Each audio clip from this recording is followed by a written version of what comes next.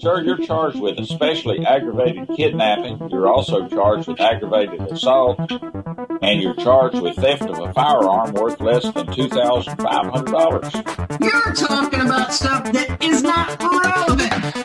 Hello and welcome to the Court of Public Opinion. I am the Recovery Addict, and boy do I have a case for you today. Why is the dog chewing on this guy?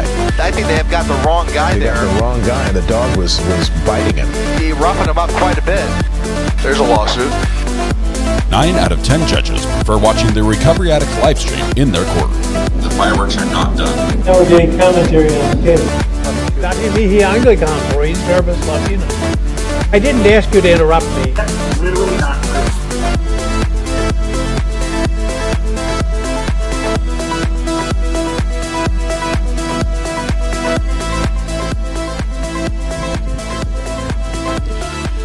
Alrighty, we are back. We are back from lunch. Good to be here. Welcome. This is the Court of Public Opinion. I am the Recovery Addict. Thank you all very much for being here today.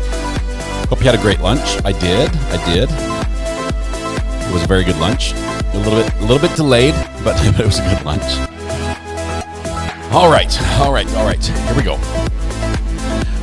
We're getting set. We have to do a couple things here. first of all, Krista, turn the music down just for a minute. Krista, we need to talk. Krista, you were first in chat today, and you've got a yellow courthouse. You've been here enough to know that first in chat comes with a penalty.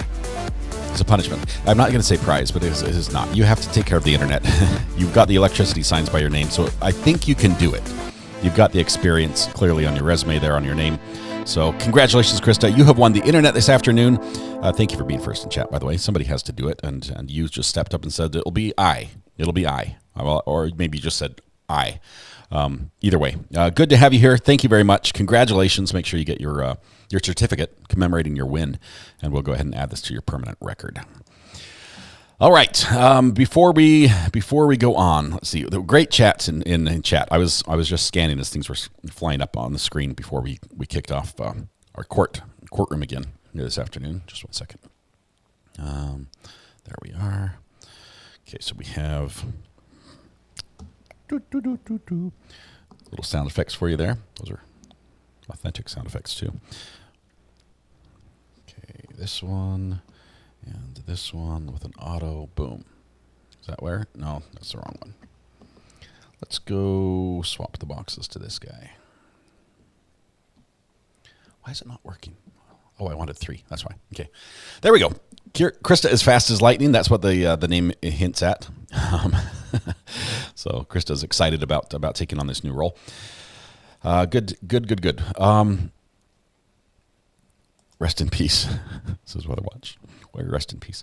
Before we get started, I want to share from last weekend. I'm going to be a Gigi to a precious baby girl in March. Cheryl, that's exciting. That is awesome. I have some news as well, but it's not nearly that exciting. My news is just had a friend send me 4 tickets to the football game tonight. So I'm going to take my 3 youngest kids to an ECU football game that we've never been. We've never been to a game in the stadium. So we're going to do that tonight. So yay, court cannot go late. Court cannot go late because I have to be in the stadium. Butts in seats before game starts. That's the rule. Goodman Law Firm says, Recovery Addict, I have Mrs. Arias' answer. Depots can be admitted if agreed on. The deponent has their attorney for protection. The parties agree to the depot in lieu of live testimony, knowing the risk. So in that case, Nicole, that would mean that defense was like, look, those depositions are bad, but her being there live on the stand could be a lot worse. Okay, so a bad deposition probably means that you're going to have a really bad live witness. But that's interesting. Thank you. I'll let her know. She's driving my son to work right now, so she's not. I don't think she's listening in either. Let's see. Anything else? I think we're just waiting for court to begin. 881 objections. I'm expecting we could pass over the 900 mark. Depending on what happens this afternoon, we'll obviously need live witnesses to do that because depots, most of the objections are cut out. I try to count the ones I know are there, but it could just be like a break or something else. So we're probably like 100 shy of what it should be at for today alone. Holly Mack, good afternoon to you. Welcome. Good to be here. Anything pressing? Yes, I will tell you, ECU, the College of Eastern Carolina University. Sorry, I can get this right. ECU has a football team and a football stadium, and it's awesome. They have both. But they have not been winning much lately. And so we're going to just enjoy the game experience and not really be worried about the score. So my youngest son absolutely loves football. We've just recently got a full-size football, and he catches and wants me to throw the ball as high as I can, and he just runs out there and catches. He'll catch that football until his arms are bruised. He's like, again, Dad, right here, Dad, throw it hard. He loves playing football. So I'm hoping he really enjoys this game. So he gets to watch a real game in person other than just on TV. Krista says, my son got engaged over the weekend, so I'm hoping Granberries follow the wedding. You know, that's usually the order it goes in. It can go other ways, but good luck to you on that. Hope that works. You need a giveaway contest guessing the number of objections in the jelly bean jar for the whole trial. The prize is a metal detector. A metal detector. Wow. I'm not opposed to this, Goodman Law. I actually love this idea. First of all, I don't know the legalities of doing a giveaway on YouTube. That's my first concern. So I'm going to have to call a lawyer friend I know and see what the rule is. By the third quarter, I was thinking halftime. I was going to be. No, just kidding. I have to figure out what the legalities are, but I would love to have just a fun little contest, and then at the end of the contest, at my discretion, just give somebody a free, like a free hoodie or something. Does that work? A free hoodie? Now here's the next question. I don't have any means of tracking what everyone's entries are, so everyone would be on the honor system, saying, "Oh, I got the closest." so help me, somebody who maybe some of our mods who have worked with some channels who have done giveaways before, or possibly some of our legal professionals. If you can point me in the right direction for a method to track entries with like one entry per person, because that's got to be fair, right? One entry per person. I'll do this. I'd be happy. I'd be happy to give away a hoodie to whoever got the closest on the number of objections. Can we do that? Ask Brandy. I need to ask Brandy. There's a buffer sound. What's the buffer mean? Buffer, Google Docs. There's a lawsuit. Oh, I should use Google Docs, but what about the entry system? How do I export the chat, the entries? How do we get the entries into the Greeners is like, send $1 in a self-addressed stamped envelope with your guest to address. No. You don't send any money. This is the beauty of it. If you send money, then it's like gambling, right? But if there's no consideration whatsoever on your part that's required, all you have to do is simply type in a free chat. This would mean just giving something away. A Google form. Okay, Ace of Swords. I need a volunteer, somebody who can help me here. And let me just say, if the volunteer is able to help a ton and make this happen, there might be something in that for them as well. Google survey forms. Okay, so all these things, I know they exist. I have never used them.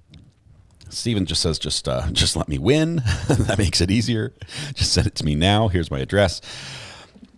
Celebrating 7 months on the Recovery Addict channel and cancellation of local tornado warning. Yay! Celebrate both. Gail Pett, thank you so much. 7 months is just awesome. I appreciate that.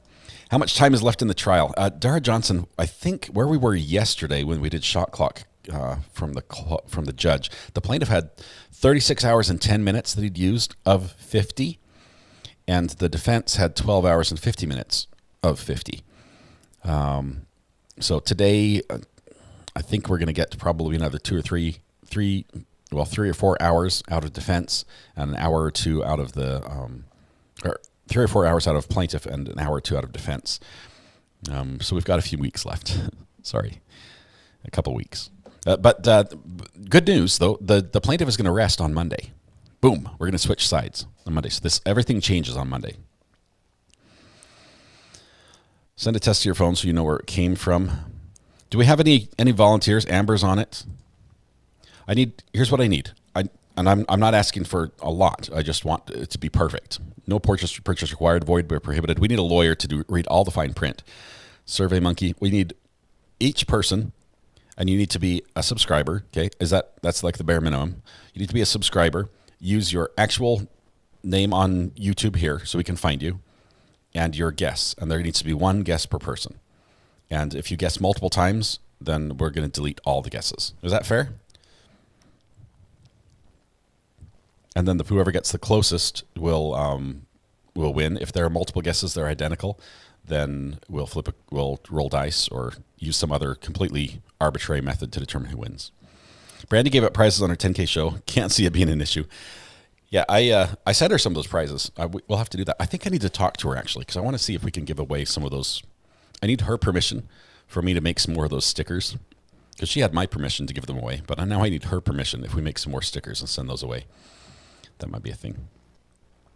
Widget says, I thought it was 55 hours. Widget, it may be, but what we heard earlier in the trial was that when they were at 24 hours and like 50 minutes, Mr. Anderson said, oh, halfway. That's the remark we're basing it using. Use Raffle Press. It's a plugin for WordPress. Now I need a website. Weatherwatch, is that what you're saying? Megan Easton volunteers. Megan Easton, can you send your CV along with the number of times you testified as an expert volunteer to the burner phone? Megan says, what am I volunteering for? Who volunteered Megan? All right, we need to get focused on trial. It's going to start here in just a minute as we're getting set. I don't know. I've heard that Brandy had some technical issues today. I didn't see her on during lunch. So if anyone, she hasn't reached out to me about something, so I'm not sure if she had just a time constriction or something on her side. Skylar says, marketing professional here, willing to help how needed. Right now, we're just trying to figure out how to give stuff away on YouTube. Goodman Law says, all volunteer. Okay, we've got legal representation. We're halfway there, guys. The lawyer's in the house. Ooh, and speaking of in the house, I think we have... Froze, you changed sides. Working together in a cooperative way. Conflicts are always. She knows when to bail. Not to tell him. Apparently, the female defense attorney is sitting on the plaintiff's side. Okay. Amber already has the form At some point, I'm created. going to need the time breakdown between the plaintiffs and the defense for Dr. Smith's depot, but Mr. Beast can help. The date IT individual did the breakdown. We did share it with opposing counsel. Are you guys okay with the numbers we circulated? Let me improve the audio here just 1 minute. Plaintiff's side was 35 minutes and 14 seconds. Defense 22 minutes and 57 seconds. okay. That's pretty precise. Mr. Whitten. Yes, Your Honor. I'd just like to ask that we hopefully have time at the end of today or first thing in the morning. We submitted our exhibit list for the day. We've withdrawn some of them. I've spoken to Ms. Crawls about it, and we'd like to get this done. Well, let's first follow up on The mistrial issue. any motion, if any, that is coming from this morning's activities. Yes, Your Honor. We went back and reviewed the testimony of Sally Smith that we directed the court to this morning, and there was some concern on our part that the phrasing of Time out. Are you moving for a mistrial or not? Let's deal with that issue first. Well, the question that my appellate counsel asked is whether this court, upon moving for a mistrial, is open to a motion to defer a ruling until the end of the case. And as I told you earlier, I'm not inclined in making an advisory opinion on a hypothetical motion. All right. At this time, then, we would not be able to move for a mistrial, although we think it's warranted.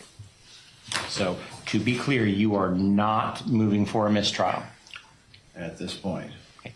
And are you seeking any type of relief, if any, at this point? Yes. Say yes. Open the door. We follow the court's initial thoughts on this, that any additional instruction in that regard would likely simply emphasize the testimony and cause additional harm. We do not believe that the harm can be cured by virtue of an instruction that the jury has now been, well, I have to use the word tainted by the question and answer, which we found, given the court's repeated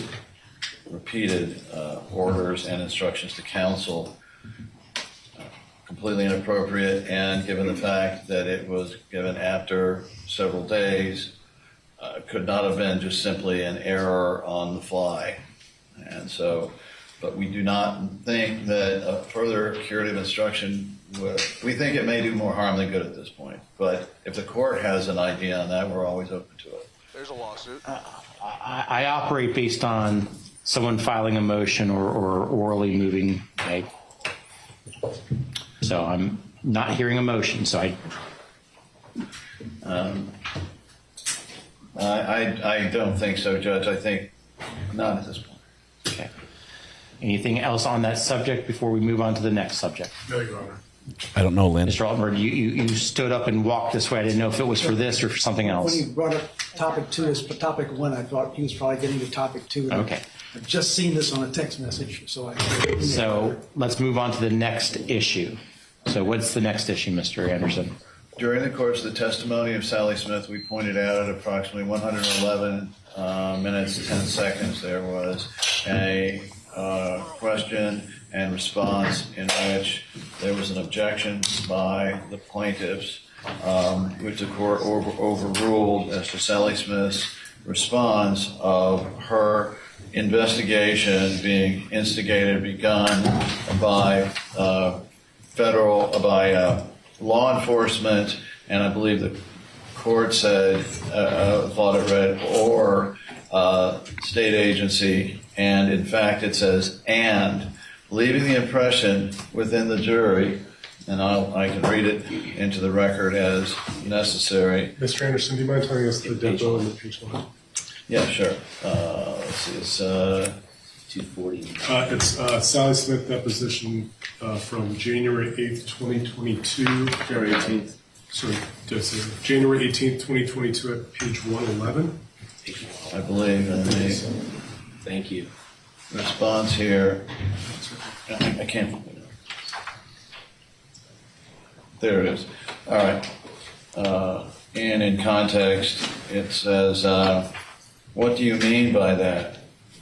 And it says, well, in order, my job in this case was to respond to the request from the investigators and law enforcement as to whether there was medical evidence of child abuse or neglect in this case. And the only way to do that when the concern is Munchausen by proxy or medical child abuse is to gather extensive medical records, such as one can review all of those medical records and put that in the context of information that may be directly obtained from such information as I got directly from Beata. Ordinarily, one would consider one's physical exam, but in this case, I was unable to conduct a physical exam on the child, and then put all that information together to try to determine whether there's medical evidence of child abuse. And then, so if on October 11th, 12th, or 13th, I spoke to Dr. Kirkpatrick, if I had just said, oh, Dr. Kirkpatrick, there's no Munchausen by syndrome by proxy here, so there must not be, I would not be doing my job. We objected to that because in the context of the answer, it leaves the impression, the distinct impression by the jurors that Sally Smith's initiation of it, and particularly we're talking about October 8th, and the context of this, and the jury is well aware of our arguments as to October 8th, but that Sally Smith's initiation of her investigation was at the behest of law enforcement and investigators, investigators and law enforcement. And so if it was or, that might be a different story, but since it's and, we believe that a curative instruction is appropriate. We have one, if I could approach. I'm going to renew my motion. We can email it up to you. I can put it on the screen. I'm going to renew my motion that Mr. Anderson not be the one that reads any deposition. Put it on the screen, record. but hand me the sheet of paper. I just need the screens turned off. Adam, Very if fancy, that but- sticker shows up on eBay, I'll know it was you. Okay, can I see the Holly Mack, we'll have a link for you here in a hand me minute. the run report or the deposition pages? Give me yours. Here's this client. Here you go. It's the January 18th. It's at the bottom of the first page, Judge. 14.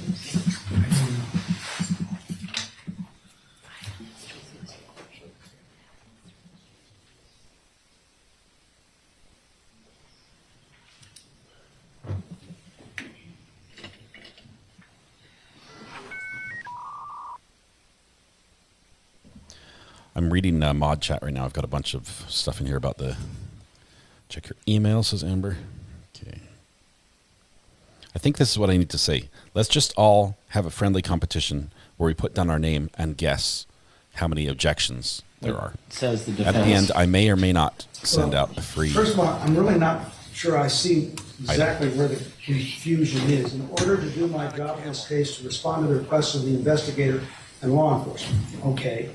So statutorily, when a hotline report comes in, it goes to both DCF and to normally the local sheriff's by statute. And she will get assigned by DCF. But law enforcement will also do its own investigation, which I presume is where this deputy came from in this case. So if law enforcement contacts her in its investigation as an agent of DCF, she probably does coordinate with them and can coordinate with them.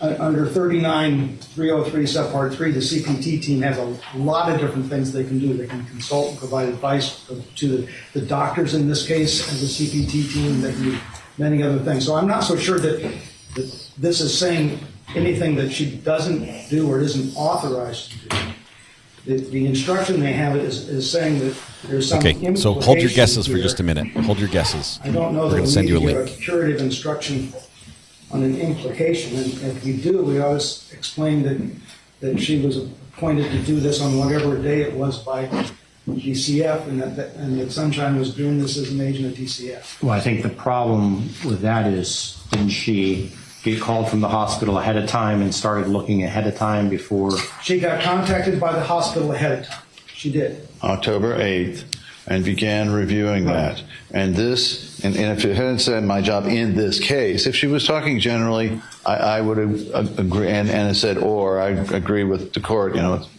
But in this case, where she says it's my job in this case, and one of the key issues is when did she begin that job, then it leaves the jury with the idea that everything Sally Smith did, even October 8th, was at the instigation of investigators and law enforcement. And if the jury believes that all these things she did were at the direction of law enforcement, which they directly were not, then that is extremely prejudicial. The jury will place, as we've seen time and time again, tremendous weight on the statements and actions of law enforcement. And we cannot have, from the plaintiff's point of view, we request the court's assistance, the jury believing that law enforcement in this early stage was involved. The facts are the only involvement came much later, and there was never an actual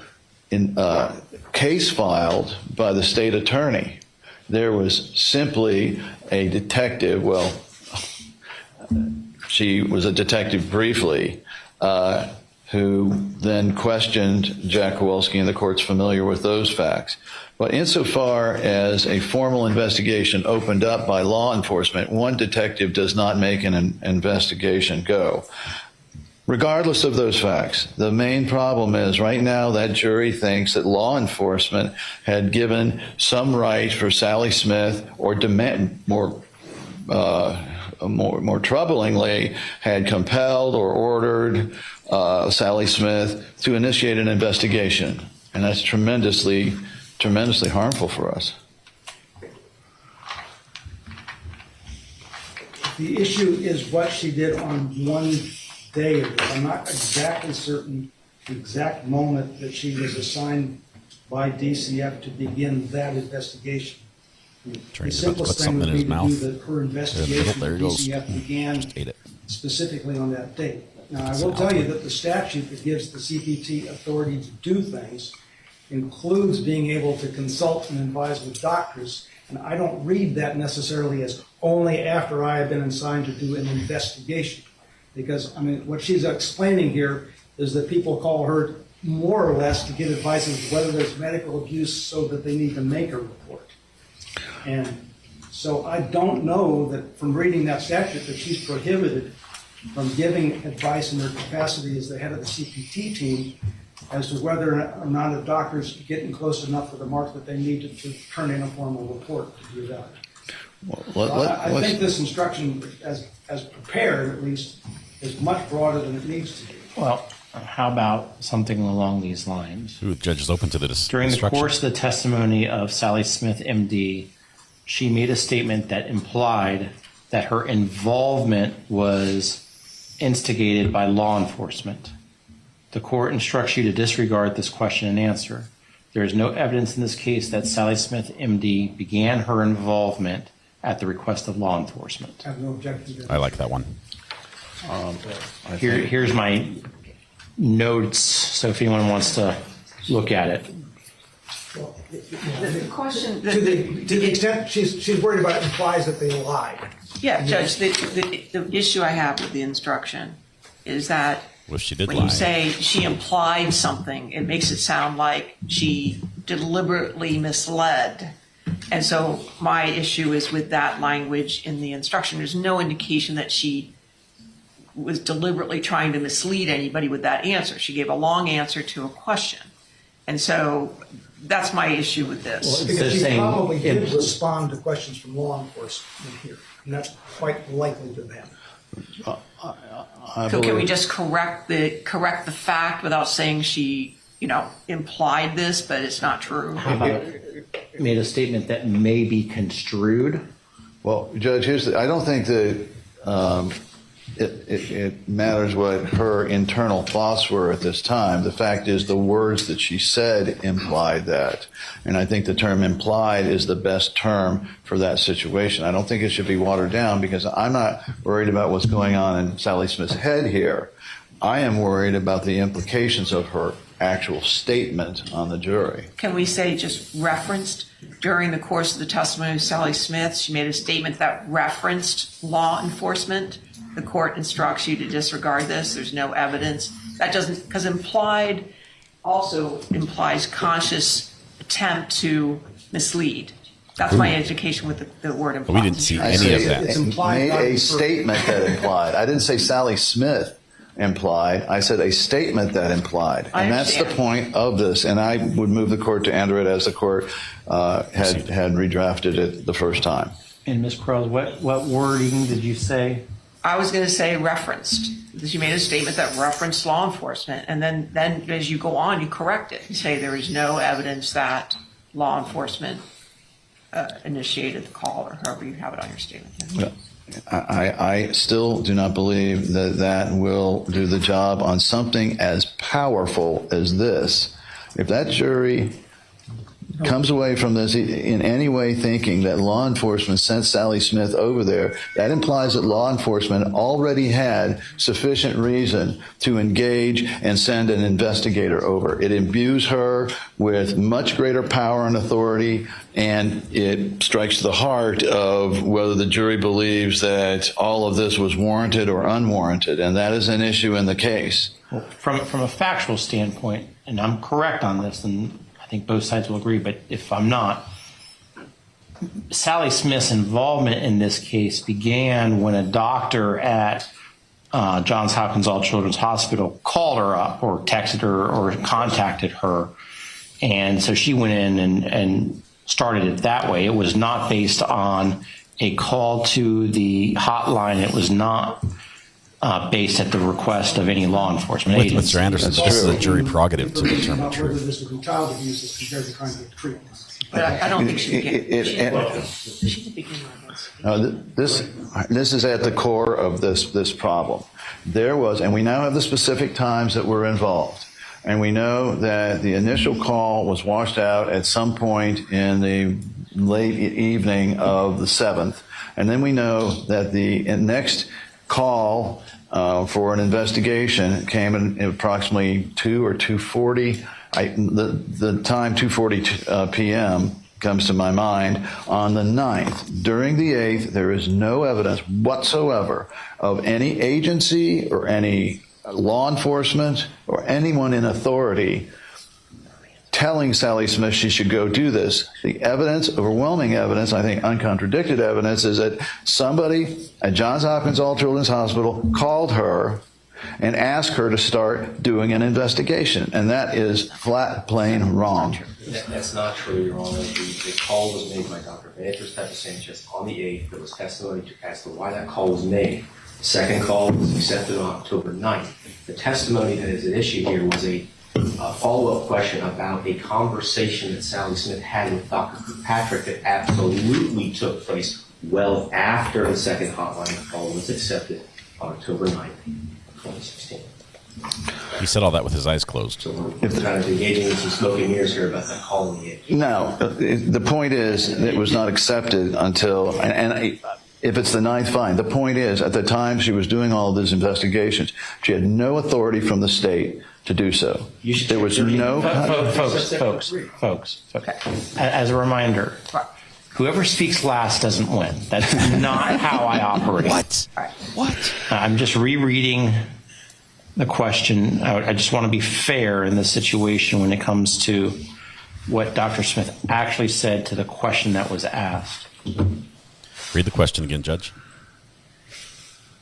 Please. Okay, to yourself. That's fine.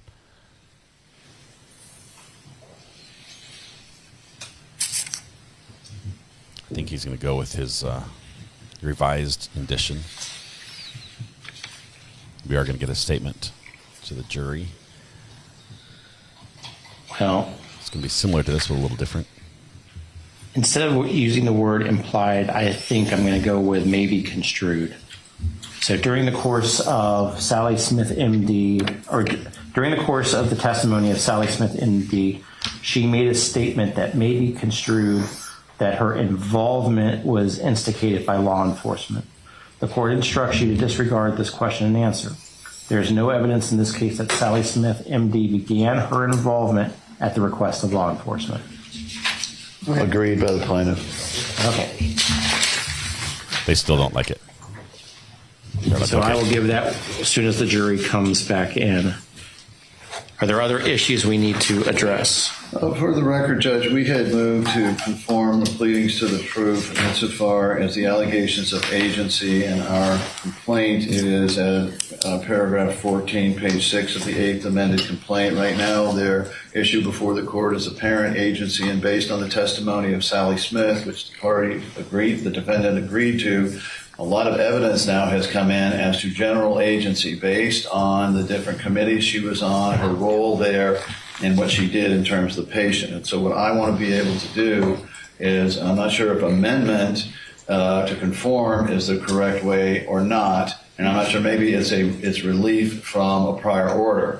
But I wanted to preserve for the record the ability to request at the end a jury instruction on general agency as well as apparent agency, because now, based on that testimony, the issue is much broader. I'm not following the... So I don't understand what you're asking me to do. Okay, good. I'm not the only one. Well, I'm noting it for the record, and so that's the first thing. So the court doesn't have to do anything right now. We would be filing a motion for the appropriate relief. But it's necessary for me to timely state that on the record, why we believed and what we intend to do that way. Anybody on the defense want to I haven't seen a motion on this, but you already granted a summary judgment based on all of this stuff that was given to you once before and determined there was no agency. She's a member as a staff physician, not an employee, on a number of committees that the physicians are on to self-regulate them because they're self-regulated even when they're in a hospital. That doesn't make her an agent of the hospital. And he wants to put this evidence in to try to show a tie, but we're going to have some instruction that we've already got into my proposals, at least explaining what a staff attorney who has staff privileges, what a physician who has staff privileges as compared to an employee. So I don't think this changes anything, and we certainly weren't trying anything by consent by allowing this stuff to be plowed one more time. Well, it doesn't sound like there's a motion in front of me to do anything at this point, so I'm not doing anything unless I get a motion. Yes, sir. Anything else before we bring the jury back in? All right. Keep an eye on chat. We're posting over and over the link to the Google form where everyone can make their guess at how many total objections we're going to have at the end of closings in this trial. You guys on Dr. Newberg? We were going to hire an actor. We couldn't find one. I can. We're trying to figure out who to.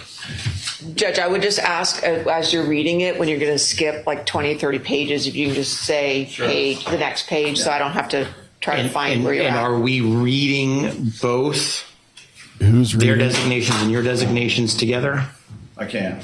There's not very many of our designations, Judge, so I'm assuming you marked them on in your deck. Whatever the rulings were, we marked them all here. I don't know who's or who's at this point. Yeah. But we're reading it all. There's I would say a total of two pages combined of our designations. So I'm to tell the jury that Dr. Newberger is medically unavailable to come live, and he has 3 depositions. The first 2 were not videoed, so the lawyers are going to read, and they're going to read everybody's designations. The 3rd deposition will be by video, and I'll get the chance to turn off the lights again. Yes. Since you've practiced and did so well. Yes, but that was hours ago. I'll be well asleep by then. Did I hear that Mr. Anderson is going to read it? Mr. Hunter had to go do some case-related things. He'll be in later, so I didn't want to think he was. Let's bring in the jury. Babs, thank you very much. Appreciate the super chat. Thank you so much. This is a difficult story. We do have some lighthearted moments, though. I think it's awful news, but I think I heard that Mr. Anderson is going to be doing the reading of the depo, which I don't think is the most effective way to proceed. Get Kelly in here. Get anybody, anyone from the defense team. I think might be better. Mr. Anderson's delivery is not one that would be memorable. I think on this, that's not his strong suit. There are other people that can do that. Oh. What just happened? We don't know. Okay, so submit your guesses on this objection counter. This is going to be for number of objections at the end of closings. The end of closings. I realize it's not the end of the trial. There will be more objections after that, but the end of closings. And the person who's closest will be contacted. Free hoodie. We'll get a hoodie sent to you. Be seated.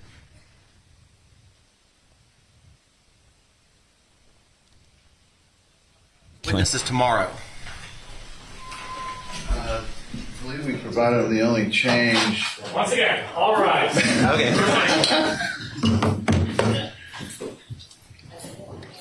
I don't know what's going on here. This is bizarre.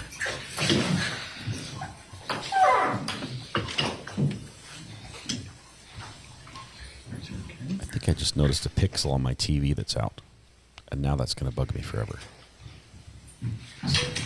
Okay, please be seated. Members of the jury, when I say I'm trying to keep you on your toes, I mean, I was kind of being figurative. I want to confirm while we're away, you did not discuss this case amongst yourselves, you did no investigation and received no information. Is that all correct? And has anyone approached you about this case? And have anyone seen any media coverage about this case? No. Okay. Let me just ask, is everyone okay and ready to proceed? Good. Okay. I wasn't singling anyone out. They were missing one. I'm going to give you an instruction before we call the next witness. During the course of the testimony of Sally Smith, MD, she made a statement that may be construed that her involvement was instigated by law enforcement. The court instructs you to disregard this question and answer. There is no evidence in this case that Sally Smith, MD, began her involvement at the request of law enforcement. Okay, next issue. We're going to have another deposition for you. This doctor is medically unavailable to be with us for this trial. So we're going to do his deposition. Now, he has been deposed 3 different times. The first 2 times, there was no video. So the parties are going to read, I think some of the attorneys are going to read the portions that both sides have designated from those first 2 depositions. The third deposition was done by video, and we will then play the third deposition's video. So with that... Okay, the guesses in chat witness, are Mr. not being Anderson. recorded. The guesses in chat are not being recorded. You have to use the form. You have to click this link in chat. You have to use that link and follow the questions. That's the only way we're going to track your guesses, okay? Please, please, please. Make this like... Okay, now... Oh, no. Oh, so, no. Guys, I'm feeling sick the today. role Can I take that the rest of the Mr. day off? Anderson's playing is Dr. Newberger. Okay.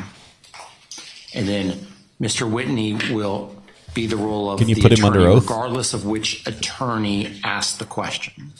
So it's just easier to do it this way.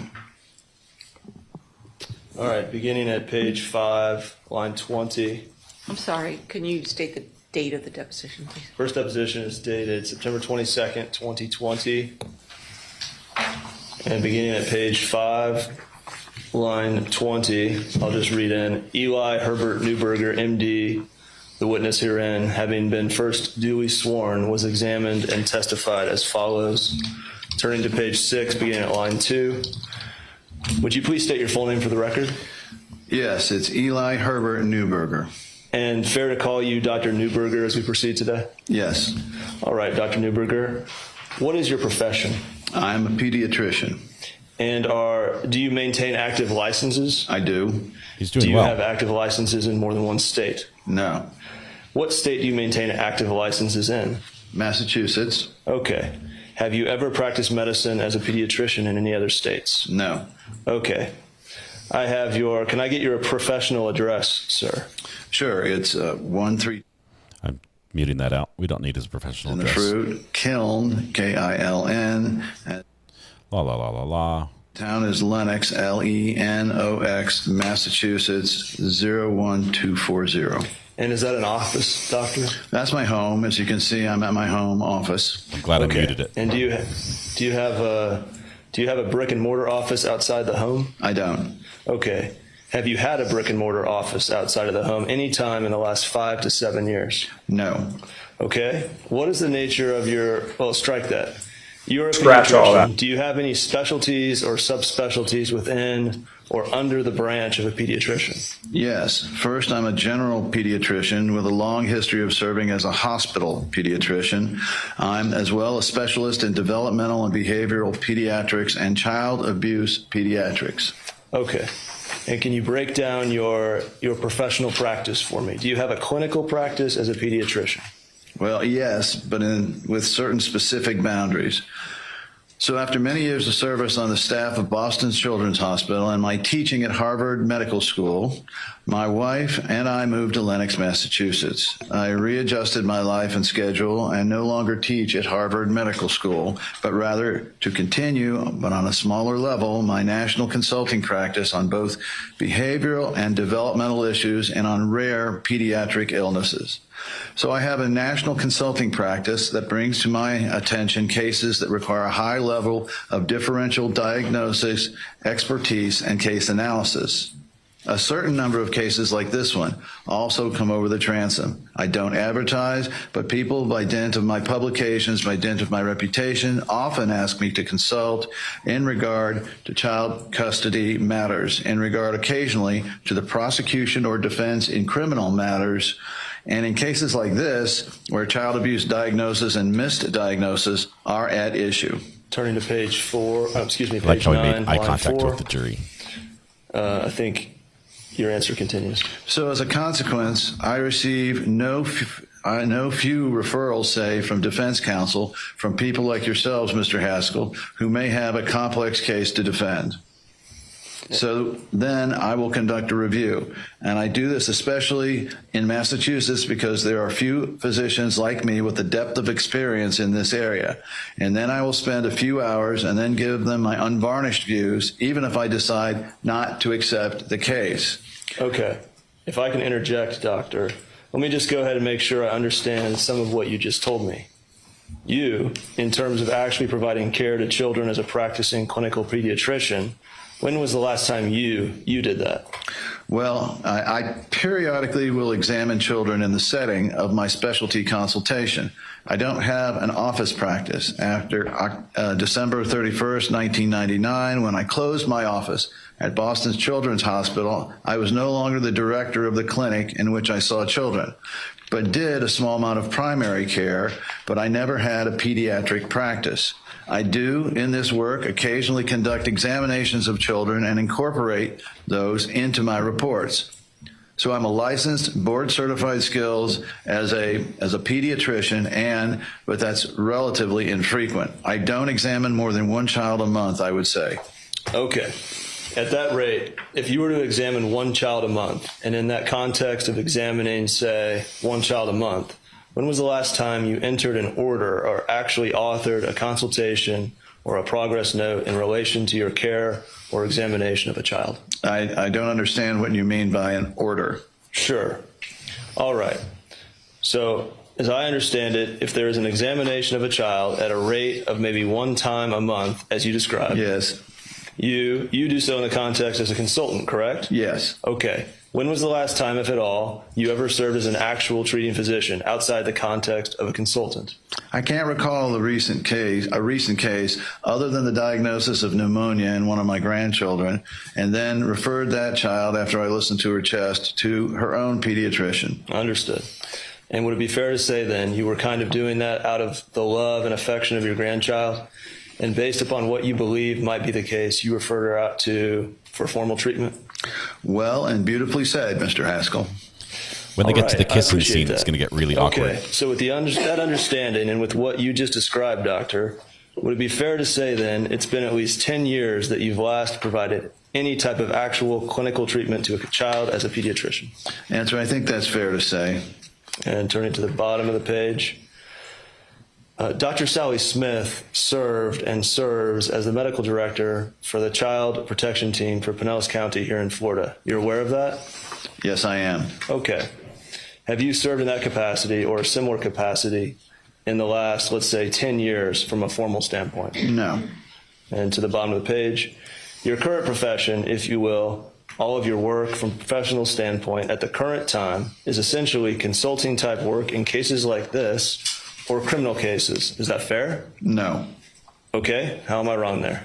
Well, because I get consulted on a variety of matters that have to do with child behavior, attention deficit disorder and its diagnosis, autism and its diagnosis, and I published a book now 20 years old on boys' character development, and it's a well-received book that's still in print, and I often get asked about behavioral problems involving boys. I lecture and consult. Well, I used to lecture before the COVID-19 disaster hit. So many cases that that come across the transit here actually involve serious behavioral issues in which I am competent to opine. And I appreciate that. So if you could describe for me, or better explain so I understand, in a context or a scenario where you were consulted about ADD or behavioral issues, as you just described, how is it that, can you explain for me how you become involved? And I guess a better way to go about this is, how would you bill for your services? Well, in very many cases, I charge minimal amounts of money, and in very many of them, I do this pro bono. I see that as part of my obligation of someone who supports strengthening the character of boys. So in those situations, when people write to me on various issues, I give them some guidance. Only rarely will I actually conduct a formal interview, much less a clinical evaluation of a child, but I get lots of calls of that kind. I don't charge for them. In the case consultations, however, to get to your question, I charge $450 an hour for my time as a consultant. And those consultations generally involve extensive record reviews, typically involving complex pediatric issues. And they come to me from individuals. They come to me occasionally from attorneys. On occasion, they have to do with complexities of diagnosis and treatment, needs and setting of custody conflict. So I'm consulting often, for example, by child protection agencies, by state offices that are facing vexing diagnostic issues, and then they'll issue a contract for a short amount of service. Okay, so I'm clear. And do you have a your CV in front of you, Doctor? I don't, but I know it, and I can pull it up if you need it. Okay, I'll address that in just a moment. But the $450 an hour, I note that in the materials, I understand you've either reviewed and or generated. In this case, or as it relates to this case, I know I received an invoice for your time here today, as you describe it, $450 an hour. And I'm just pulling it up here. Yes, correct. Okay. And is that how, so you just talked about the consulting work that you do. And some of it's pro bono, as you've described, and some of it involves a cumbersome review of records and materials, et cetera. Like this case, you charge $450 an hour for that kind of work. Is that correct? Correct. Okay. And between that dichotomy, if you will, consulting work where you might do it pro bono, or consulting work where you might charge for your time, like you are in this case, does that make up that dichotomy, the full aspect, the full scope of your profession as it stands today? Well, not exactly, because I also have a profession of giving lectures in areas that I have expertise. If it's my income that I derive from these various sources. I also have another profession, and that is somewhat represented on my CV as a musician and a writer of music. So I've had, all through my professional career and prior to my professional career, a lively interest in performing classical music and jazz. On page 19, line 10. Bingo on the jazz. Okay, doctor. So then let me make sure I have like some bookends on this, or at least I understand the parameters. Setting aside, if you're offering something, setting aside for giving a lecture or presentation, setting aside what you might do by way of the musical endeavors that you've described, your profession as it relates to the medical side of things is broken up into those two categories that I've talked about, either pro bono type of consulting work or retained type consulting work where you're paid an hourly rate. Is that fair? Correct. Okay. What percentage of your overall current income is derived from doing the expert consulting work versus the other work you described? It's under 20%. Okay. And then that under 20% amount, can you break that down further as to, I guess this is a bad question I'm about to say, because you told me there's a dichotomy there as far as the medical consulting work goes. Part of it's pro bono and the other part you actually are retained and paid for. So you're telling me that the retained and paid for amount is under 20%? Yes, of my overall income, correct. Okay. And when you do the work that you do as an expert consultant, as you are in this case, is $450 an hour the rate that you use no matter what you're doing? Yes. Okay. But there's one additional proviso. That's an answer. Oh, excuse me. Yeah. I say okay, and then you answer again. Sorry. Yes. Okay. But there's one additional proviso, which of course doesn't pertain right now, and it's this. If I have to be out of town for more than 10 hours, I charge $7,500 a day plus expenses. So occasionally, if I have to be involved in a complex consultation elsewhere that involves travel, etc., I charge that rate as well. But the overall percentage of this income is still under 20% of my total income. Okay, thank you. I'm going to turn a little bit now. We covered some of this stuff on your CV already, but I'm going to, if you'd like to pull it up in case you need to reference it, but I have it in front of me. Sure. As far as, and I'm obviously, although I'm interested in your musical career, I'm going to pay attention today as to the medical side of things and the expert consulting things. So in that 20% or so of your overall income and work, if you will, is there anything on your CV where you actively participate in any appointments or in any hospital affiliations or anything like that at the current time, as far as the medical consulting goes, or anything you do medically? No. For a number of years I was on various governing boards of nonprofits, some of which had to do with agencies that are actually delivered care. I'm not doing that now. Since we moved to Lenox full time 2 years ago, I happily retired from all of the nonprofit services. And I have at the moment no hospital appointments or responsibilities, nor teaching responsibilities at a medical school. Well, let's do it this way, because I think it's best to do it by way of almost exclusion. When was the last time that let's start with, maintained any position with a hospital board or with a hospital committee of any kind? Well, my appointments at Children's Hospital and Harvard Medical School expired in 2019 when we moved to Lenox, and I could no longer teach at those institutions. Simultaneously with that move, I withdrew from the governing board of Planned Parenthood of Massachusetts and perhaps one or two other boards that I can't remember. As you can see from my CV over the years, a trustee of many educational institutions and nonprofits. I don't do that anymore. Okay. And then as far as any involvement, if at all, with child protection teams. I want to see the witness pour himself or a glass I think of up water. there it might be called Child Protection Services. When was the last time you held any formal positions affiliated with programs like that in the Boston area or Massachusetts? That was at the end of 1999 when I closed my office at Children's Hospital. And at that point, my formal association with child protection programs ceased. Turn to page 24. Okay. I did see some correspondence between you and Mr. Whitney and or some other folks, possibly at Mr. Anderson's office, plaintiff's counsel's office in this case, regarding some type of license that's set to expire in Florida in October this year. Are you aware of that? Yes. What is that license? Well, in order to be compensated for my service as an expert in a capital murder case in Miami, where I'm designated as a prosecution expert, I have had to obtain some type of certificate that enables me to be identified as a physician. Turning to page 29, line 13. Okay. And is there an average number per year, let's say, for the last 5, 7 years, whatever, somewhere in that range, that you could provide me that would kind of delineate, again, an average number in which you're retained to provide expert witness testimony in this case, or opinions, I should say?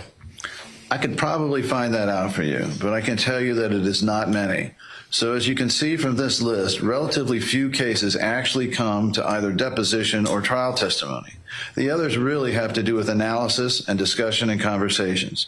I think that in some, there are fewer than 15 a year, and that's inclusive of the defense counsel who called me because there's a real shortage of people with my abilities and experience in, cases of shaken baby syndrome or of child sexual abuse, where they need someone to review other professionals' opinions. The number is small. All right, turning to page 35, line 8. Have you ever been retained to provide an opinion, an expert opinion, in a case in which the issues center on a child abuse investigation based upon reasonable suspicion of child abuse, kind of like what we have here in this case? Yes. Let me finish my question. Have you ever provided testimony in a civil case similar to the one we have here today? Yes. Okay. When was the last one that you can think of? This was in July of this year when I was retained by an attorney in Burlington, Vermont, who had been representing the parents of a child with a long-standing complex disorder involving a genetic syndrome and elements of cyclical vomiting, which resulted in weight loss, severe joint pain associated with a congenital syndrome, a tissue disorder in which the family had received extensive diagnostic workups, and continuing services in a fine university hospital in New York City. Moving to Vermont. The child needed urgent care in a hospital in Vermont where the doctors questioned whether this whole history was real or whether it had been invented, fabricated by the mother seeking care for a rare diagnosis that she cooked up in her head. I reviewed extensive materials, consulted extensively with this attorney, and fortunately, prior to the possibility that I might testify in court, hearing, the case was dismissed in the local court. So that's another case in which I've been involved. I can give you the attorney's name if that's of interest, but it didn't culminate in any eventual trial testimony. Turning to page 39, line 8. Okay. All right. Have you, other than the case that you just mentioned in Vermont, have you in the last 5, or let's go back 10 years, have you ever been retained in a case in which you were asked to review the circumstances of suspected child abuse and the ultimate process by which the child abuse investigation occurred, other than the one you just described? There have been other cases like that. Turning page 41, line 14. And doctor, with regard to that board certification, that subspecialty of child abuse pediatrics, do you hold that board certification? No, I chose not to. First, I was grandfathered in. I am an emeritus member of the Ray Heffler Society, which is a peer reference group of board-certified child abuse pediatricians. But much of their examination was founded on my publications and work and materials that I generated for the American Academy of Pediatrics Continuing Education, where I taught a great deal over the decades. But I'm not identified as a child abuse pediatrician, except for the fact that this is a specialty area of mine. Sure. And I've dealt with that work. Understood. And I understand your background, you know. It goes far back, like you said, even before the board certification arose itself, the designation. Let me ask you this. We've already established that your direct involvement in child abuse pediatrics from a hands-on standpoint ended in 1999, correct? No, not at all. My involvement in child abuse pediatrics has sustained me since I closed my office at Children's Hospital in 1999. In other words, I've had an active consultation practice in this very area and have been consulting continuously both in cases where serious child abuse has occurred and sometimes giving testimony on those issues after my diligent initial reviews. And so I'm continuously involved, and I have, how to put it, an eye on the field as it's evolved. Sure, sure. I participate on the lists of board-certified child abuse pediatricians, occasionally making a contribution of my own, getting calls from pediatricians around the country around particular cases in which they ask me to consult. I'm quite active in this area. And I didn't mean to. What I meant, doctor, and I apologize if I wasn't clear, because it was a poor question, I think. You have not formally served in an investigatory role as far as child abuse pediatrics goes, hands-on, in the trenches, investigating child abuse as it's happening, if you will. North Carolina. Since 1999, you've maintained a consulting practice in this area, but it's been after the fact, so to speak, correct? You're being asked to opine afterwards? No, that's not true. Okay. No, few of the cases in which I've consulted involve cases in process in hospitals as they are going on, and where someone feels that there's a need for an additional consultation with someone with my depth of understanding of these issues. Turning to page 50, line 6. Okay, doctor, I'm going to shift gears because I want to kind of move on a little bit. I might come back to some of this, but I don't. We only have a certain amount of time today, and I'd like to cover as much as we can. Very, very quickly, just by way of your background, training, and experience as a pediatrician, I'm going to ask you some general questions. And they almost might be silly, they're so general, but I want to make sure I have your understanding on it. You obviously completed medical school, and in the medical school, you received general medical training, correct? Yes. And then you chose to move on to become a pediatrician, which is a specialty of medicine, if you will, correct? Not exactly. When I was in medical school, one had to, prior to graduating from medical school, choose a path in subsequent training, both what you would do in internship in, and then, if so desired, what area of practice, family medicine or one of the subspecialties you wanted to go into. I had accepted a neurology residency at Stanford in California, but in 1966, the year in which I graduated, during the Lyndon Johnson administration, as troop levels in Vietnam rose to over 1.5 million, there was a shortage of doctors to support the war effort. And they imposed at that time a doctor draft in which all male graduates of the class of 1966, my graduating class, were obliged to register with their draft boards and to choose service in one of the uniformed services. And so I'm clear. My question is a pediatrician a specialty in the field of medicine? Yes. Okay. And so doctors like you, and I noticed you might have taken a different path as to how and why you got there versus some other folks. But you received separate training as a pediatrician than some folks that graduate medical school and choose a different specialty. Is that right? I'm not sure I understand your question. Sure. I mean, if you want to become a pediatrician, you have to...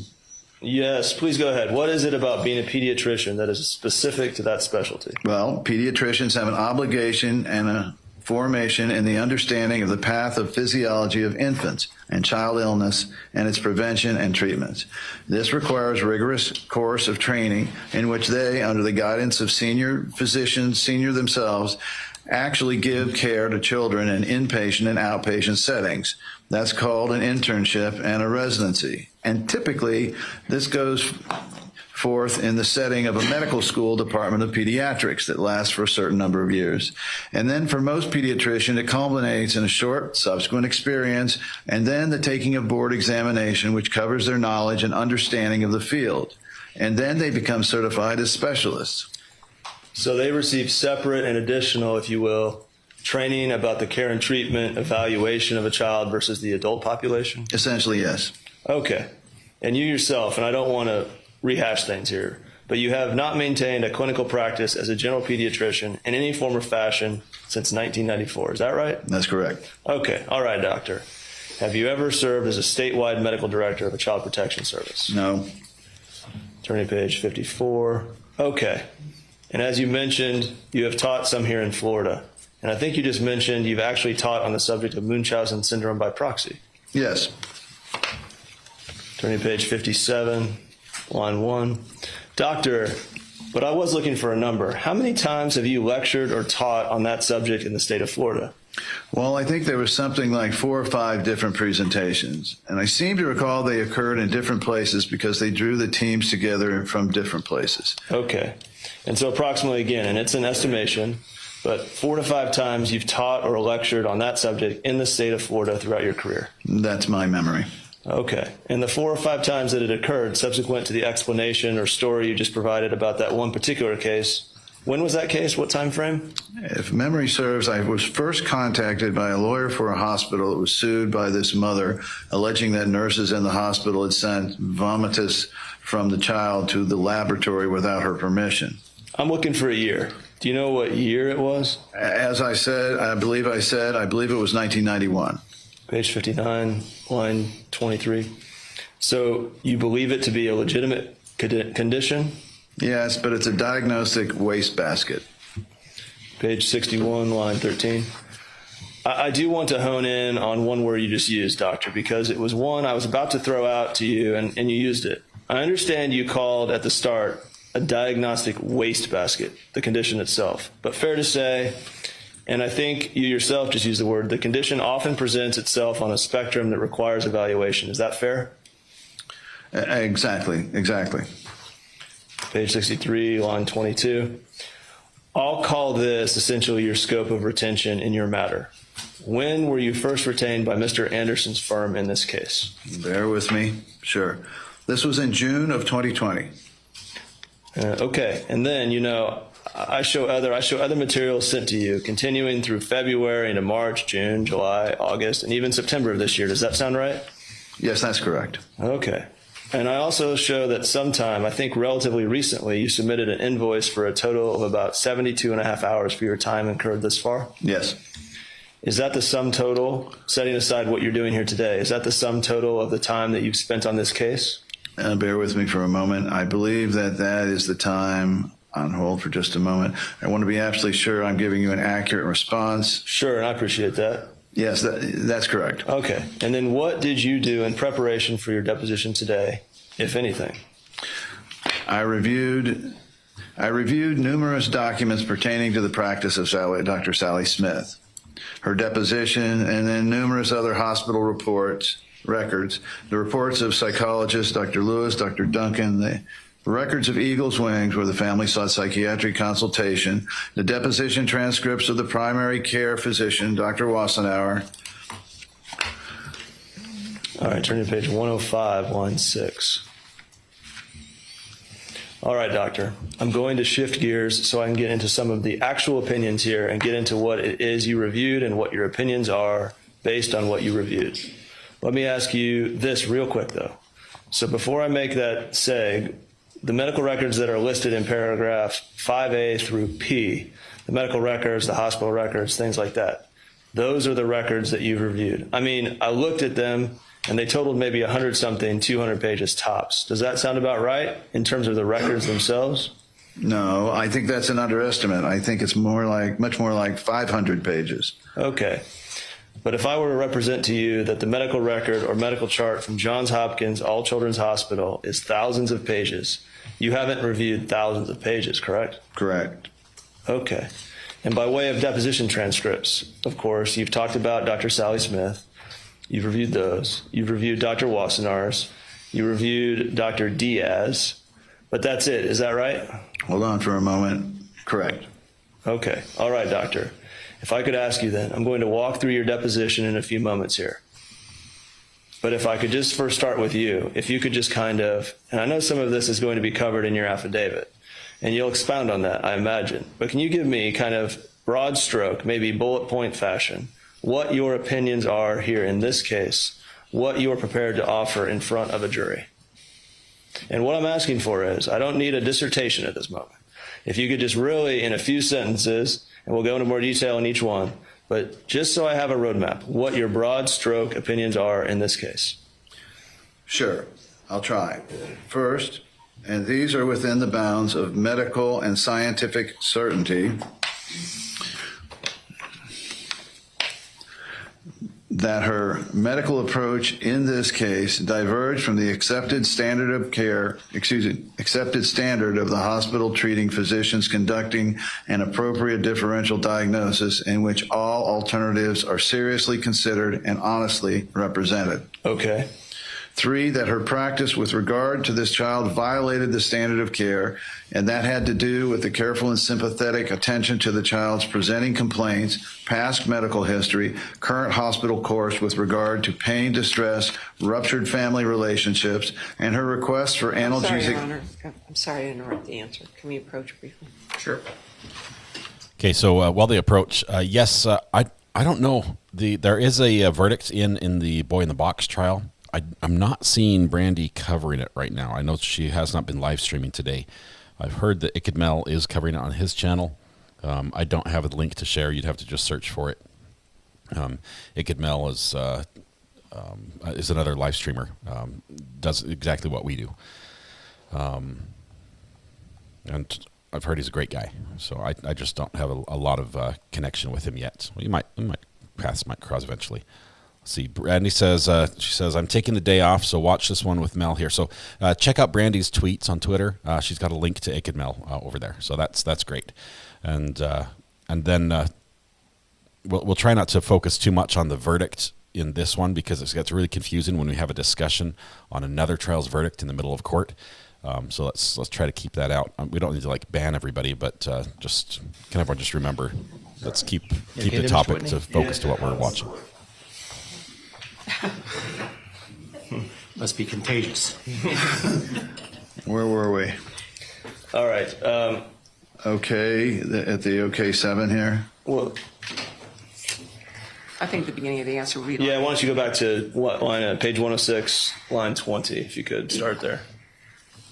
Where your answer begins, sure. Sure, okay. Sure, I'll try. First, and these are within the bounds of medical and scientific certainty. 2, that her medical approach to this case diverged from the accepted standard of the hospital treating physicians conducting an appropriate differential diagnosis in which all alternatives are seriously considered and honestly represented. Okay. 3, that her practice with regard to this child violated the standard of care that had to do with careful and sympathetic attention to a child's presenting complaints, past medical history, and current hospital course with regard to pain, distress, ruptured family relationships, and her request for analgesic medication, where Dr. Smith, with cruelty, with opacity of sympathy, and with a propensity to blame not only the mother as a perpetrator, but the child as a willing and intentional collaborator, rather than to understand the child as a suffering individual supported by loving and caring persons. Okay, so hospital is that bad. bottom in or no? 20. That doesn't look like it. It's out. All right. And then the next question on 108, line 9. As to what you believe the deviations from the standard of care were? Answer yes, correct. No.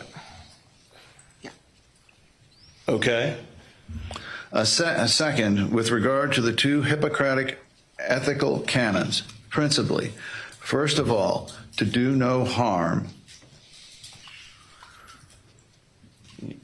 Continue. Principally, first, to do no harm. At no point did it appear to her that her actions, her inactions, her interventions to, quote, wean the child from medication, to separate the child from life-supporting devices to enable nutrition, for example, might actually harm the child. There was none of this. There was no consideration, no capacity to, on her part, to take a critical perspective on her own work and not inflict harm. And then those, in sum, are my opinions. All right, now we're turning to page 117, beginning at line 9. Okay. Do you recall, by reviewing Dr. Wassenaar's, first of all, did you review Dr. Wassenaar's medical records as it relates to Beata? I reviewed his medical records and his deposition, and he had positive things to say about Beata, yes. Okay. But you actually reviewed the medical records that pertained to Beata versus Maya. I don't remember the distinction. It's been some time since I looked at the medical records of his. Top of page 118. Okay. Well, he was Beata's primary care physician, was he not? Correct. Turning to page 120, line 19. What evidence, just staying with paragraph 6 here, what evidence can you point to that supports the proposition that Dr. Smith acted as a treating physician as it relates to Maya Kowalski? This is important. Well, I point out in the summary that Dr. Smith's role included orchestrating the creation of a treatment team.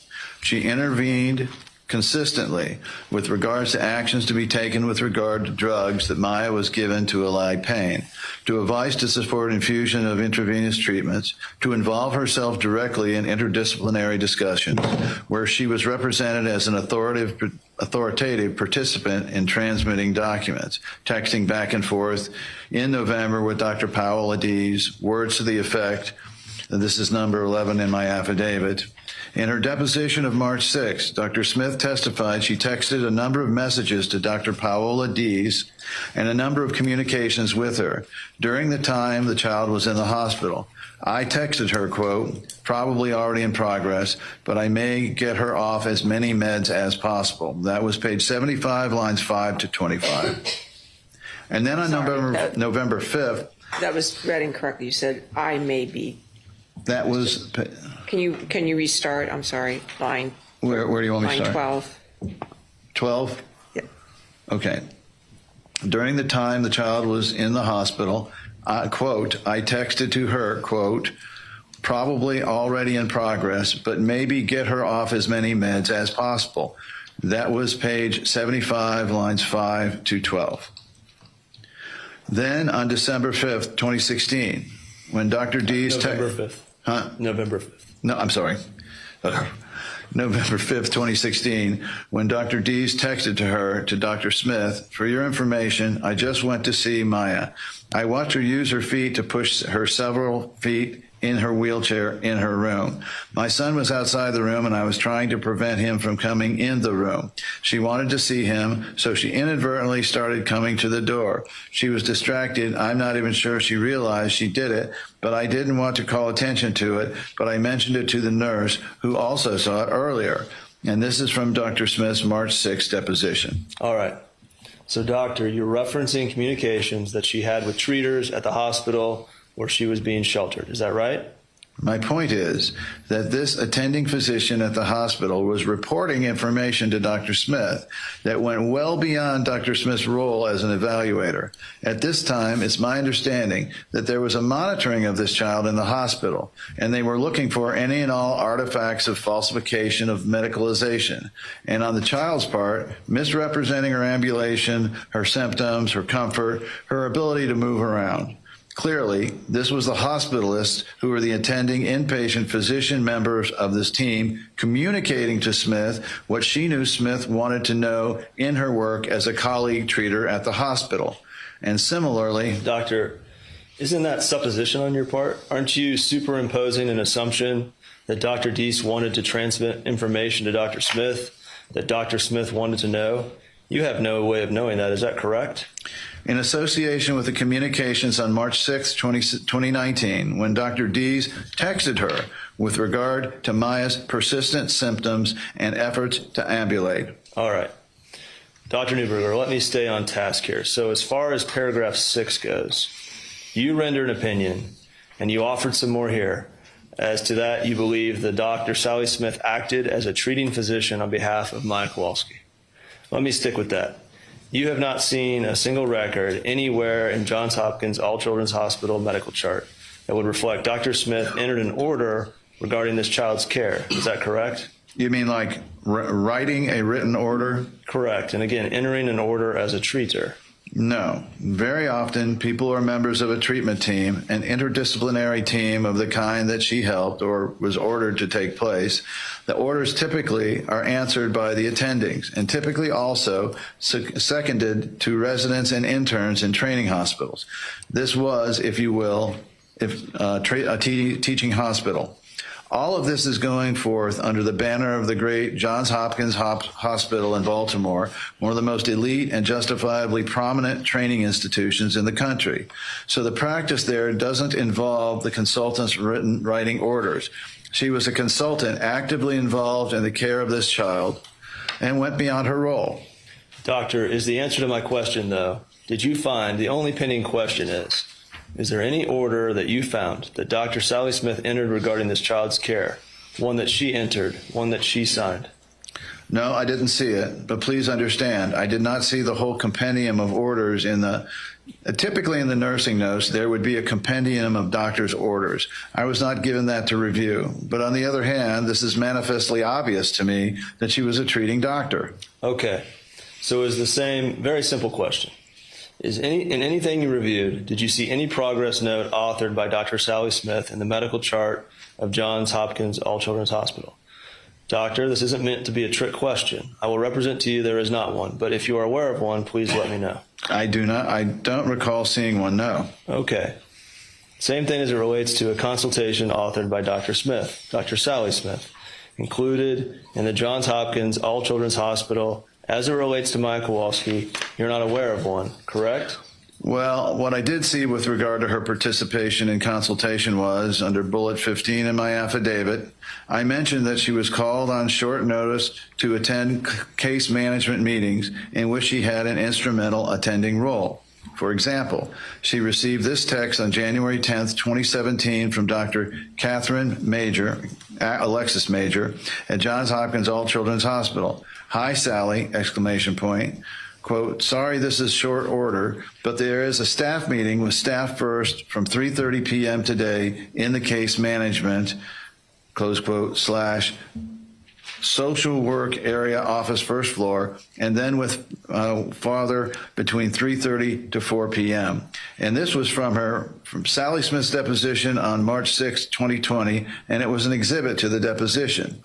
So my point is that she may not have entered a consultation note on the record, but this shows without question that she was participating in consultation to the attendings as a member of that team. That's what... Stress Doctor, those points. The answer to my question about whether or not... That's what... Could you please let me finish my response? Sure. That's Mr. Addison why, finish. as a matter of urgency, for this physician, Dr. Catherine Alexis Major, to, at short notice, alert her to a meeting with staff. She wasn't there as an evaluator, Mr. Haskell, or an investigator. She was there as a member of the clinical team. Okay, but doctor, my question... That's... First of all, let me ask you this. You don't even know... Would it surprise you to know that Dr. Smith didn't even make that meeting that Dr. Major texted her about because she wasn't available? To me, that's immaterial.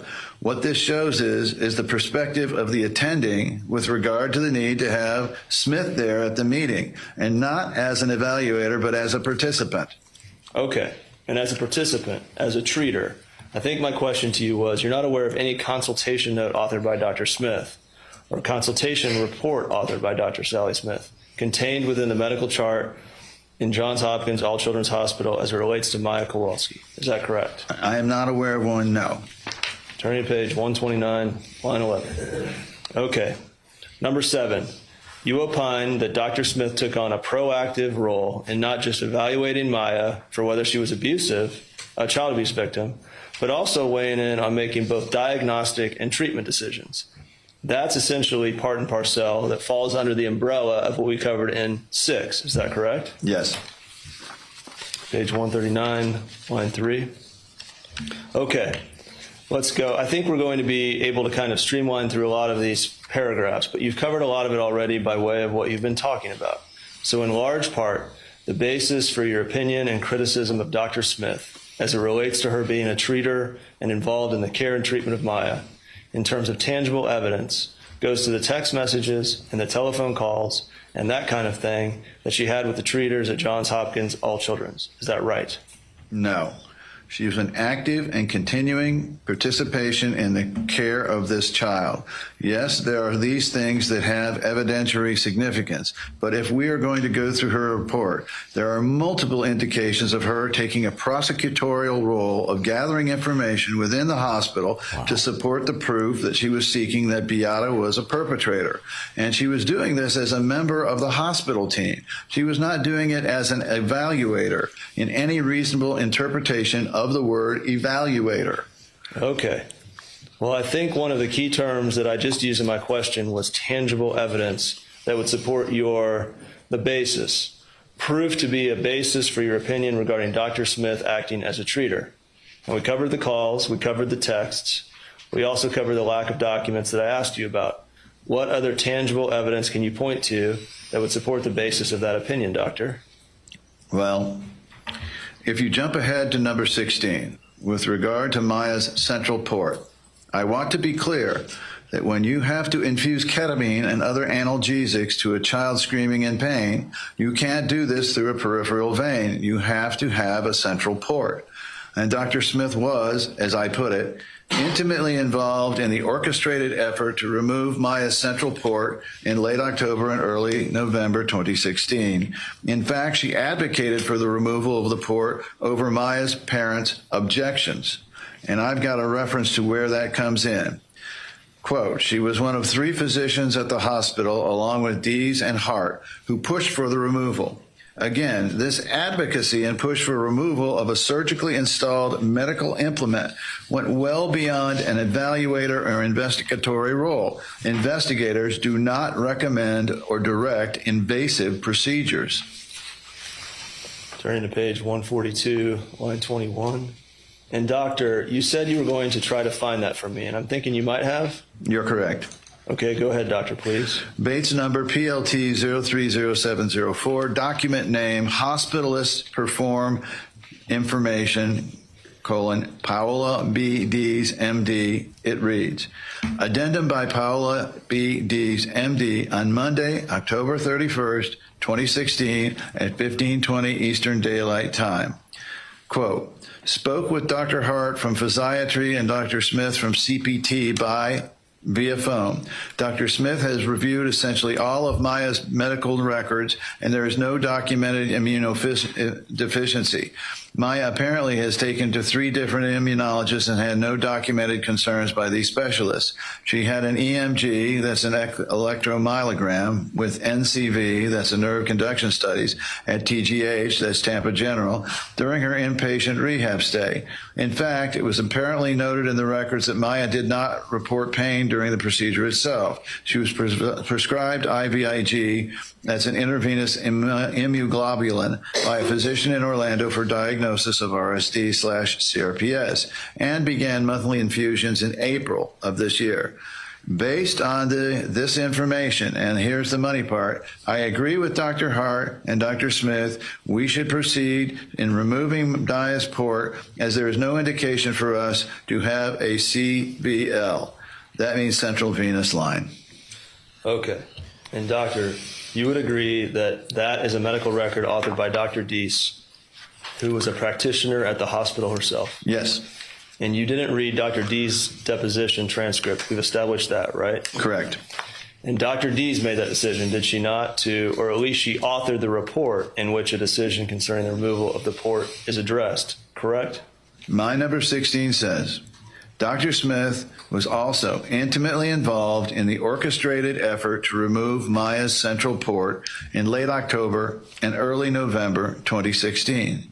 In fact, Dr. Smith advocated for the removal of Maya's port over Maya's parents' objections. She was one of 3 physicians at the hospital, along with Dr. Dees and Hart, who pushed for the removal. Again, this advocacy and push for the removal of a surgically installed medical implement went well beyond an evaluator or investigatory role. Investigators do not recommend or direct invasive procedures.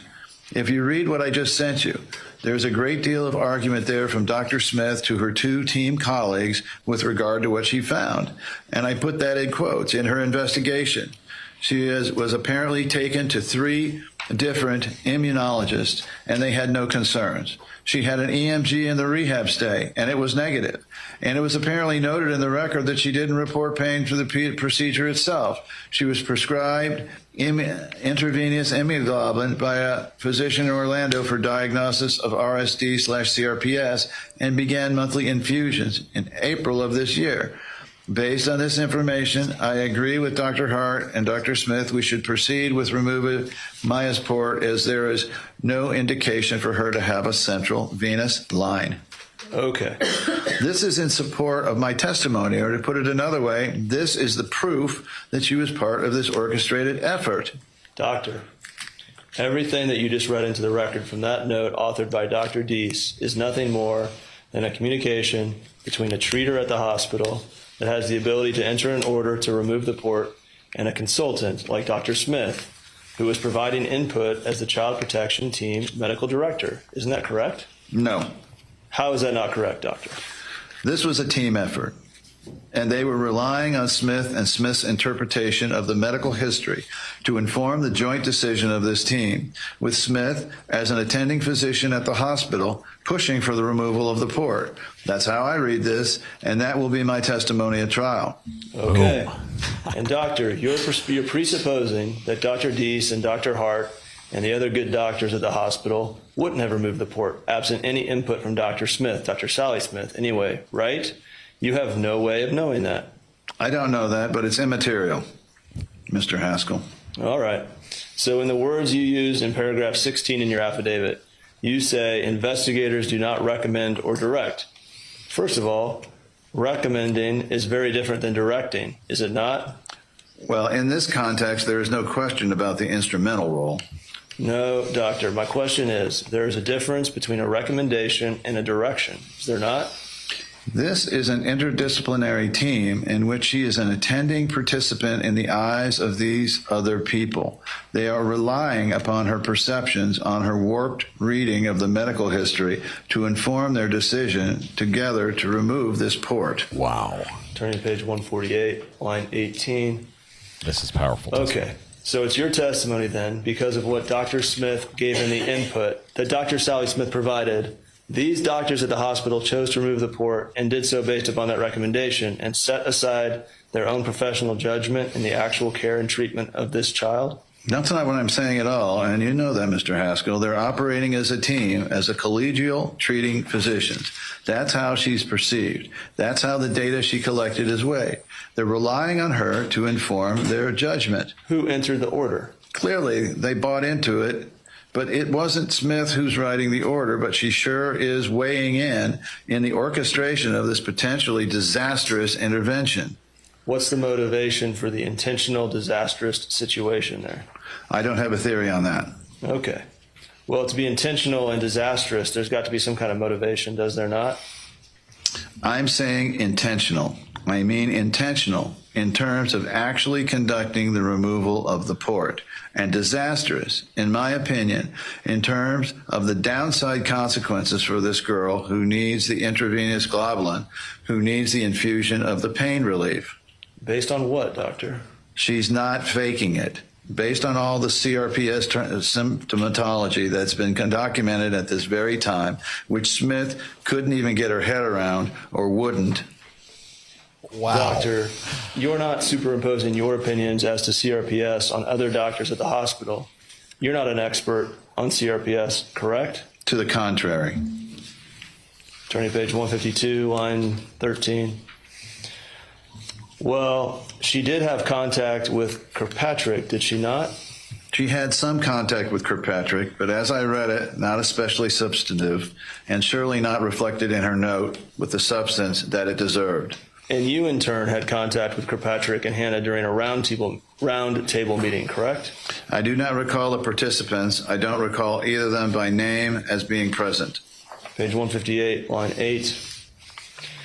You're not aware of any medical record anywhere that would reflect Dr. Smith entered an order, authored an order, consulted with, or provided any type of treatment or care or evaluation to Beata, correct? My memory is that she interviewed Beata, but if memory serves, deceived her by not complaining what her role was. Volume 2.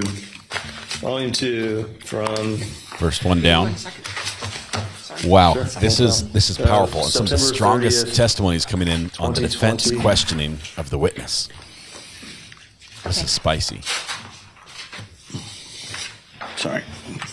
And beginning at page 176. And there's no objections to be made. Line All the 6. objections have been fought over already. This just has to come in.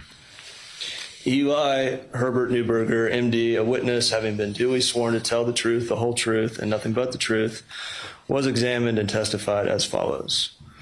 Good morning, doctor. How are you? I'm good, thank you. Well, thank you again for allowing us to kind of break that last time and get this completed today. I only reserved a few hours. I do not anticipate being terribly long, but again, that's an attorney telling you that in this particular case. We say that quite a bit, and who knows. But I could tell you I have a hard stop mid-afternoon, and I'm on Eastern time, and I don't anticipate going that long. So I will bounce around a little bit because if you recall, we kind of covered the majority of your opinions. Some of the latter ones we only loosely covered, and I'll fill in the gaps, okay? Sure. All right, thank you, doctor. Housekeeping-wise, between the date of the first part of your deposition last week and today, have you reviewed anything in addition to what we previously reviewed and discussed? Yes. What have you reviewed? I reviewed 9 volumes of depositions, court proceedings, and clinical notes. I've had in addition to telephone conversations. Okay, so let's do this. Let's been busy. First off, the additional materials. Did you ask for them or were they provided to you? Both. Okay, what did you ask for? I can't recall. I was interested in anything that related to the substance of my deposition that went to Dr. Smith's and her colleagues' relationship at the hospital, specifically with regard to what I perceive as an instrumental role that she played in the hospital care of Maya. I was concerned of who? Of the child in question. And I was as well interested in any court proceeding that demonstrated a similar involvement by her, and also the instrumental involvement of people whom she represented herself to as a hospital physician. Additionally, I was interested in the current medical status of this child and to the extent to which her current medical status may have been affected by the work of Dr. Smith, Catherine Beatty, of Dr. Major, of Dr. Paola Dees, of other social workers, and the risk management department of this hospital. So I asked for materials that would better inform my opinion, and Attorney Whitney sent me this packet and also arranged for me to talk with this girl and her father and her pediatrician, who I saw, I believe yesterday or the day before. So all of this went into my preparation for today's deposition. Okay, so that sounds like a lot more material. I mean, you've done quite a bit in the last week then, fair to say? Yes, that is fair to say. Okay. Well, I can't promise you that I can stick to what I told you then for purposes of how long we may or may not be today. Let me do it this way from a broad stroke perspective. I'm going to cover, and I will and need to cover, what it is you looked at and done, but setting that aside for the moment, what you expressed, I guess, 5 broad stroke opinions last week, if you remember. The first one was Dr. Smith, you testified, fell below the standard of care, and you had various subparts as to why and how. And then we went on into the 4 other general opinions that you had. Have your opinions overall changed or been modified based upon whatever additional information you reviewed or discussed in this case? With regard to the impact on this family of Dr. Smith and the other Johns Hopkins All Children's Hospital workers, they have been more deeply informed with regard to the trauma suffered by the girl and her father with regard to their impact in propelling the mother's taking her own life with regard to the following impacts on the child of the trauma, which have produced an acute and concerning medical set of consequences that derive directly, in my opinion, from the malfeasance of the staff of the hospital. All right. That's a lot to digest, I think. Let me do it this way. What is it that you reviewed, and I'd like a specific deposition citation, part of a deposition, whatever, specific record. What is it that you reviewed that provides a basis for the additional or altered opinions you just expressed? Sure. The deposition of Kathy Beatty, volumes 1 and 2, on January 30th, 2020. The depositions of Dr. Catherine Major on October 30, 2019, and January 9, 2020. The deposition of Paola Dees, another physician, on May 10, 2019, and August 15, 2019. The deposition of Dr. Leah Bahar Posey, that's spelled L-A-L-E-H, and the last name is Bahar-Posey on May 22, 2019. The deposition of Detective Stephanie Graham on November 18, 2019. The deposition of social worker Elaine Brown on March 19, 2019. This is good. Then the deposition of social worker Deborah Hansen on June 5th, 2019, and a set of other records, including affidavit of Sally Smith, the CV of Sally Smith, the Johns Hopkins All Children's Hospital access log regarding Maya's medical records, the health risk assessment chart for child abuse and neglect, and the Johns Hopkins All Children's Hospital physical child abuse clinical pathway. Okay. And is that the sum total of the additional materials provided? No. Substantial information was provided by Jack and Maya Kowalski in our hour-plus conversation with them on Sunday, and by Dr. Jack Wassenauer in my conversation with John Wassenauer, on my conversation with him yesterday. Okay. How long were you on the call with Dr. Wassenauer yesterday? About a half hour. Okay. And what was the purpose of that call? I was interested in finding out about his overall take on the case and the nature of his involvement, and we talked about that. But the substance of the call had to do with his very recent visit with this girl who had, in the last year, lost 20 pounds and appeared to be having a medical crisis that conceivably put her life in danger. And we talked about that and the pediatric differential diagnosis and pathways to deeper understanding of what was going on. And it was a productive and useful conversation. I was also informed by my previous conversation with Maya and her father. Okay. Did Dr. Wassenauer enlighten you that he was just deposed within the last week, or his continuation of his deposition occurred within the last week? I believe he mentioned that in the context of Maya's self-imposed exercise regime, but I don't recall if it was in that deposition or some other that he drew from to tell me about that. Okay. I realize you actually had a chance to talk with him yesterday for approximately 30 minutes. Did you read his deposition transcript that was, taken within the last week or so? No, the deposition transcript I read was of January 8th, 2020. Okay. I've got a lot to kind of ask about this now. So you mentioned that through your discussion with Dr. Wassenauer, there was a reference to a relatively recent medical crisis, is what I heard you say regarding Maya. Yes. What was that? Well, the main, and I'm just going off my notes, I did jot down a few notes. She appeared to him on first appearance, someone he hardly recognized. She was wearing a huge sweater that obscured her body. She was pale and she was emaciated, and as I mentioned, she had lost some 20 pounds. The reason for the visit was, or complaints, if you will, shortness of breath that raised the question immediately for a severely emaciated child about severely nutritional imbalance, or disturbance rather, possibly self-imposed, possibly related to the antecedent traumatic experiences, as unfortunately anorexia sometimes is. And so because anorexia can be fatal disease, shortness of breath may signify some cardiac failure. Dr. Wassenauer has extensive experience with anorexia, including very severe cases, and we talked about that, about what workup might entail and what it might be deriving from. Now, previously, in my conversations with Jack and Maya Kowalski a few weeks ago on Sunday, I was able to understand more deeply the traumatic impacts of her experience at Johns Hopkins All Children's Hospital and the enforced separation that it imposed on her mother, and actually had in conversation noted with them that, as I was, to Jack and Maya's accounting of her evident avoidance of her numbing of obsessive involvement with her schoolwork, her mistrust of any medical person because it reminded her so of the adverse experience at Johns Hopkins All Children's Hospital. It began to form in my mind the likely diagnosis of post-traumatic stress disorder, which I diagnosed on many occasions in the course of my career. I'm deeply familiar with that area of medical practice, and we talked about that specifically with regard to Maya's relentless focus on high achieving in her schoolwork. She's a highly intelligent child, but spends an inordinate amount of time doing her homework, and she says her family says they don't have her home. And she says her family say they don't have homework like this. Well, she applies herself with such diligence that she spends large amounts of every day, and this has been limiting the amount of contact she has with her friends. Further, It's also limited the amount of time that she could practice with the piano, which she appears to have great talent. This was actually noted at Johns Hopkins Hospital when she played.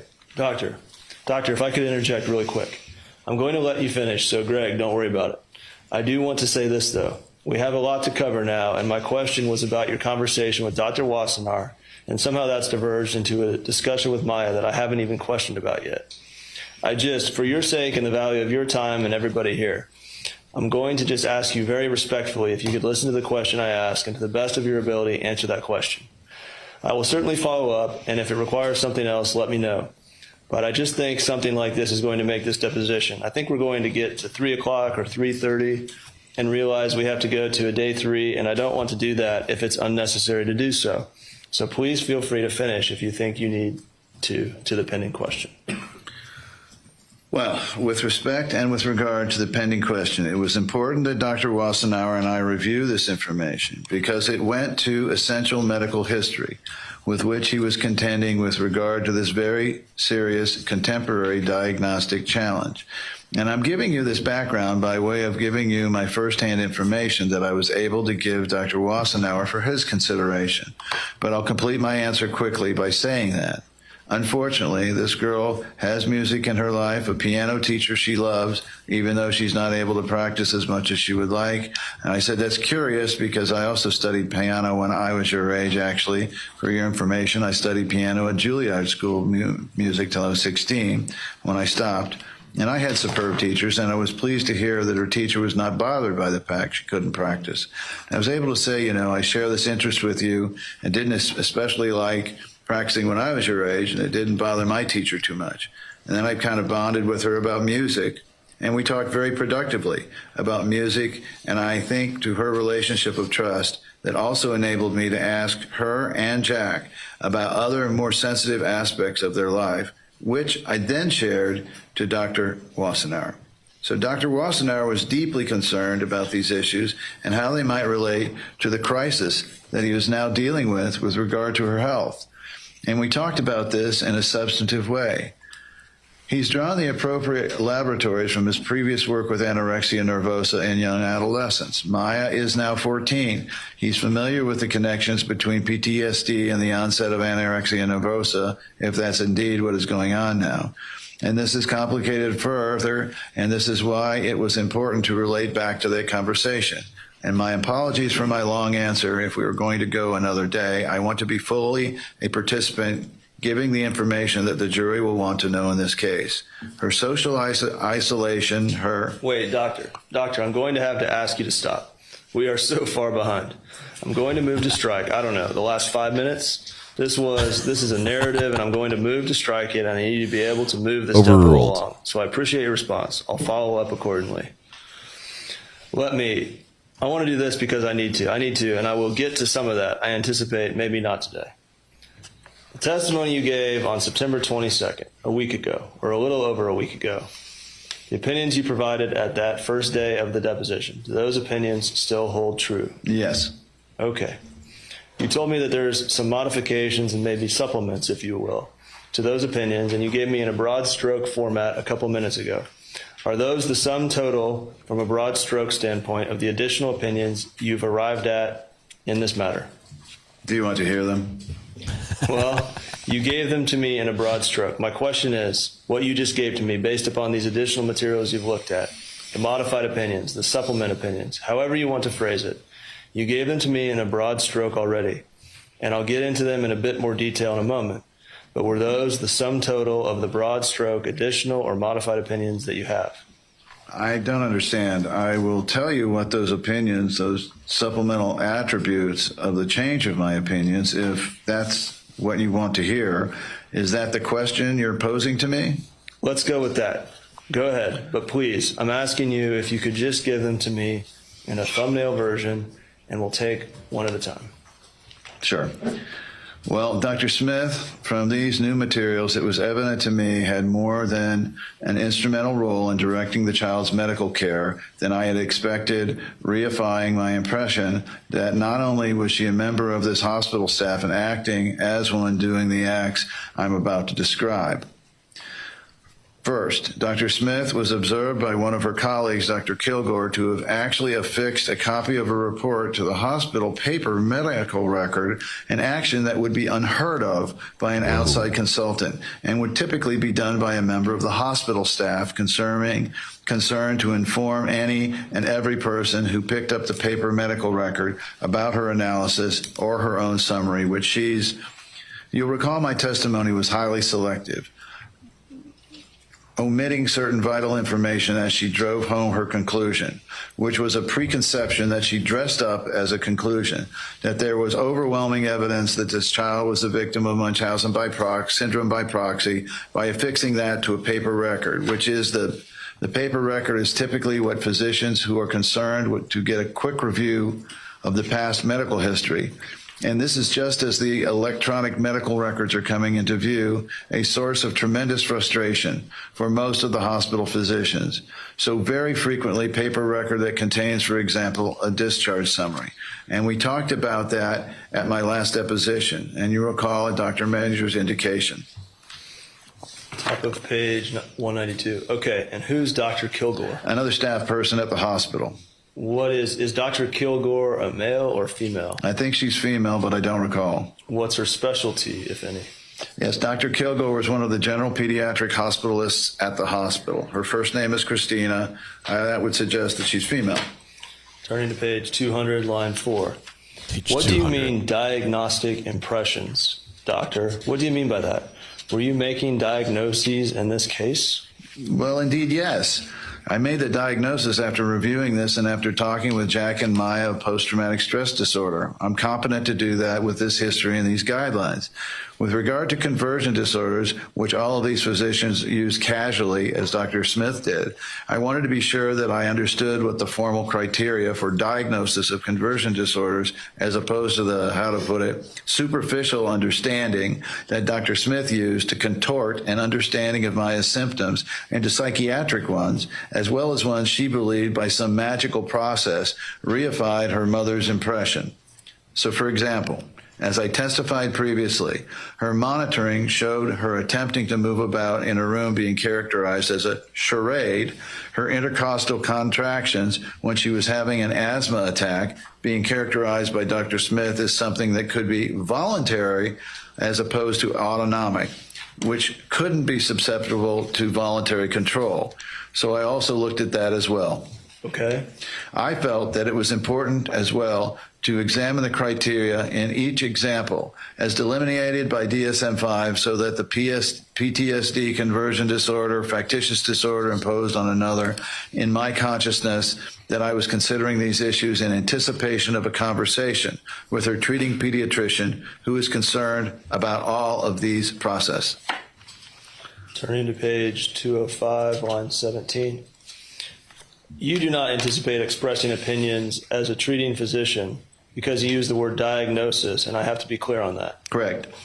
If I'm asked in my pediatric experience that this child is suffering from post-traumatic stress disorder, I'll say yes, and I'll say why, and I've done this in other cases. I've written about this. I've had deposition testimony about this. I know this area very well from my research and effects on child abuse, of sexual abuse, and other traumatic situations on children. I am not a treating physician. I would not venture into any way saying that I'm a treating physician with regard to Maya. Okay. And if in fact you were asked that question, is this child suffering from PTSD and why?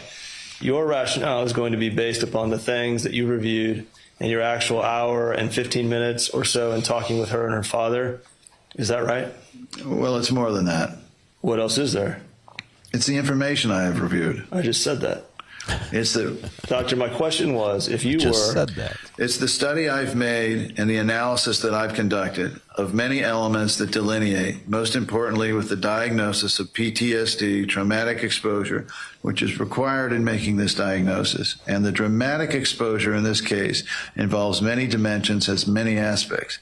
That's more than half an hour with Dr. Wassenaar and an hour and 15 minutes. It can't be broken down in a few minutes of time. It requires thought. It requires serious reflection. Page 207, line 6. Right. Doctor, to be clear, I wasn't trying to be coy, nor, facetious. My point is you haven't, You haven't treated Maya. You haven't, other than spending that hour and 15 approximate with her and her father and the time with Dr. Wassenaar and whatever credentials and background, training, and experience you have, everything else you know about this case is based on what you've learned through either discussions with counsel or your review of the materials, correct? I mean, you don't have any direct experience with this child beyond that hour and 15. Fair enough? No, yes. Okay, thank you. Page 211, line 8. In paragraph 2, as I look at it, even from a cursory standpoint, the most recent date span that I see is an attending physician and adjunct in medicine, 2008 to 2019 at Boston Children's Hospital. Do you see that? Yes. What did it mean to be an adjunct? Because you were an attending from 1972 to 2000. I know what attending means. What does it mean when you're an adjunct in medicine between 2008 and 2019? That means you're a physician on the staff whose office is not based at the hospital. Okay, so between 2008 and 2019, we'll strike that. What did you do, if anything, between, say, 2000 and 2008? And by that I mean paragraph 2 says you were an attending from 1972 to 2000, and then an adjunct from 2008 to 2019. What, if anything, happened, or what was your position, if anything, between 2000 and 2008? Well, it specifically had to do with my hospital and Harvard appointment. I was appointed at the highest level in the hospital-tiered hierarchy of physicians. I was the senior associate in medicine when I closed my office at the end of 1999. Around 2008, all physicians with hospital appointments of that nature had to go through a rigorous process of training. To address hospital emergencies, had to wear a special badge to show that they had been trained, as I recall. And it was burdensome for me because I was outside the hospital and I was mainly coming in occasionally to teach at Harvard Medical School and to consult. So I no longer had that kind of, need to be available for emergencies at the hospital. And that's the reason my role changed from senior associate in medicine to adjunct in pediatrics, as they called it. So it's as simple as that. It was administrative. Okay, that makes sense. Go ahead. So when that title changed, 2008 through 2019, and you were officially adjunct in medicine, can you give me an idea as to what it is you would be doing? I mean, what did it mean in real time and from a daily standpoint as to professional time that you were doing, if anything? It was occasional teaching at Harvard Medical School and at Children's Hospital in keeping with the requirement for people who held university appointments. I was not a tenured member of the medical faculty. All through this time, I maintained my old academic title of assistant professor of pediatrics. In this interval, I don't know if I testified to this fact, but I had at one time a concern to recruit an endowed professorship, the incumbent of an endowed professorship. And I was asked if I wanted to throw my hat in the ring because Harvard, when they make such appointments, it has to conduct an international research, and I declined. At that point, I had a book coming out. After 30 years, I wanted to do something different with my life. So I indicated I no longer wanted to be involved in day-to-day management of cases of suspected child abuse, because not being on site, I would not be able to provide the level of supervision and involvement which such activity requires. But I indicated a willingness to conform my practice to Harvard's rules, where a certain number of hours per year would be given for academic work. And I maintained my association on the faculty in those terms until my wife and I moved full-time 2 years to the Western Massachusetts, where it was no longer possible for me to do that. Between 2008 and 2019, the work you were putting in was more on the academic side. You were not actually involved in the trenches, if you will, on the day-to-day evaluation of suspected child abuse. Yes. Mr. Whitney, can you give us a preview of how much longer? I think we're 3/4 of the way through. Members of the jury, do we want to break now? Man. They're all yes. No offense to the readers. Do not discuss this case amongst yourselves. Do not do the investigation and receive no information. Let's try to keep it to 10, 15 minutes. All right. Hey, here's our quick little break. Let me explain. Normally we're pretty friendly in chat, and some off-topic comments are all right. I did ask the mods to delete all the boy in the box comments because this particular part of the trial was so confusing, with suddenly the plaintiff attorney sitting in the witness stand reading a testimony. there's just a ton of confusion going on. So that's why we asked that we not have all the comments about boy in the box, the verdict coming in, and the guilty and everything. We've seen that. We know that came in. But it was just adding to the confusion of people who just came back to the channel or had just turned on the channel and were trying to see what was going on. And people were talking about verdicts and another trial, and we still trying to get answers about what was going on with the testimony. So I apologize if hopefully nobody got offended by getting their comments. The jury's out of our presence. Any issues we need to address before we take our 10-minute break? Yeah. Okay. And how long is the video portion of Dr. Newberger going to be? 30 minutes. 30 minutes? Okay, so that's going to be part 3. Okay, well, we'll see everybody Volume in about 10 3. minutes. So we're going to go to a little bit of a break here for just a minute. Audio is going to be on. Let's see, on right here. There we go. And I'm going to be right here because my wife says I'm supposed to be big on the screen during a break. Is this big enough for everybody? Can you see me now? Okay. So we're monitoring the. Let me actually get the objections back up. What did I do there? Box source 2 is going to be 1, and cut. There we go. Okay, so we've got 885 objections so far. This Goodman Law. Yes, time to grab your popcorn. It gets better. I'm worried. First of all, I'm glad my objection was overruled. I objected to Mr. Anderson reading this, and although he started out very much in monotone, when it became to the point where it was pertinent testimony, where we're hearing Dr. Newberger in his deposition through the reading of Mr. Attorney Anderson, talk about Sally Smith's involvement in the hospital, how she participated as a member on the board, how she advised, how the treatment plan was shaped because of her involvement, how she acted as an employee, how everyone treated her as one of the treating physicians on the, all that testimony. That was just spot on. That was powerful. That was amazing. And what was most incredible was, I think, the most detrimental testimony that came from Dr. Newberger there came during the cross section of his deposition, not under direct. So under direct, they got some good statements in saying Sally Smith, these notes and everything, it looks like she was part of it. Under the cross, and you could hear it's subtle because they don't announce we're now going to read the questions from cross-examination. You never transition. They just read the questions all the way through. We get Mr. Whitley the whole time, but you can tell the voice of the questions changed, the tone of the questions changed, and the focus changes, even more aggressive. And they tried to back him into a corner on some of those things and find fault with some of his findings. My phone is not plugged in yet. Hold on 1 second. Ivan, hold on. I'm trying, man. Give me a second. Wait. Ivan, I'm trying. Where does it go? Where did it go? I tried to plug it in time. It's gone, Ivan. Sorry.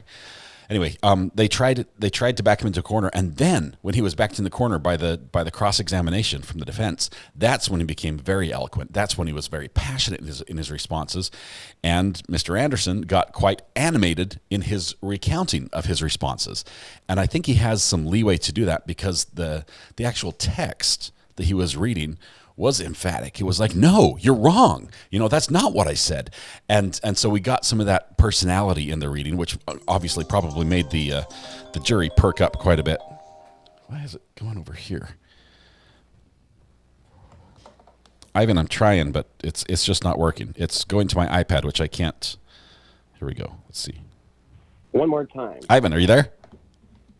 Ivan? Hey, it worked. It worked. Yes, sir. Sorry. Right. It's ringing to my iPad, which I can't answer phones on. Okay. Oh, all right. I didn't realize you had the advanced setup going. Yes. I've got everything but a phone working in here, so that's what you're calling on. First of all, sorry for timing you out. I think we hit you like 3 or 4 times there. So.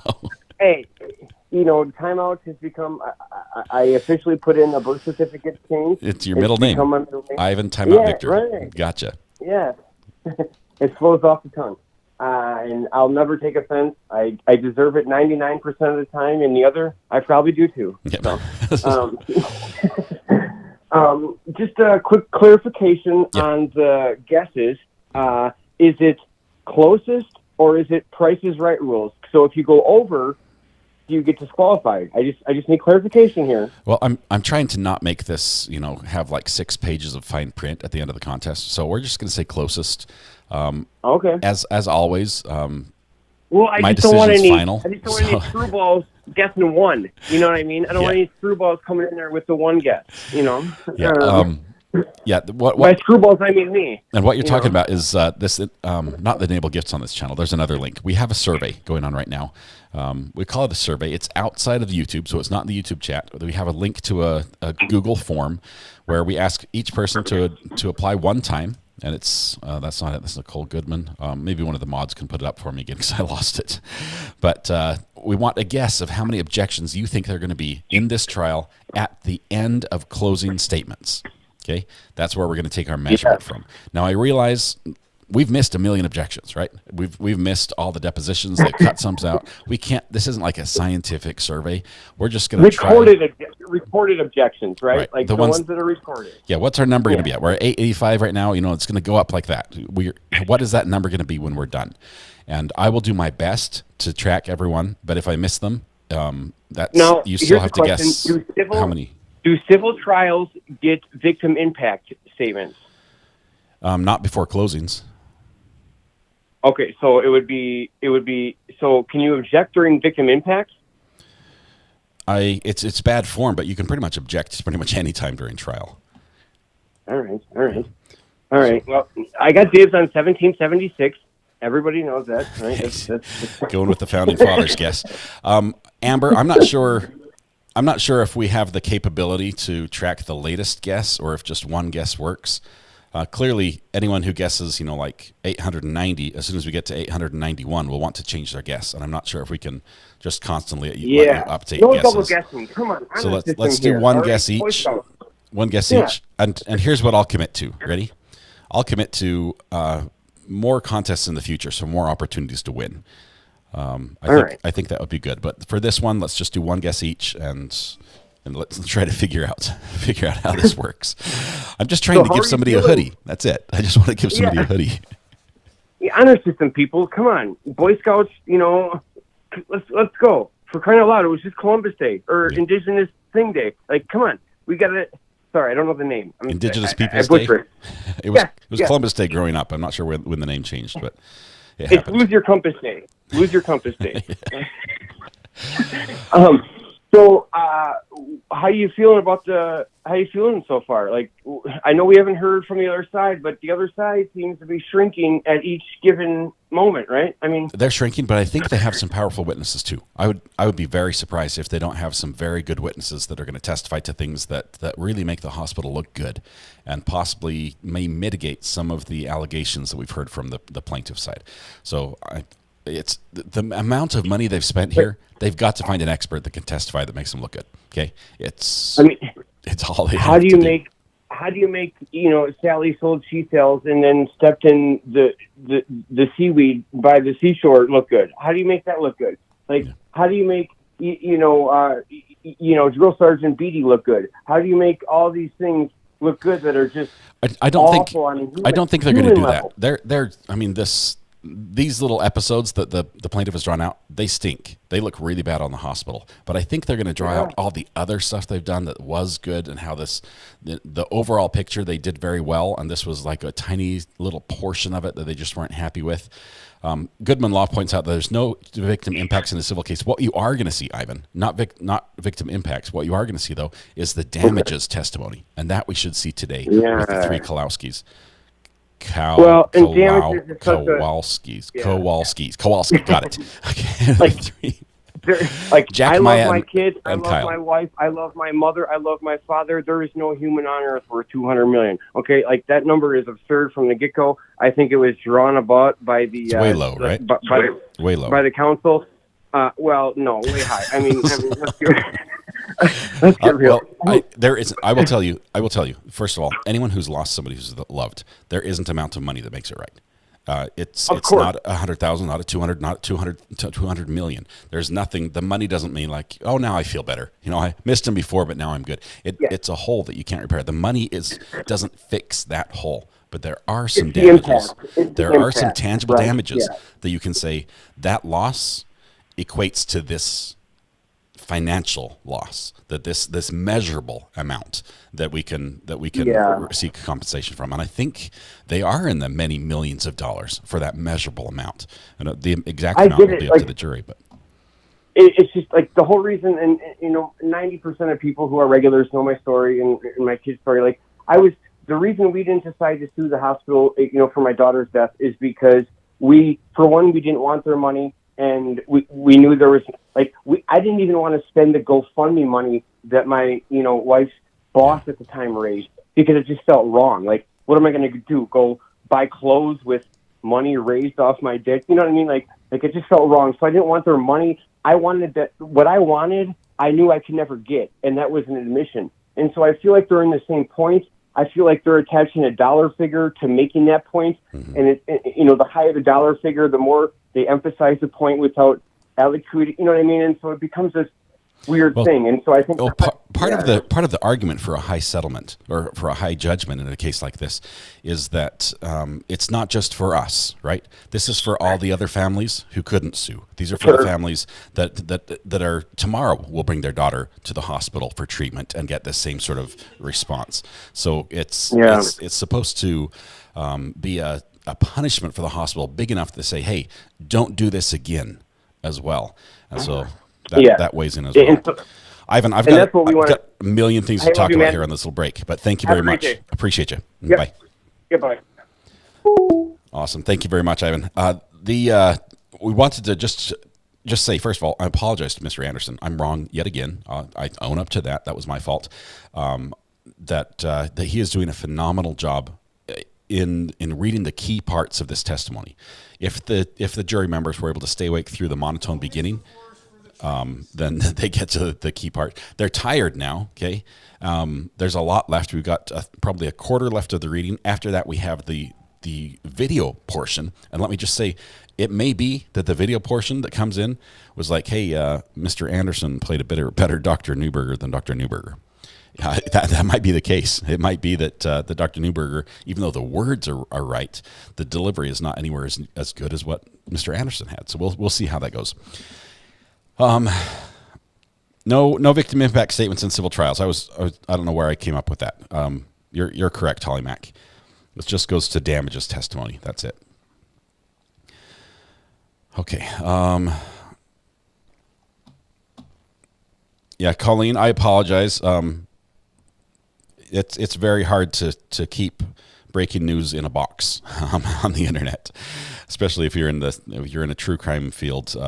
It's all the news. It appears in chat. There's not much we can really do to stop that. So I apologize for that. Let's see.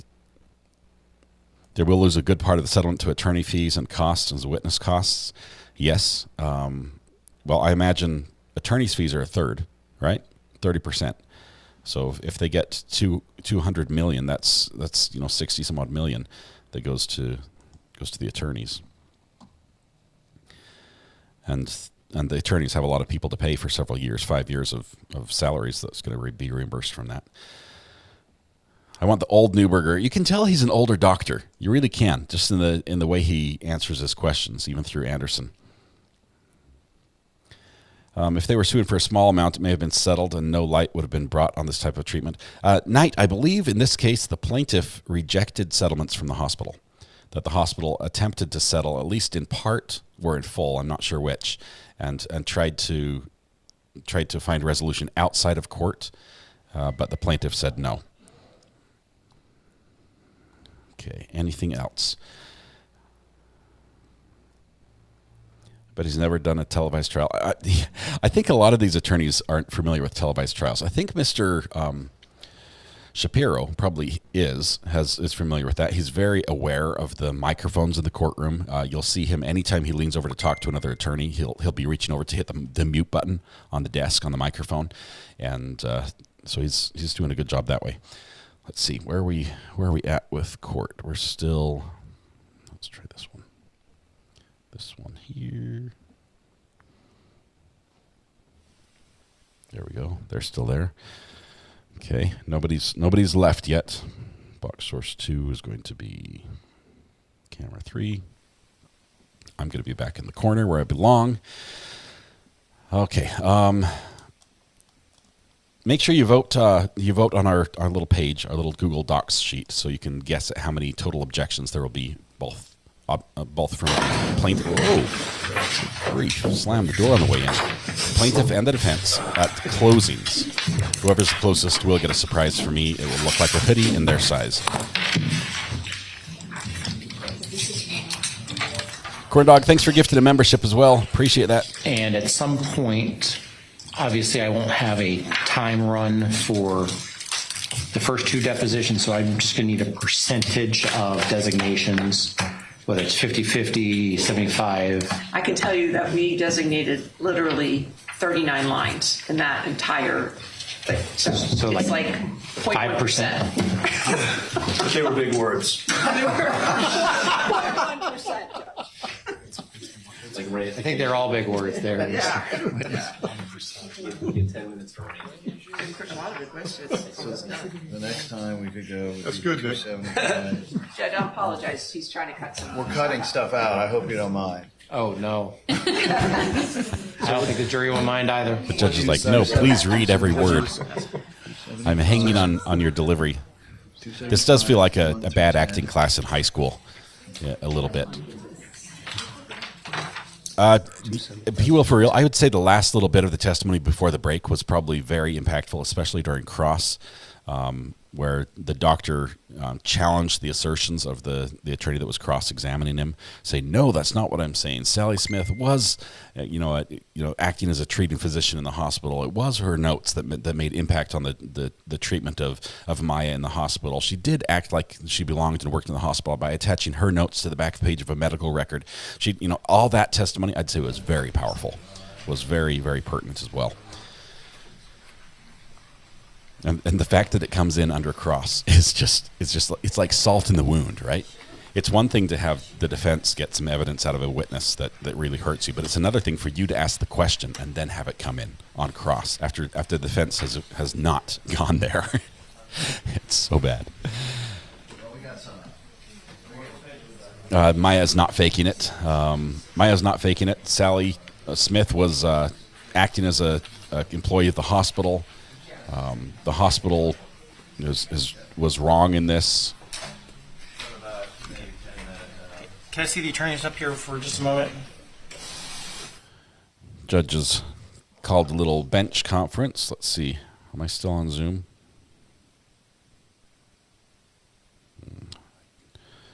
Let me find Zoom again.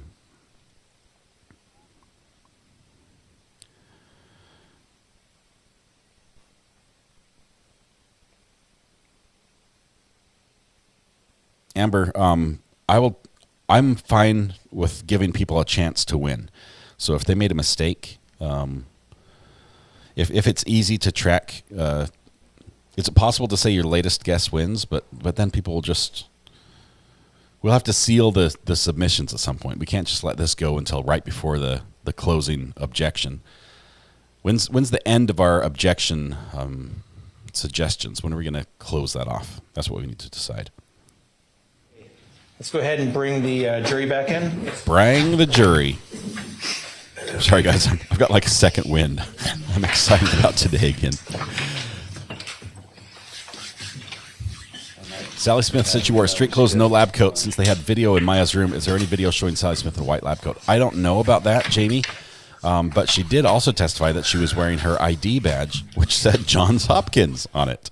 And so that sort of makes it look like you're with the hospital, right?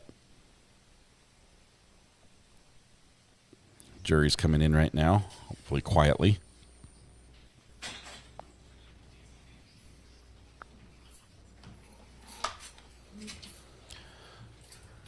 I'm trying to think what hoodie we should give away. Maybe a custom hoodie. What do you think about a custom hoodie? I want to confirm while you're away, you did not discuss this case amongst yourselves. You did no investigation and received no information. Is that all correct? And that you've done no doctor. no one approached you about this case. Is that correct? And you have not seen any media accounts. Is that correct? Mr. Whitney, you may continue. All right, Dr. Newberger, I'm on page 217, line 1. The hospitalization that that precipitated the underlying sheltering dependency hearings, all of that. My definition of subject hospitalization for your edification, doctor, will be October 7th, For your 2016 forward. Okay? Okay. Maya's time at All Children's. Yes, and now repeat the question, please. All right, thank you. So you would agree that the providers there, that the doctors, the nursing staff, they spent a great deal of time with Maya in terms of bedside as well as observations, and had an opportunity to just really get to know her and observe her, correct? Yes. More so than, say, like a visit to an outpatient provider that might last 30 minutes or even a couple hours. I mean, when you're at a hospital in a bed all day long, that provides a very good baseline and ability to observe a patient, correct? Well, it depends on the setting. So, for example, when Maya was seen in consultation by Dr. Chopra in Rhode Island as an expert, his focused history gathering, his physical examination, laboratory study, review of the records was far, far more deeply informed, even though it was done on an outpatient basis, than what happened in this hospital over many days. Okay. That's one example. Same with Dr. Kirkpatrick. Same with Dr. Hanna. They were operating in an outpatient basis. They gathered information. Their diagnostic inferences, the rigor of their analyses and observations don't compare, in my view, to the low-quality work that was done by Johns Hopkins by Dr. Smith. What's the basis of that opinion, that the quality of time spent with Maya from the standpoint of Dr. Chopra, Dr. Kirkpatrick, and Dr. Hanna was better, if you will, than what the folks at the hospital had with Maya? What's the basis of that opinion? First of all, they brought deep expertise, and experience. They also brought an open-minded appreciation for this child's symptoms across the range of their expressions. For example, with regard to her cutaneous symptoms, you recall Dr. Majors and Dr. Beatty's forcing her to undress, taking pictures of her lesions on her skin to conclude mistakenly, and testifying that these were self-inflicted by her in support of her mother's professed diagnosis of her. These people knew perfectly well about dermatological manifestations of CRPS and... What people, doctor? I'm talking about Hanna, Kirkpatrick, Chopra, who knew about the emergence of these painful or itching lesions in this syndrome. So they're... How do you know this? From their records, from the reports of this girl's history. Was some of that input provided during that round table when they were present? To the contrary, as I testified previously, I don't recall the specifics of what they may have said at the round table. I'm talking about their records. And in fact, Smith herself had a detailed record from Hanna, but probably is that at All Children's Hospital, everything was skewed through a lens of pathologizing in the wrong direction with the belief that all of this was artifacts of falsification and medicalization. So you're asking me a question about whether or not she happened to be in the hospital at the time close observation is superior in some way to an outpatient assessment. I'm simply saying there were outpatient assessments here that were vastly better, even though they didn't occur within the four walls of the hospital, who's confined there 24 hours a day. Okay, doctor. Are you aware at the hospital, at Johns Hopkins, during the subject hospitalization, as I've already defined, there was a Dr. Michelle Smith there as well? Yes. I recall reading a Dr. Michelle Smith because there's some confusion about which Dr. Smith was making reference to in one of these documents, but I don't recall specifically as we talk here what her role was. All right, so now I'm skipping to page 221, line 2. As you sit here today, do you know what the Budapest criteria is? I do indeed. And now down to line 19. How do you know about Dr. Cohen? He was identified in Dr. Major's deposition around these very issues. You recall that Dr. Major learned about CRPS, and frankly, in my medical career, I have never heard of such a thing, by watching YouTube videos by people who profess an expertise rather than going seriously into the literature on this condition, which could easily have done much less to talk to Dr. Hanna or Dr. Kirkpatrick and people with knowledge and expertise this child had seen. And so she was asked about Johns Hopkins system and what access they had and worked under the banner in their same banner of Johns Hopkins in Baltimore. And lo and behold, there's a person there who shared an authoritative committee on current understandings and treatment, which incidentally supported the use of ketamine as was done here, even though Dr. Major, Dr. Smith, Dr. Paola Dees concluded that it wasn't appropriate. And that's how I got to know Dr. Smith. Excuse me, Dr. Cohen. Okay. You didn't read his transcript, his deposition transcript? No. I'm jumping ahead, but just for a very finite point here.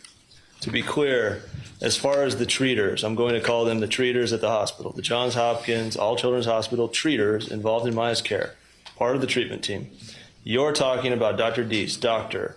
In terms of depositions provided to you since last week, Dr. Dees, Dr. Major, Catherine Beatties, not really a treater, Dr. Posey, and I think that's it. Is that correct? Are those the only doctors you received the transcripts and read? Correct, yes. Moving to page 233. It's not your testimony here today that you're an expert on CRPS, is it? No. Skipping page 245 and 246. Page 249, line 3. Okay, all right.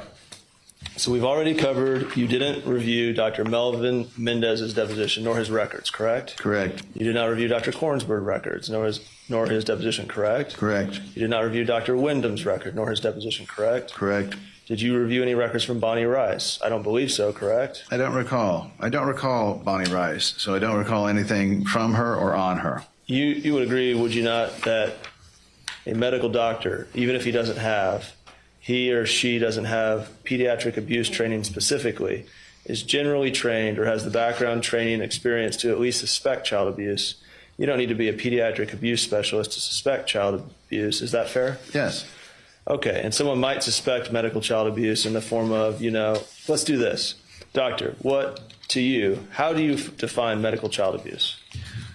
Well, medical child abuse is the current shorthand for what is previously would be defined as Munchausen syndrome by proxy, or in the Diagnostic and Statistical Manual as fictitious disorder imposed on another.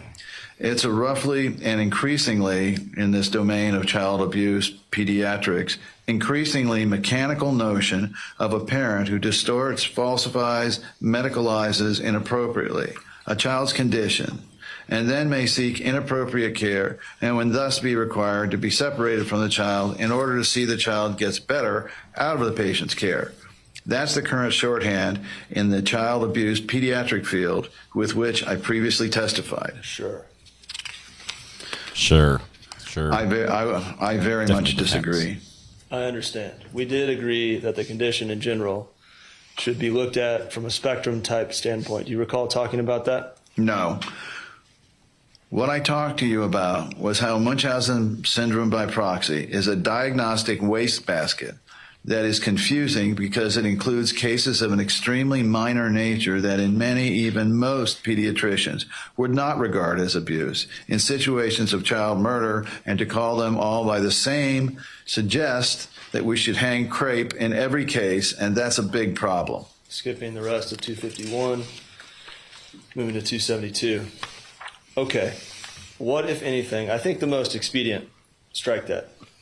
The most expedient way for me to really try to cover this is, it was an hour and 15-minute conversation is what I'm understanding total with Maya and Jack, and I certainly don't want a dissertation, a regurgitation of everything discussed. What can you tell me was germane to your opinions in this case, the takeaways, if you will, from that discussion with Maya and Jack that relate to your actual opinions in this case that you're going to be rendering in front of a jury, if any? I have no doubt that I will testify about what I collected firsthand with regard to her mistrust of medical providers who she very much needs in her life. And this is a part of a cascade of post-traumatic stress disorder as it's been organized, that contact with individual medical offices, places where laboratory studies need to be taken, and especially hospitals, are threatening to her. And she is avoidant of them and mistrusting of the individuals, and that is a harm, Mr. Haskell. This is something that will interfere in the course of her life, and she will need vital treatments. And in fact, is an issue that I talked about with Dr. Wassenauer, because he's going to need some urgent assistance now with this weight loss and its possible cardiopulmonary manifestations. This is a girl who has, in the term of art in the present day, a serious respiratory condition, a pre-existing condition, if I may use the term from the political sphere, and the symptoms that she reported are very serious and need urgent attention, and she needs to have relationships with the people and the institutions that can give her the help that she needs. So this is vitally related to the issues. Doctor, what I just heard you tell me was, and I respect it, I mean, Dr. Wassenaar is a treater. So with that said, what is it that this discussion or discussions you had with Jack and Maya related to any of those opinions regarding the opinions you shared with me yesterday? I mean, last week and today regarding the specialty or subspecialty of pediatric child abuse. And whatever occurred. You begin at line 6, 274. Mr. Anderson lost his place. Well, I don't know quite how to say it other than to say that I've been a hospital attending pediatrician over the course of my career since completing my residency in 1972, and I am, unfortunately, blessed to have a series of skills and experience which I bring to bear while I'm trying to be helpful to children and families. So yes, even though I was brought here originally to deal with abuse of pediatrics practiced by your clients and by others, there's every reason, it seems to me, to deport myself as I always do in the context with children and families and treaters. I don't confine my life, my conscience, for that matter, with regard to an assigned set of tasks, if you want to define them that way. I don't see that this is very different in any way from the way I approach cases as a person concerned to elevate the protection and care of children. That's why I do this work, as you've heard me say. I am not a hired gun around particular issues of expertise. Skipping page 275 and moving to page 276, line 11. See, that's the part I don't think, there's a disconnect here. I don't think I've heard what the additional information is. I'm aware that you expressed those opinions last week and in your affidavit, but I don't think I've heard yet today what you learned a few days ago, this past Sunday, that was additional to. In other words, what was provided to you that actually was different than what you had already reviewed?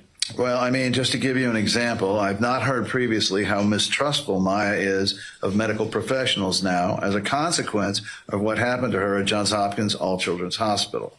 And that wasn't just a word that was spoken, the word untrustful, it was dimensionalized.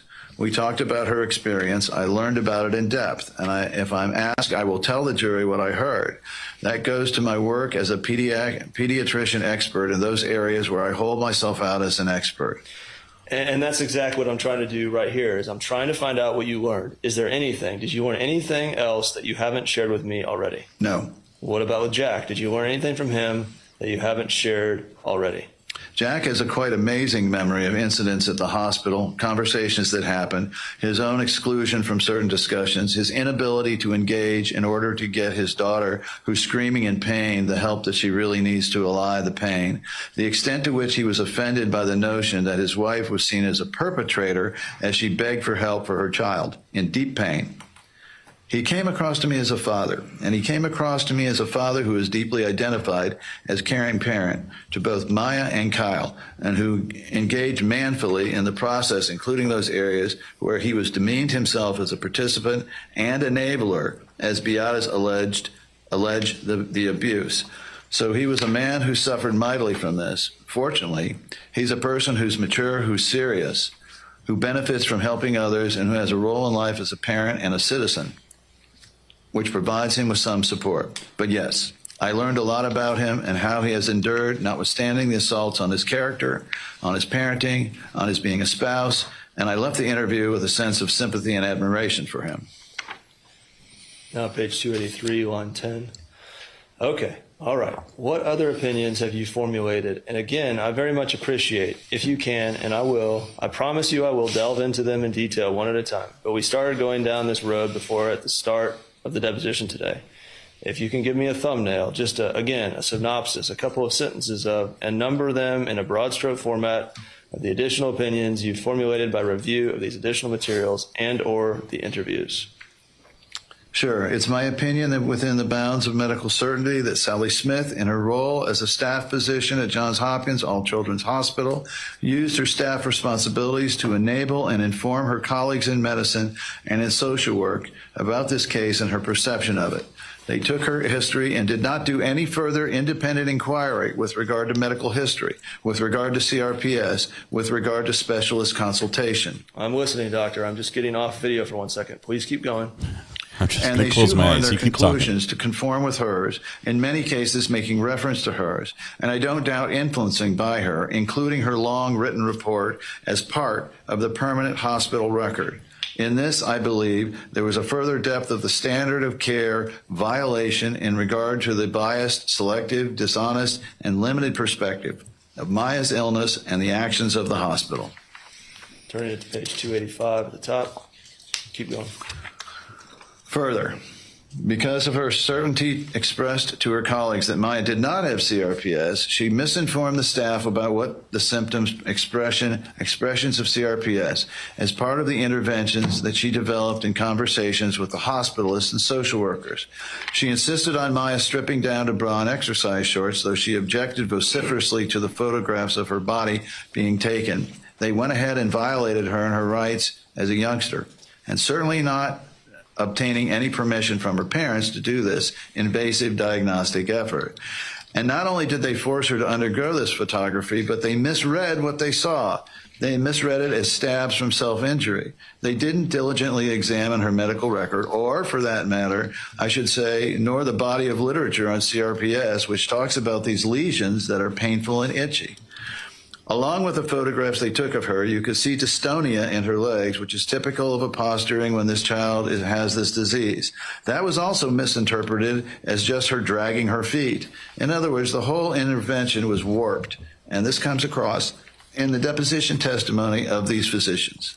We're well past the thumbnail. I mean, where was the delineation between 1 and 2 there, just so I can know? Well, I'm sorry, I can't remember the numbers, but I may have gotten them wrong. You asked me for my opinions, I'm giving them to you. All right, go ahead. If you can give me, can we do whatever 3 is about to be? Can you do it in 3 or 4 sentences? Sure. Kathy Beatty, the social worker, around the time of Maya's distress about being forced to disrobe and having these photographs taken, as others left the room, pulled Maya onto her lap against Maya's wishes. In pulling Maya on her lap after this unfortunate set of circumstances, Maya felt assaulted, as I read this in the record and from her statements. So what you're talking about, Ms. Beatty, you're talking about that what you didn't review, I'm sorry, that's your question, part of your question, I think. I think it's still you, sir. Let me go back to where we are. 291, page 5 is where you are. Sorry.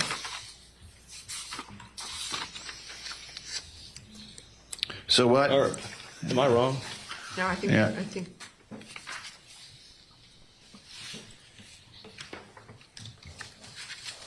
Just somebody forgot their lines. No, it is me. It is me. I apologize. Back to your spots. 291.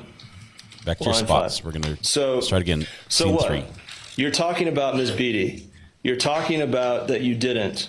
What you reviewed you didn't think was appropriate as it relates to her involvement, interaction with Maya. Is that again, that's extremely general and a very, very small synopsis, but can we kind of put that in that compartment and move on to what the next one is, and we'll go back to it? Sure. Okay, page 297, line 21. And so that's it for her.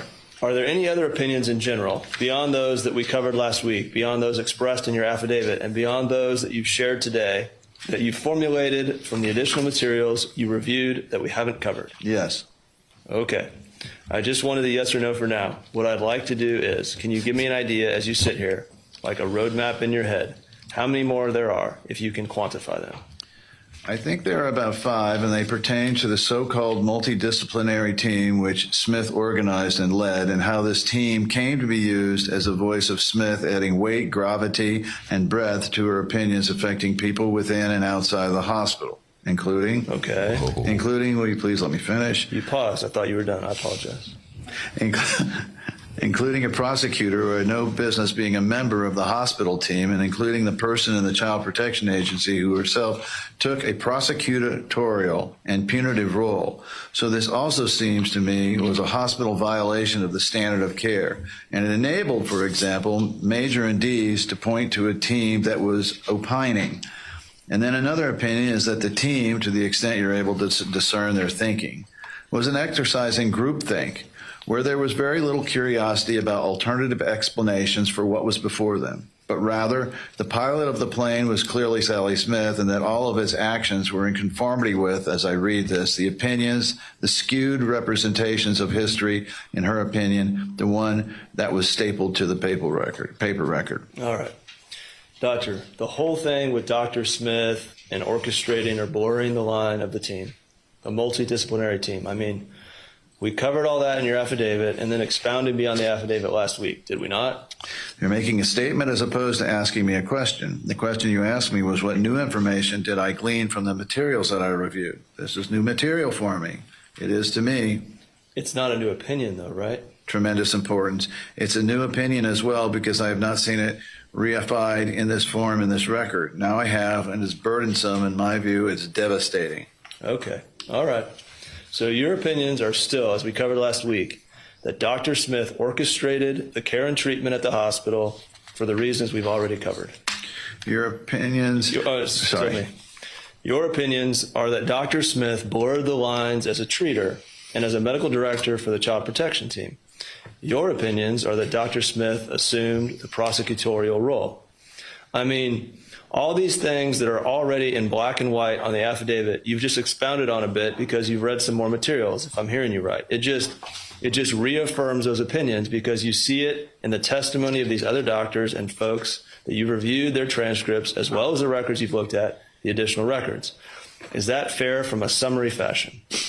No. To the contrary, it's not. And you're making an argument, and I'm not a judge. I'm not a member of the jury. I'm offering opinions. Page 314 at the bottom. Your opinions you've rendered, doctor. It's your testimony, is it not, that you have an adequate foundation, you believe, for the opinions you've expressed thus far based on what you've looked at, right? Yes. Ta-da. Okay, ta-da. Take your bow, Mr. Anderson. There it is. He did take a bow. Now you understand there's a video of deposition 3 coming. Okay, now we get to see the actual doctor. So I get to turn the lights off. The first 2 depositions were not recorded. I'm This told deposition, this is approximately 30 minutes. Is that correct, Ms. Lawrence? it may be spicy, it may not. That second deposition definitely did not go well for the defense. But let's see who did it better. Who plays a better Dr. Newberg? Dimming of the lights, right? Yeah. Okay. Mr. Reyes? No necking. Here's our doctor. He's in his closet, apparently. Will you raise your right hand, please? Do you solemnly swear or affirm the testimony you're about to give today to be the truth, the whole truth, and nothing but the truth? Yes. Thank you. Okay. Doctor, since there's been an objection, let me just ask you, to date, how much have you been paid for your expert services in this case? It's approximately 69 plus 78, plus $98,000. Okay. So 68 plus 99,000? That's 69,000, as I understand 168,000. Plus the recent submission of 98,000 that I've been paid. That's approximately a total of what, $168,000 thereabouts. Can you please tell us what those opinions are? Sure. Third line up at the bottom. The evidence multiple references to team decisions and abrogating personal responsibility. Okay, this is what they were not supposed to do. There's not supposed to be those things on there. There's supposed to be a little notepad covering that up. Jury is not supposed to see that.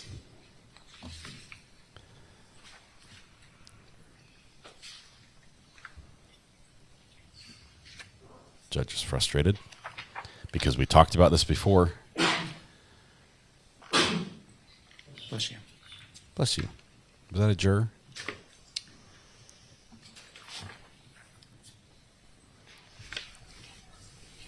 $65,000 thereabouts. Can you please tell us what those opinions are? Sure. Third line up from the bottom. The evidence of multiple references to team decisions and abrogating personal responsibility and deferring virtually all principal diagnostic medical judgments and decision to Sally Smith. In addition to this opinion with regard to team decisions, I intend to opine that this so-called team represented a group of individuals who together agreed to commit an unlawful act and to harm other individuals. Second. Why did you not put that into your report initially?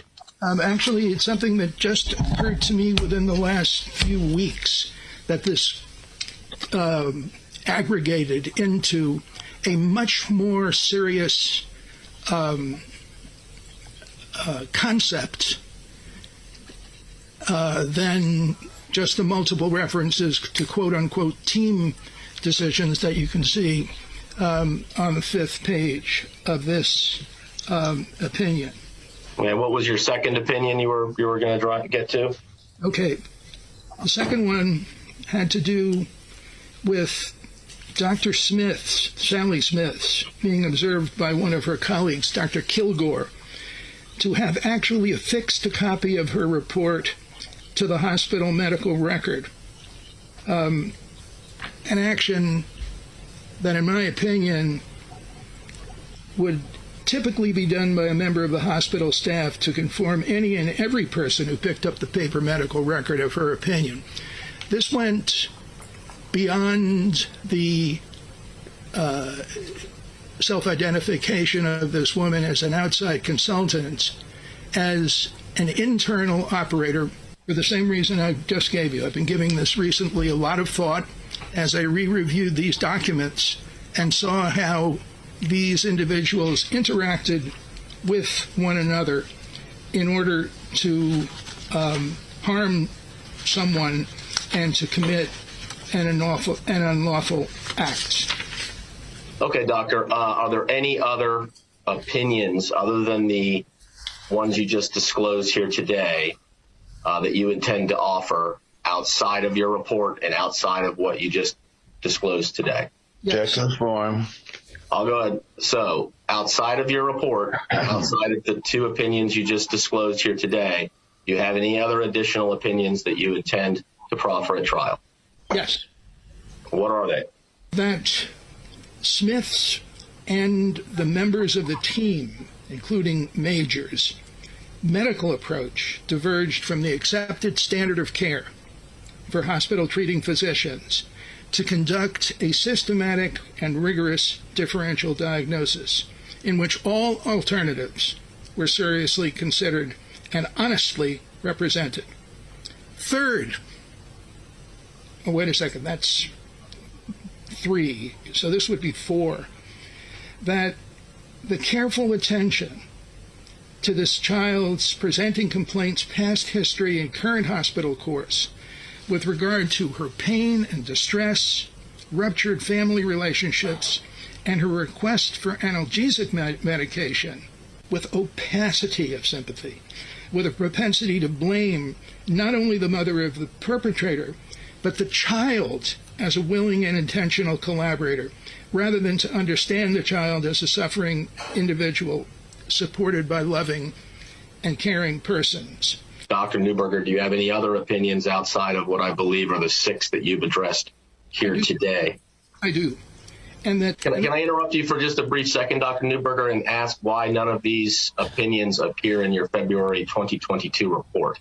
Because I've been thinking about this recently. And Doctor, can you please be brief and let me know what other opinions you intend to proffer? Because I have several questions for you, and I'm really not getting anywhere. So please, just in a succinct fashion, tell me if there's any other opinions you have that you're going to address at trial. Yes. that aren't in your report?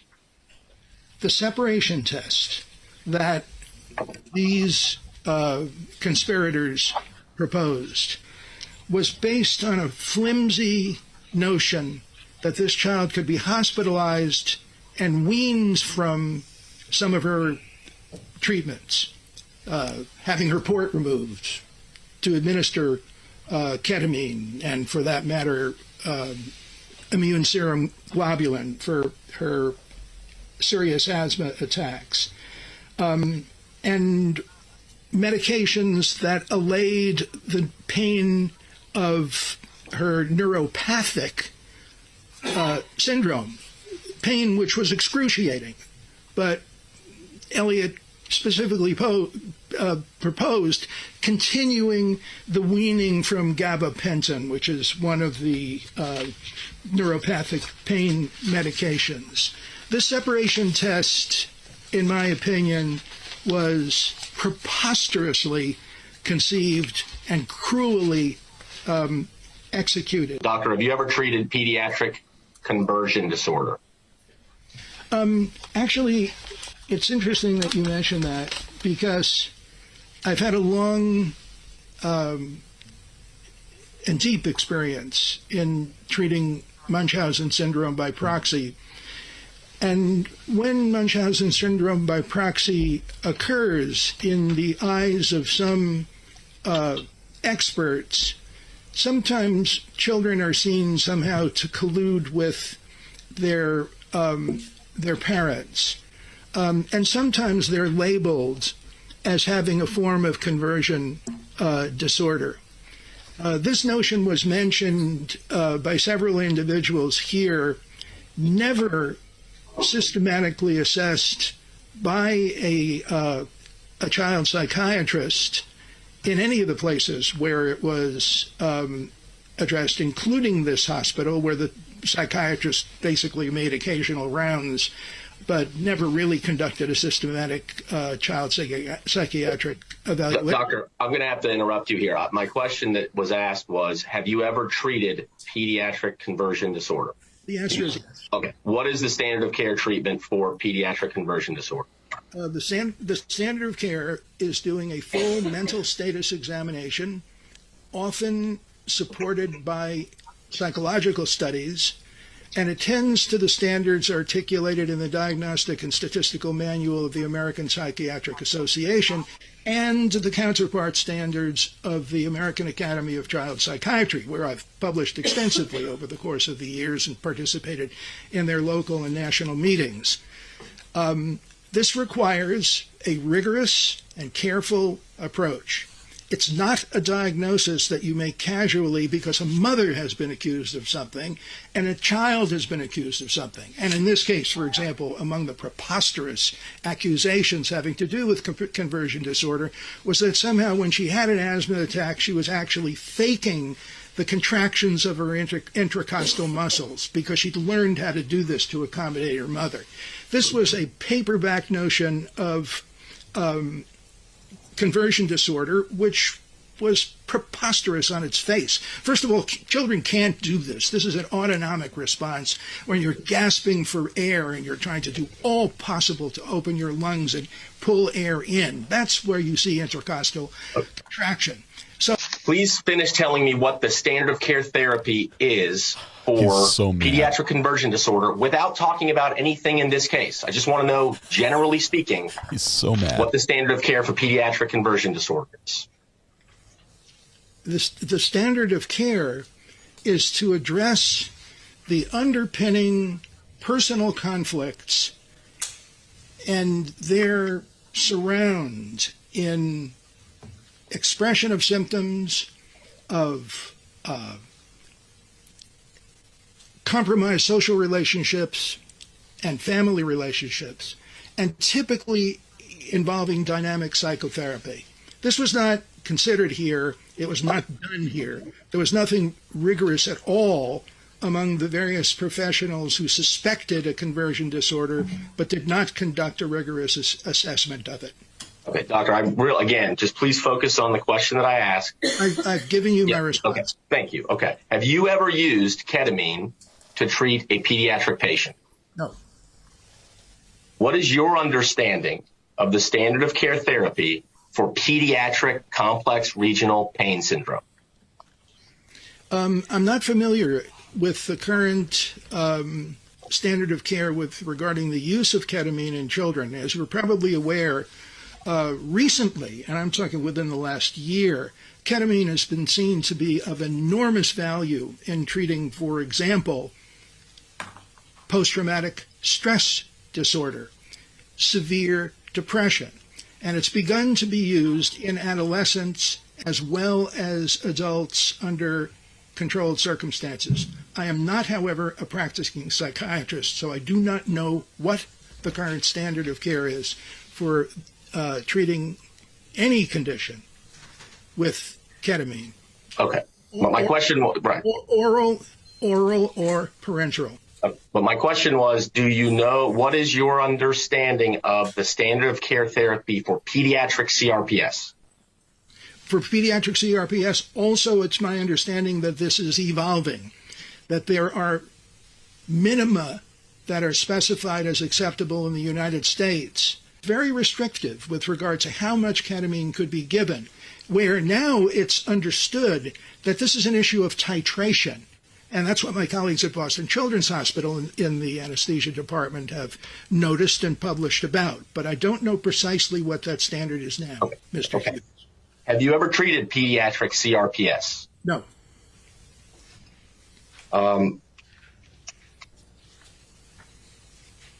Does ketamine cause withdrawal, doctor? As I understand it, from my reading of the current literature, there are some symptoms after the use of ketamine, but it is not a withdrawal in the sense that an opioid or alcohol can, for addicted people, cause withdrawal symptoms. These are transitory memory losses, occasional odd and intrusive thoughts, which go away in short periods of time. That's my understanding of whatever may be associated with the stopping of ketamine for its prescribed uses.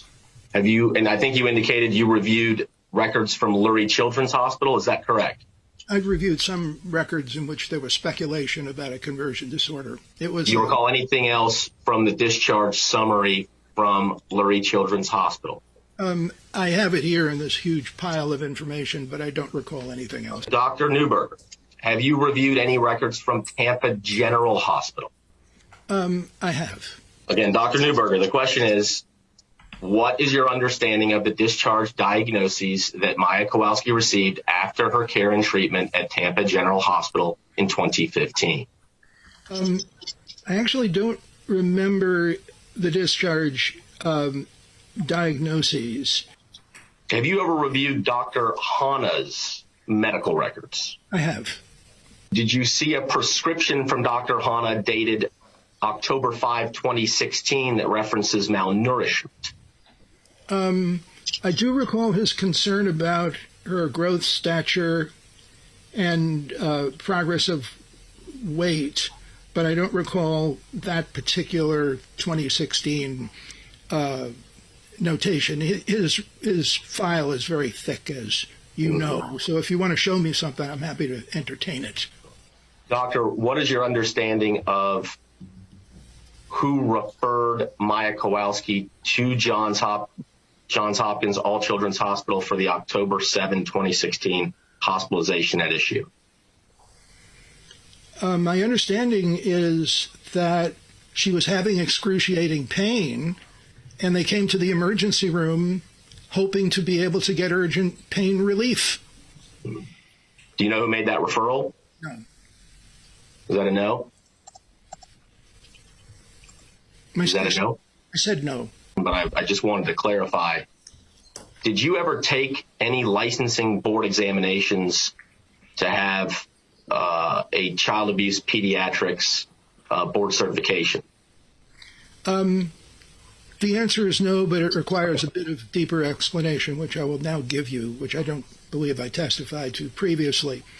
In the late 1990s, under the aegis of the American Academy of Pediatrics, a group of physicians, including people like myself, founders of the field, met to consider whether we should have a specialty in this field.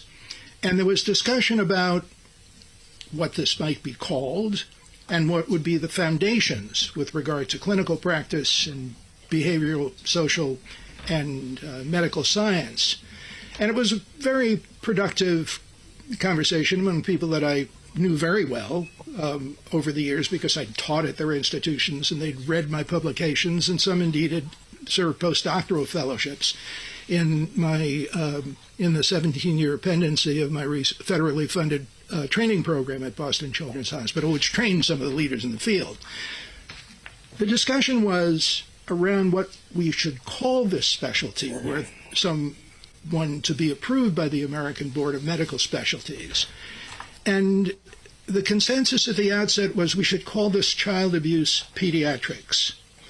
I objected for the following reasons: that if we were to call this child abuse pediatrics, what it would result in would be a small field of people who would be assigned the task in hospitals of thumbs up or thumbs down, this is child abuse or not. And that was an overly simple technical function, and further, couldn't be based on any body of science which would justify creating a new specialty with this name.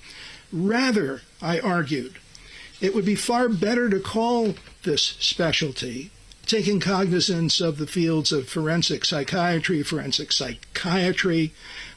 pathology, to call this forensic pediatrics, which would have as its foundation child development, family development, behavioral science as it manifests in relationships and in violence in relationships, biodynamics in regard to the transmission of various vectors and forces and flames and the like that impelled injury, which would be understood in those frames.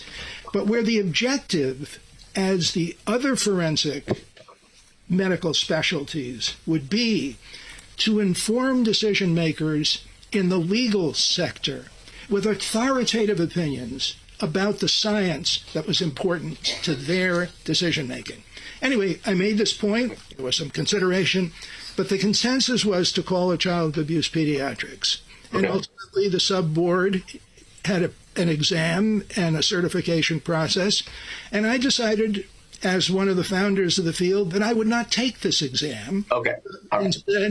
Instead would apply to the peer reference group, the Ray Helfer Society, to be an emeritus member. And they happily accepted me, and I've been an emeritus member ever since, paying my dues every year. Okay, thank you, doctor. Wow. You're not a pediatric critical care physician, are you? No. That was a you don't yes, have no board question. certification in pediatric critical care medicine? No. You're not a pediatric anesthesiologist, are you? No. You don't have board certifications in pediatric anesthesiology? If it helps you, I can say my only board certification is in pediatrics. Okay, thank you. Even though I have two subspecialties, behavioral and developmental pediatrics and child abuse. But my only board certification is in pediatrics. Do you know when that port was surgically removed? I don't. Were you aware that it was surgically removed? Yes. How did you come to know that? It's in the records somewhere, and she certainly doesn't need it now if she doesn't need either immune serum globulin because her asthma risk is lower than it had been, and her ketamine because her CRPS is in a favorable condition at the moment. Did I forget if I asked you now, doctor, and I apologize if I already have, but do you know when Maya last received IVIG? No. Do you know what I mean when I say IVIG? Intravenous immunoglobulin. And what is IVIG? It's a protein that's composed of immune-rich serum that operates to enhance one's ability to fight the allergic concomitants, the immune concomitants that precipitate asthma, and it's demonstrably a very valuable preventive for possibly fatal asthma. And this child, without question, had very, very severe asthma. And do you know who diagnosed Maya with an immunodeficiency disorder? No. You know when she was diagnosed with an immunodeficiency disorder? No. No. How many times have you spoken with either Dr. Kirkpatrick and or Dr. Hanna? 0 in both. Do you know what Dr. Kirkpatrick's board certified in?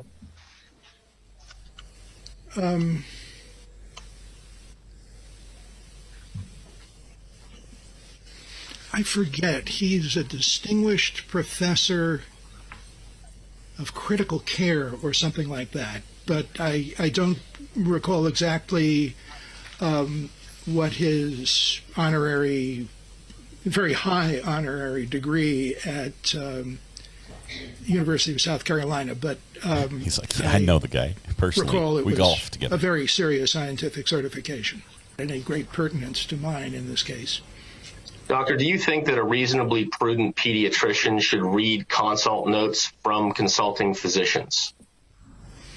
I think it depends on the circumstances, and it depends on the setting in which the physician is seeing a patient.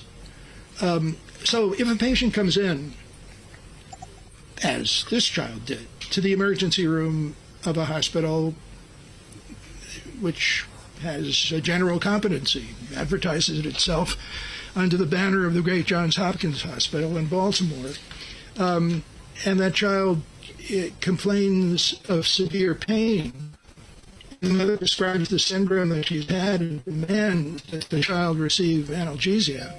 In a situation like this, of course, it would be appropriate to review the consultations which established the diagnosis that both the mother and the child said she carried. Under those circumstances, there's no question that this is appropriate. And similarly, in doing differential diagnostic work in a hospital like mine, where as an attending physician on the inpatient floors, I often encountered people who had come to Children's from all over the world for diagnosis and hopefully treatment for extremely rare conditions. This is, a specialty hospital that is justifiably regarded as one of the best in the world.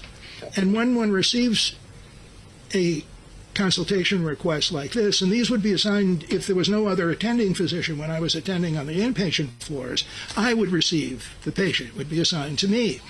And the task there is, of course, to review past consultation notes, but if there's a persistent concern with regard to that case, then one conducts in an orderly and systematic way a differential diagnosis. And in my case, also, because I was the founder and for 3 decades the director of the Child Protection Program, I also was the person called when there was a concern about the possibility of Munchausen syndrome by proxy. And one would do the same thing, because not all Munchausen cases are real. Munchausen's is a diagnostic wastebasket where there's a mild end of the spectrum and a severe end of the spectrum where if you don't do the right things, you could have a murder on your hands. And we actually had 2 of them at Boston Children's Hospital, which were very chastening experiences. My point is that you always look in the circumstances where you need to about what a referring person has by way of previous consultations. Were you aware of any contact between Johns Hopkins physicians and Dr. Hanna?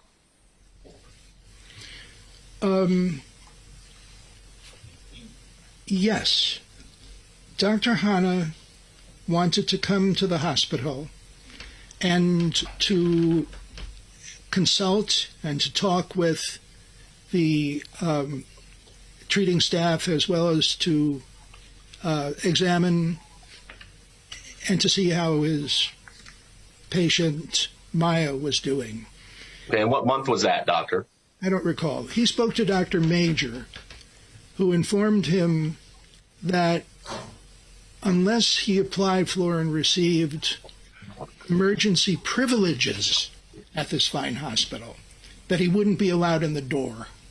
And it's my understanding that that was the context of the communication, such as it was.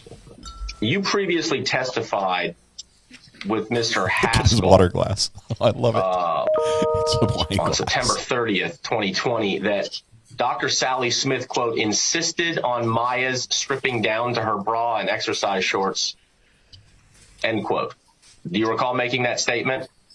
I don't recall making that statement. I mean, the person who stripped her over her objection was Kathy Beatty, and it's my understanding that both Smith and Catherine Major requested that these lesions be photographed.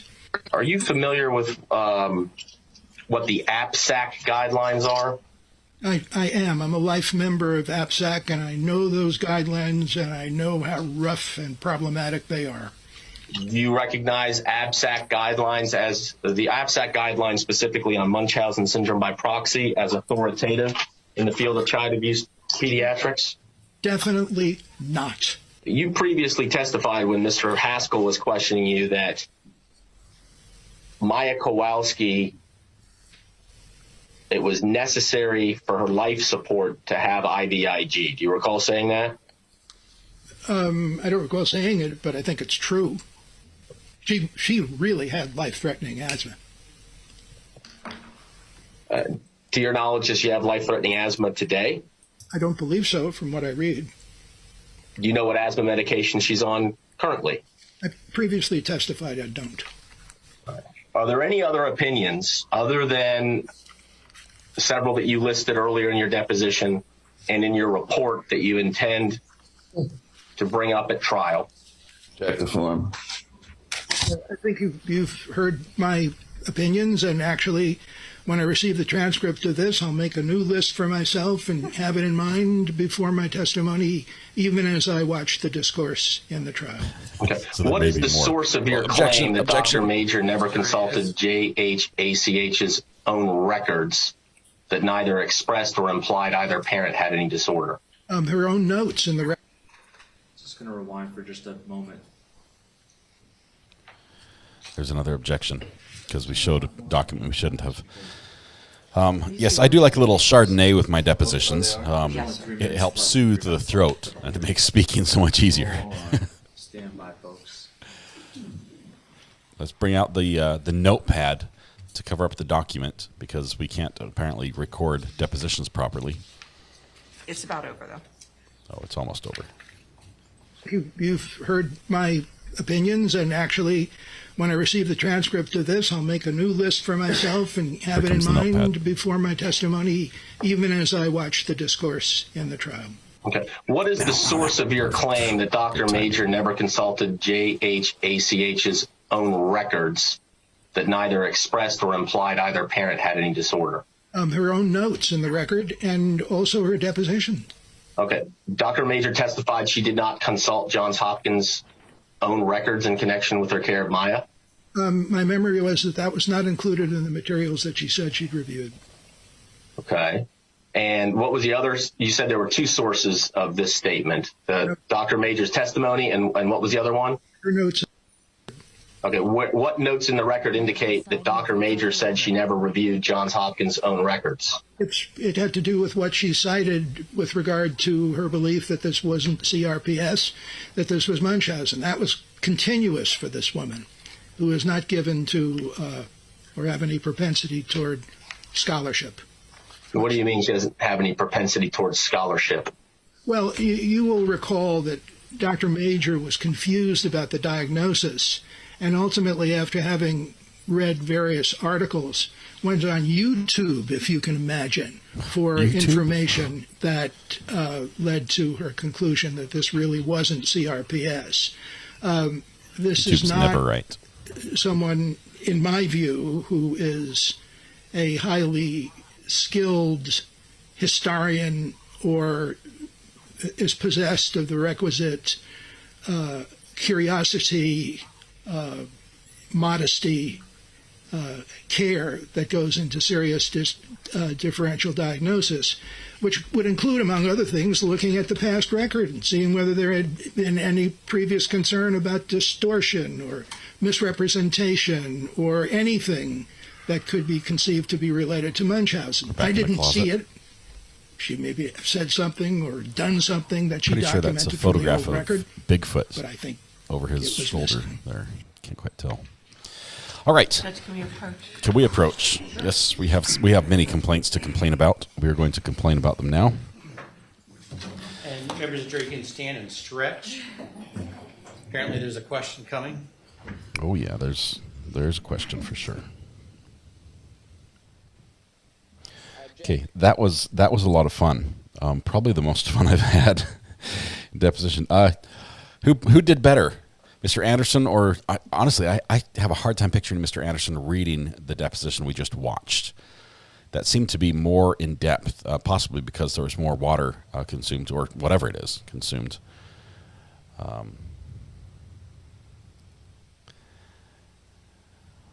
Is that Jules right there? Is that Jules in the pink? I think it's Jules talking with everybody there. Anderson read that faster than Neuberger spoke, so he saved time. He did. That saves him a lot of time. And, okay, this is interesting. The Dr. Neuberger, he's not testifying because he's sick. He's in the hospital. He did not die yet. He's older. Illness when you're older is very serious. But he's been in the hospital for quite a while. Last few days, I think he went into the hospital right about the time this trial started. And so they had these depositions. The first two were not recorded, which is quite interesting. Because they were spicy. I would have loved to see the recording of the second one because there was some good back and forth there.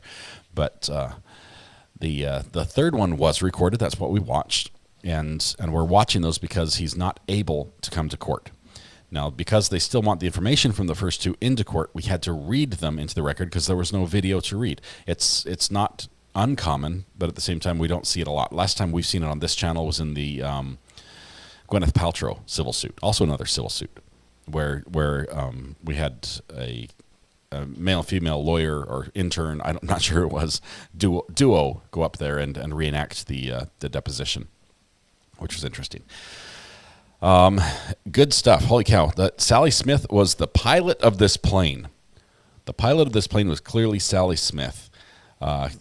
That she was driving this at Johns Hopkins All Children's Hospital is what the crux of his testimony is, and that because of that and because of her influence, it greatly affected and added to the depth of the what do you call that?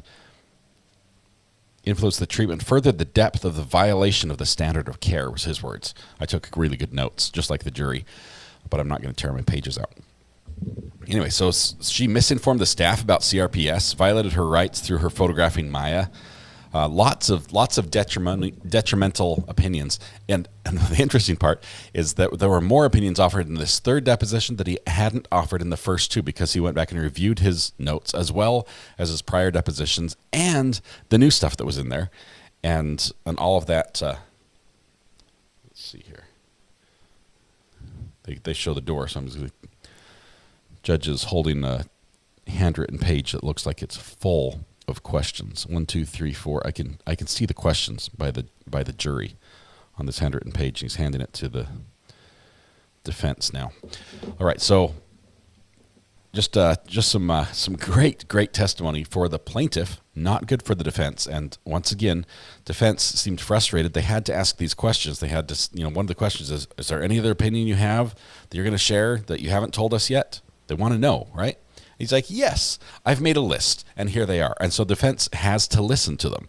They're like, can you just thumbnail, make it 3 or 4 sentences? And no, he can't do that. He's very verbose, and every single description goes and pours blame on the hospital and the fault on them for not having the oversight, for making major mistakes in the treatment of Maya and the handling of the family.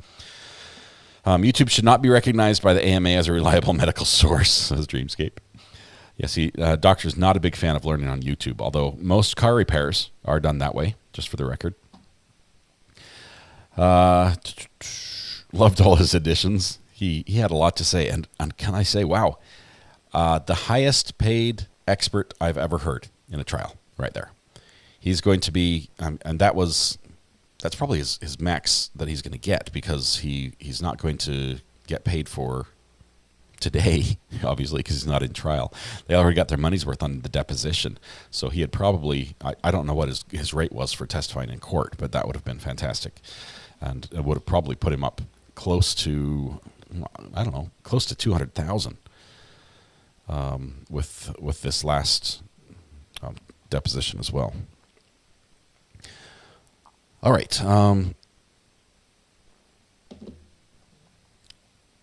With YouTube, everyone can be an expert. Kyle will go far in life. Yes, yes, he will. The wine glass was just, it floored me. I thought I heard a glass earlier, that it sounded like there was, a tinkling of a glass or something on a table. I'm like, that sounds very crystalish. And then he goes and takes a sip. That was just classic. If that was actually wine, that's just hilarious. That he can do better drunk in a deposition than, or slightly tipsy, I'm not sure what the case may be, than the defense attorney can do. All right. I think on the, turn that off so you guys don't hear that. On the Zoom, the judge is talking to the jury. He's still standing, though.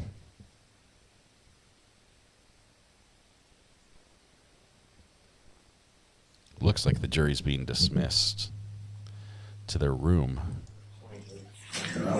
So Juror Levity, we really appreciate the note. That was perfect.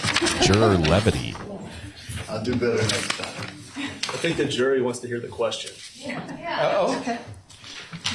He's going to read it. Here we go. Mr. Anderson and Mr. Whitney, in the future, when assuming the role of different people, may you please use unique and different voices and project your voice out into the audience so we have a better experience. Wigs may also help. Signed by A Little Levity. That is hilarious. I appreciate that. Now, let's turn back to the other notes that also got, that were not signed by A Little Levity. I'm just going to not physically read the notes, but just remind the jurors that there's still a lot of evidence and testimony that is coming over the next few weeks, and it's going to be up to the jury at the conclusion of hearing all of the evidence from all of the witnesses to determine what the facts are. So, with that, were we good with our stretch break? Because we still have lots to do today. Or does anyone need to take a further break?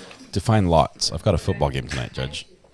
Okay, 5 minutes. 5 no minutes. More than 5 One minutes, juror has to okay? go to the bathroom. So do not discuss this Make case it amongst quick. yourselves. Do not do any investigation and receive no information. And Bailiffs, let's try to keep this to 5 clear minutes. the way to the women's restroom. We've got one juror running to the bathroom. All right, that was fantastic. That was an actual question. It's saying, Mr. Whitney, Mr. Anderson, in the future, when you're reading these depositions, can you use different voices for the different characters? Project better. Wigs may be useful. Yes.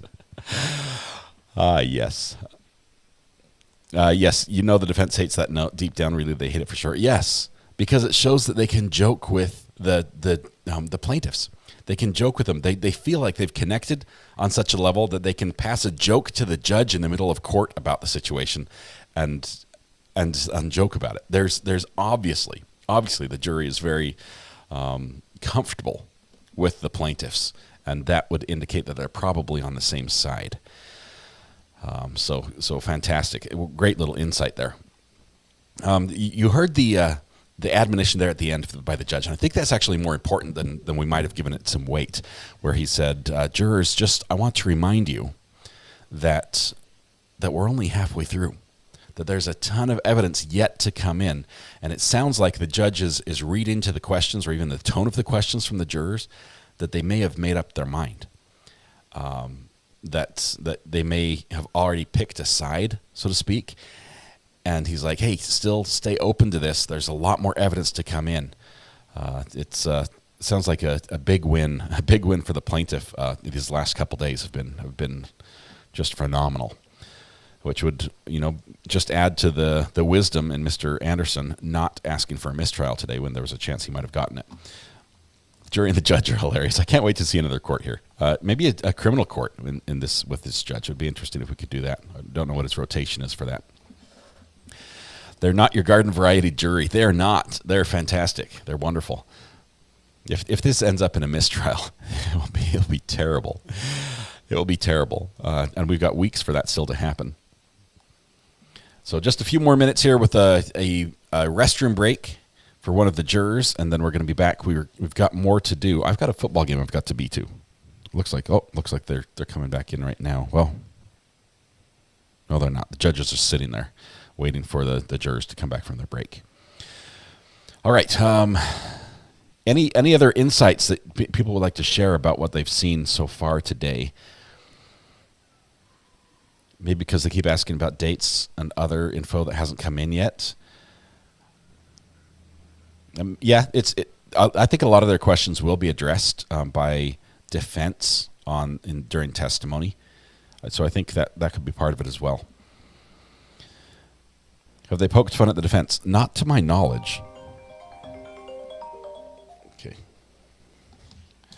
I'm going to try to answer this one, but it takes a minute here.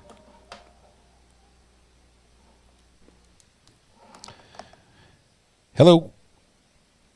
This is Recovery Addict. Are you there? Yes, I am. Hey, who am I speaking with? Miss L. Miss L, how are you doing? And I just have very good. I just have a really quick question because this is just really bothering me all day today. So, as a juror, how do you not, if you think Sally Smith or Beatty are guilty of doing mistreatment, how do you, as a juror, not blame the hospital in the overall outcome of that? I think they're going to have to listen to the defense testimony on that, because defense is going to focus a lot on the fact that there was a definite delineation between Sally Smith and the hospital. That the blame, just because one was there at the hospital and was there with permission to be at the hospital and acting in an official role, does not mean the hospital was acting. And I think we're going to see a lot of testimony from the defense on that front, and that will probably be insightful into how they can do that. The better the defense is at doing that, the more the hospital can distance themselves from the wrongdoing and the stain of this whole situation, right? They want to wash their hands completely of it. But the more they can say, that was them, this is us, don't put us in the same boat, the better they're going to do with the jury if they're able to do that. But honestly, it's the problem is, I think the line was blurred. You've got Sally Smith's notes stapled to a medical record. What? What happened there? You've got her acting on the board, advising, giving treatment recommendations that seemed to be a little beyond what the scope of what she was supposed to be doing was. You've got Miss Beatty on the phone when she's not supposed to be on the phone, just doing, it seems they overstepped, and the problem is the hospital oversight, which we heard about yesterday, just wasn't in place. They didn't Members have. of the jury, I just want to confirm while you're away, you Miss don't L, discuss this we'll case. catch up later. Is that all right? No investigation, and you received no Thank you. information. Is that all Bye. correct? Thank you. No one approaches, correct? Didn't see any media. Okay. Mr. Anderson, please call your next witness. Kyle Kowalski. Okay, we're going to damages. We're headed to damages. Maya's here. Jack is here. Kyle is here. Kyle's up first. I think Maya will go last. I do.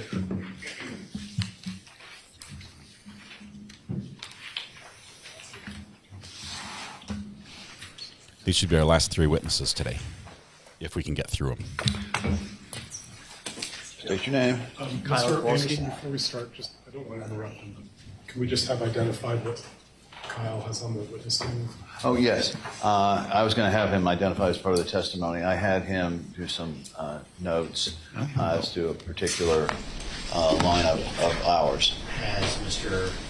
Garcia? Yeah, I've got here. Thank you, sir. Can I have this copy? Yes, you certainly can. And I've got one for each, but then I'll need to, at some point, make a copy.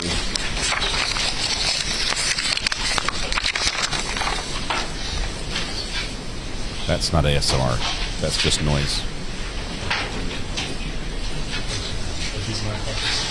Kim, this is a civil suit, so part of the civil suit is there are damages, the amount of money that's going to be awarded from one side to the other if that side prevails. And so we're talking about those numbers. We're going to start talking about the numbers and how it breaks down here as they start tabulating the losses. Tyler Kowalski. And you remember being back up here before? Yes. And you remember, much to your chagrin, I told you might have to come back for a little discussion of damages? Yes. Just relax and tell the jury what you think. All right. Now, Kyle, there are audio needs to shift the settings. I think the jury will hear about in terms We're of still in the room, Mike. damages, and I want you to express those to the jury a little bit. First, as to mental anguish, can you tell the jury a little bit about what it's been like with the separation from you had with Maya? Yeah, so Maya, the whole family struggled extremely with the separation of Maya, but I only just speak for myself. The day Maya was taken away, I was... Your Honor, I sincerely apologize. I'm going to have to approach on this briefly.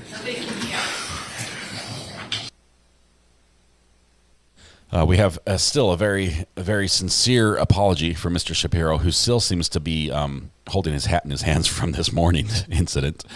But I'm not sure if he's objecting right here or if he has an issue that needs to be brought up before they can go into damages they'd like addressed.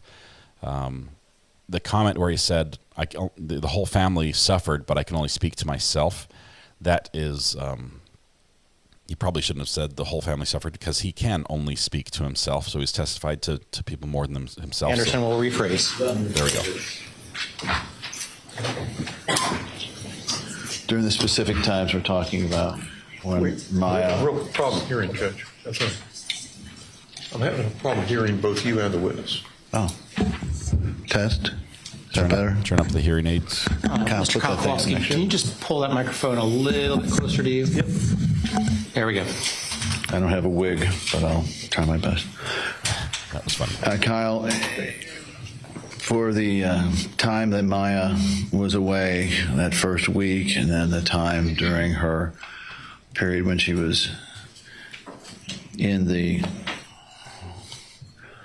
room being videoed, and the other time being held down, can you tell us whether those periods of time caused you any separation anxiety from your sister? Same objection, Your Honor.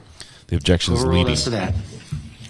Yes, so my sister and I were very close, and then being without her for like a long time and not knowing why she was gone, I wanted answers, so I was very confused. And I would ask my parents like why she was gone when we would see her, and they would really have no answers. And I was extremely sad I didn't have Maya, and I had no one to do stuff anymore with, and I was just very sad. All right. What other emotions did you experience that caused you mental anguish? I was very depressed. I didn't feel like doing anything. I felt like I just didn't have the energy to do anything without Maya, and I wanted answers. And I was witnessing the whole family fall apart, and I was devastated. And did that cause you some confusion as to why Maya was away? Absolutely. At this point, I was asking myself so many questions, and I was just extremely confused. Now, I want to keep it to the mental anguish, and then we'll get to loss of capacity to enjoy life type things. But Your Honor, just very briefly approaching it. Okay, so this is an objection, and this is strategic on the part of the defense. If they stand up and object in front of the jury, it means it looks like he's interrupting and it looks like he's hostile towards the witness. But if he stands up and says, "Your Honor, I apologize, I've got something I need to talk to you about," it sort of looks like, "Sorry, I hate to interrupt this right here, but I've got something else going on." But it's not. He's objecting to the testimony. There's Jules right there, paying close attention. Jules right there on the end. This is a strategic way he's objecting. He's going to try to approach on all of his his objections here, and he probably has a lot. So we're going to get some steps in here today, going back up to the bench and back. Don't think he's fooling the jeweler. He's not fooling, because at the end of it, the judge makes a ruling. He's like, oh, well, Mr. Anderson will rephrase. Clearly, it's an objection, but at least it doesn't have that harsh interjection. It's more like an apologetic interruption instead of a harsh, stop what you're doing, I have a complaint. So it's slightly better, and he's fighting for every inch he can get here. He's also trying to create time in between questions and answers to keep the emotions down, I believe. Also, probably strategy there as well.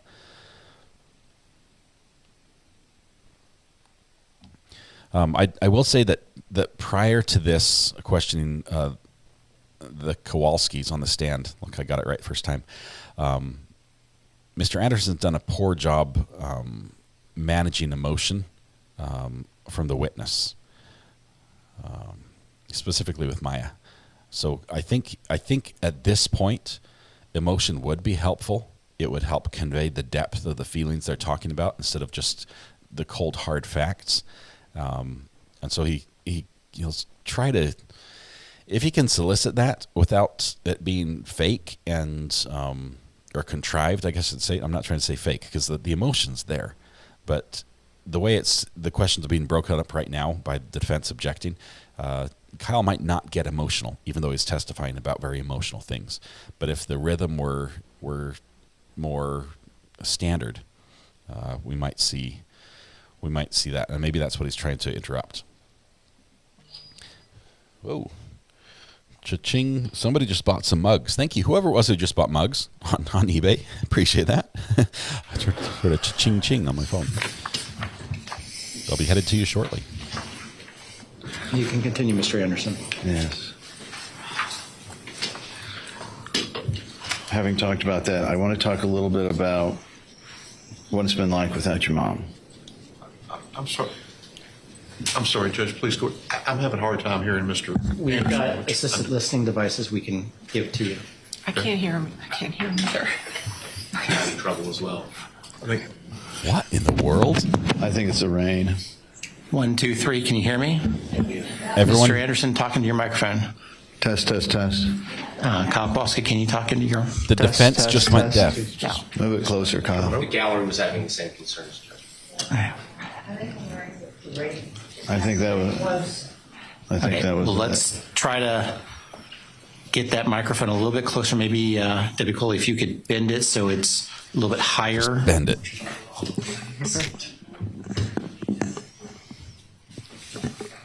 Test. Yeah, I've got it on as loud as this system will have it. We're on a different microphone system than what they have, so we can hear better than what the court can. Kyle, I think we were talking before about what it's like without your mom around. Do you still hear her voice? Yes, very much so. Every single day there's reminders of her, and both good and bad. And it's impossible to escape the bad reminders of her. Do your friends ask you about this, about why you just have a dad? Yeah, there's multiple occurrences, unfortunately, where as a new friend I only hung out with a little bit. I go out to eat and their parents are there, and their mom's Polish as well, and they were talking about they were talking about her family, and I said, we're Polish, and they're like, oh, I'd love to meet your mom, and then I have to say what happened. Staying on that topic, how's your Polish doing without your mom? Unfortunately, it's not the best. Mm-hmm. That's one of the things I was lost with her passing. Right. Okay. And not having her around, has this changed your tolerance, I guess, for dealing with some things? I'm confused what you mean by that. Sure. Does it make you angry a lot of times, just being reminded of things or knowing? Yes, absolutely, yes. Any particular circumstances where you get angry where you used to not? I tend to get angry at like little things, that just super stupid things, but didn't bug you before? Yeah. Okay. And then have you had difficulty with doing things that you used to do with your mom that you don't either want to do or it's not quite the same? Tell us about some. Yes, one of those things would be piano. From a young age, my mom started Maya and I both on piano, and at first she taught us, and then as Maya and I progressed in skill, we eventually got a piano teacher, and we kept progressing, and then after her death, it's just Maya and I it's too hard on us to do. You're not playing anymore? Not anymore, no. When was the last time you played? Anything? Probably an actual song's probably over a year. How often did you play before that? Piano lessons were every week, and then I would play every single day. Did you enjoy it? I did enjoy it. All right. And how about things like just getting school clothes? Yeah, that's another thing. I have multiple memories with my mom. Every year before school started, that was like her big thing. She would take me shopping either to like the outlet malls or the main mall in Sarasota. And I just remember her and I go into every store. We'd spend a lot of time there.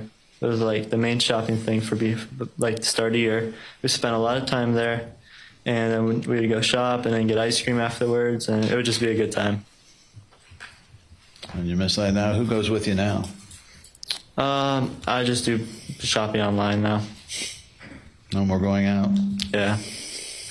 Would that be a regular thing, going out with your mom to try to get you into new clothes? I guess you were growing a lot during this period. Well, for school shopping, it was like before every school year, but as time went on, yeah, it became more regular.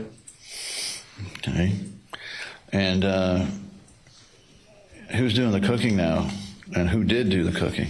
Well, Mom did the cooking, and she made a lot of like her traditional foods.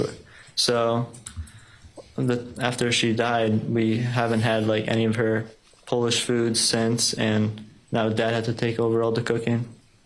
I know your dad's trying hard, but was your mom real health conscious in the food she cooked? Yes, my mom was very health conscious, yes. From a dad's point of view, I know sometimes dads aren't quite as health conscious on things. A lot more ordering out and things like that. Yes. All right. You've got a pool in your backyard. Tell us about stuff you do with your mom in the pool.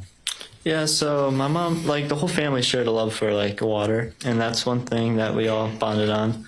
And then whenever my mom had free time, or we had free time, we'd all just go in the pool. And now if we went in the pool without her, it doesn't feel right, and it just feels off. Is anybody using the pool now? It still gets used every once in a while, but definitely not how it used to be used. Not the same feeling? Correct. All right. What about schoolwork? Was she involved in that for you? Yeah, there's multiple times where if I had trouble on schoolwork, the first person I would go to would be my mom, because she was very intelligent and understood the material very well. And now if I have a problem with schoolwork, it's harder to find help. I mainly just have to figure it out myself. What subjects was your mom good at teaching you? I remember math was the main one. Mom was good at math? Yes. How about sciences, anything like that? Yeah, she was very good in all of them.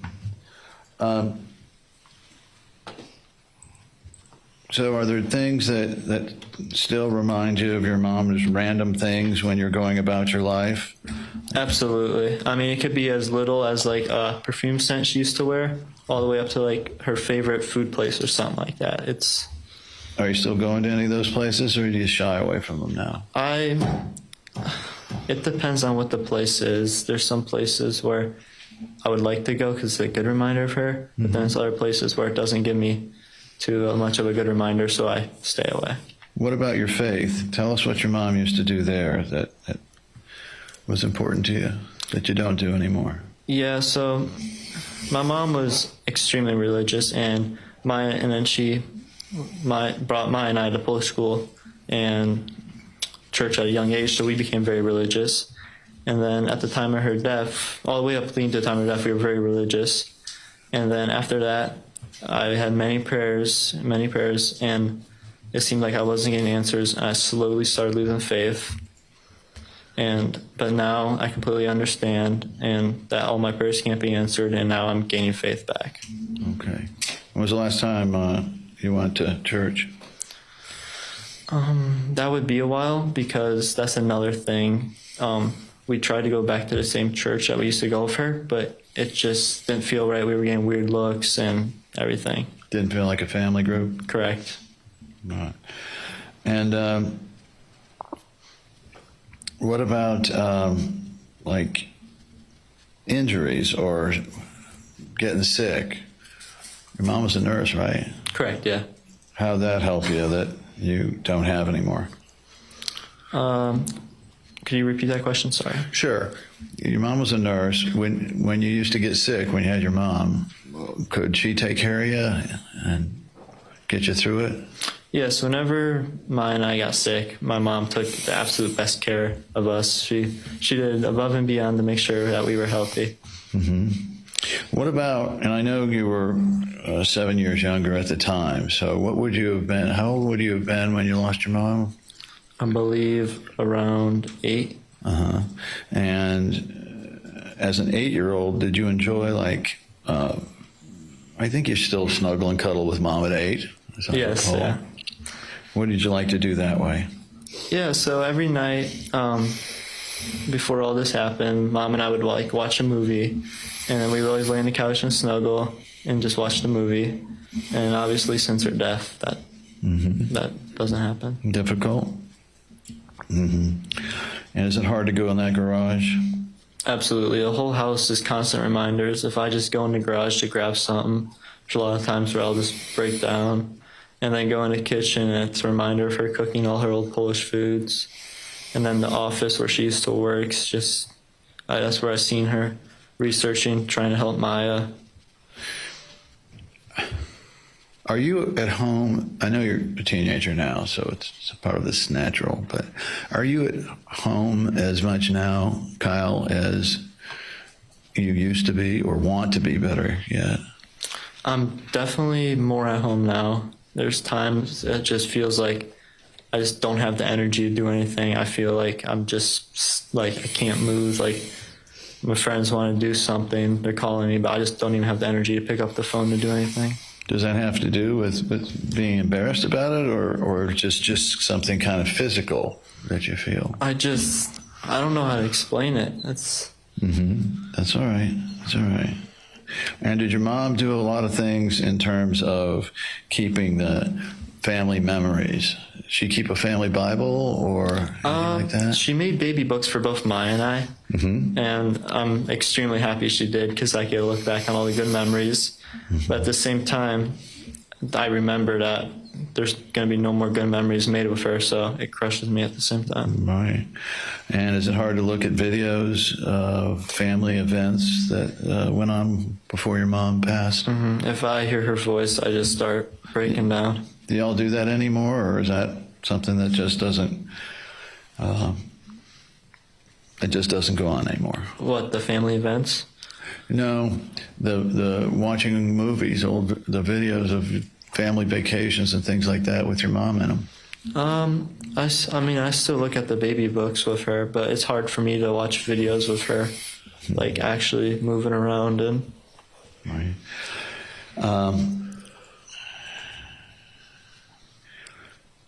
What are some of the other things that were kind of not terribly unusual, but just memories for you? How about riding around with your mom in the car? I'm sorry, I didn't hear you. Riding around in the car with your mom. Did she do anything fun then? Did she? Yeah, one of the main things that she did in the car was she had like these detective audiobooks. And now that if I just hear another one of those, it just crushes me hearing them. How's it doing now with, are you still doing pretty well at school? Yes. But what, if any, issues are you having about the focus required to think through things? I definitely have a lack of focus. There's times where I'm just doing school and then I catch myself just thinking about everything that happened and how much I just miss my mom. And how many times a day would you think you think back on that series of events? I mean, all depends on the day. It could be anywhere from like 5 hours a day to like 7 hours a day. Mm-hmm. And how many in a really good day for you where you don't think of it that much and it doesn't seem to be that as bad as it usually is? How many hours in a good day are you down and truly missing your mom to the point where it's affecting your ability to live? I would say for not as bad as a day, around 5 hours. At nighttime, that's when it absolutely crushes me. Then I have nothing to do and occupy myself. And I just sit there laying about it, and I just have to think about everything that happened. And then on a bad day, it was how many hours? 5 to 7? How many? I would say 7 to 8. Mm-hmm. Now tell the jury over the course of a week, I know it varies, but how many days of the week out of 7 days are good days on average, and how many are bad days? It really depends on how occupied I am that week, I would say, but I would say it's pretty even. So 3 and 4, 4 to 3, at all. Okay. 3 to 4, 4 to 3. Correct. Okay. Now, the support your mom gave you out in the world, can you tell the jury, was she kind of the retiring type where if there was an issue with you, she didn't want to get involved, or was she out in front of issues? She was definitely like, could you repeat that? Sure. Was your mom pretty aggressive about defending you in situations? Yes, absolutely. Yes. I mean, if a controversy came up at school or wherever? Yes, most definitely. Mm-hmm. Have you noticed any changes in the group of friends that you have from, and I know it's a lot of age difference now from 8 to 16, but in terms of the kinds of friends you want to hang out with and the number of friends that you want to hang out with, has it changed for you? I would say definitely the number of friends. I prefer to hang out with a lesser group of kids. Okay. And the things that you want to do, I think we went over that, but in terms of going out, now you're 16, you can drive now? Yes, I could drive. Okay. So are you a big one for going out with your friends, driving around, or is that something that you don't feel quite like doing anymore? That I don't feel quite like doing that anymore. Mm-hmm. Well, when you think about your mom, is there any way to bring yourself out of the state you're in, be it depressed or angry, what you've testified to before? I would not say there's like an immediate way to get me out of that mental zone of thinking about all the negative things. Is that part of the problem? Yeah, that's definitely a problem. And can you tell the jury whether they feed on themselves, just spiraling? Yeah, they definitely feed themselves 100%. How long have you gone? You're allowing a lot of leading questions just here. Not wanting to do much of anything, just sit around, not talking to people, just being, I guess. I mean, it's been like that for a while. I personally don't like to share my feelings with anyone. I would rather just keep them all to myself and not tell anyone about them. Okay. All right. And what do you think? What do you think about the future? Are you very positive about it now, or I mean, what's going through your head that way? What do you mean by future? Good point. Is it harder to make plans now for you? About yes, I would say it's difficult to make plans. Okay. All right.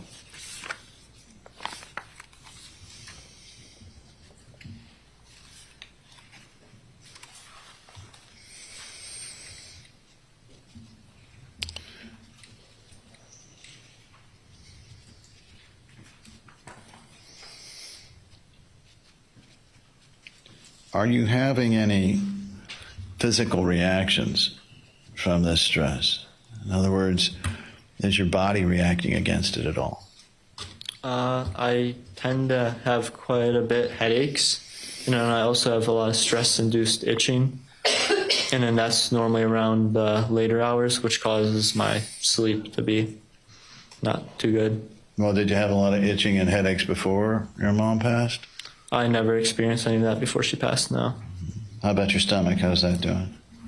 My stomach, I haven't had any problems with my stomach, really. Mainly in your head, and where do you itch when you itch? It's like on my legs. Okay, all right.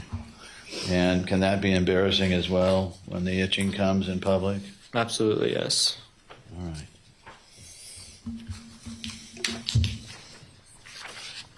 Not having your mom around, has it made you more worried about what would happen if something happened to your dad? Absolutely. Whenever my dad gets sick, I tend to overthink of what's going to happen, and I tend to worry. Yeah, there's a term called catastrophizing, meaning you look at the absolute worst case scenario. Is that what? I would, yeah, that's what I would say. To you? Absolutely, yes. And do you have a hard time coming out of that, even if your dad gets healthier? Like it's no longer appears sick? Yeah, I mean, I'm always extremely worried. There's times. Have you found yourself being overly cautious about him and for him? I would say so too. I think my dad would have some better examples of that because he'd probably remember more than me. Because I'm just normal, just doing what I'm saying. But then I might strike him as unnormal what I'm saying. So. All right. Did your mom know how to scuba dive? Yes, she was. Did you guys ever go scuba dive? You were young. You were 8. Was that more with your older sister and dad, or did you ever do that? Yeah. So Maya and I were not scuba certified at that time, so we were unable to scuba dive. Okay, that was more with your dad. Correct. All right.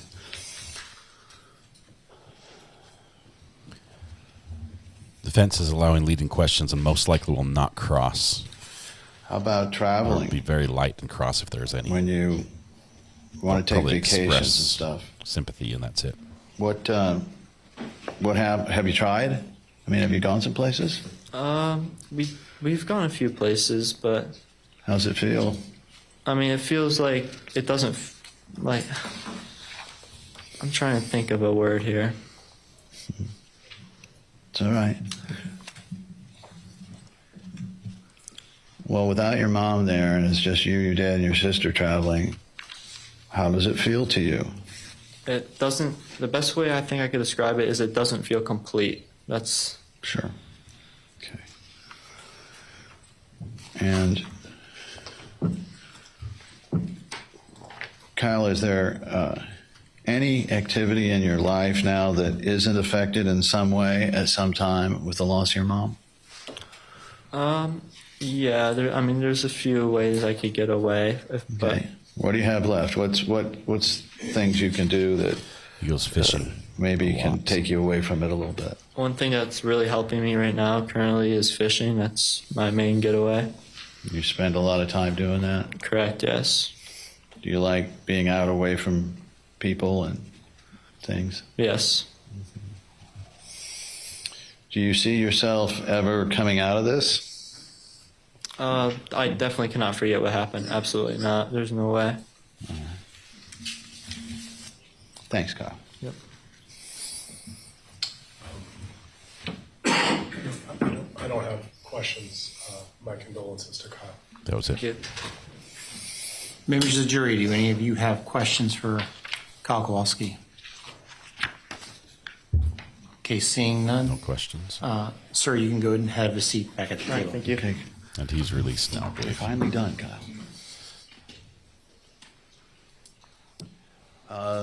Jack Kowalski?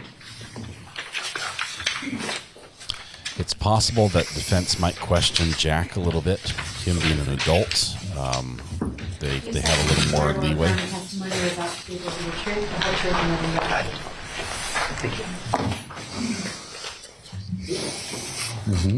There you go.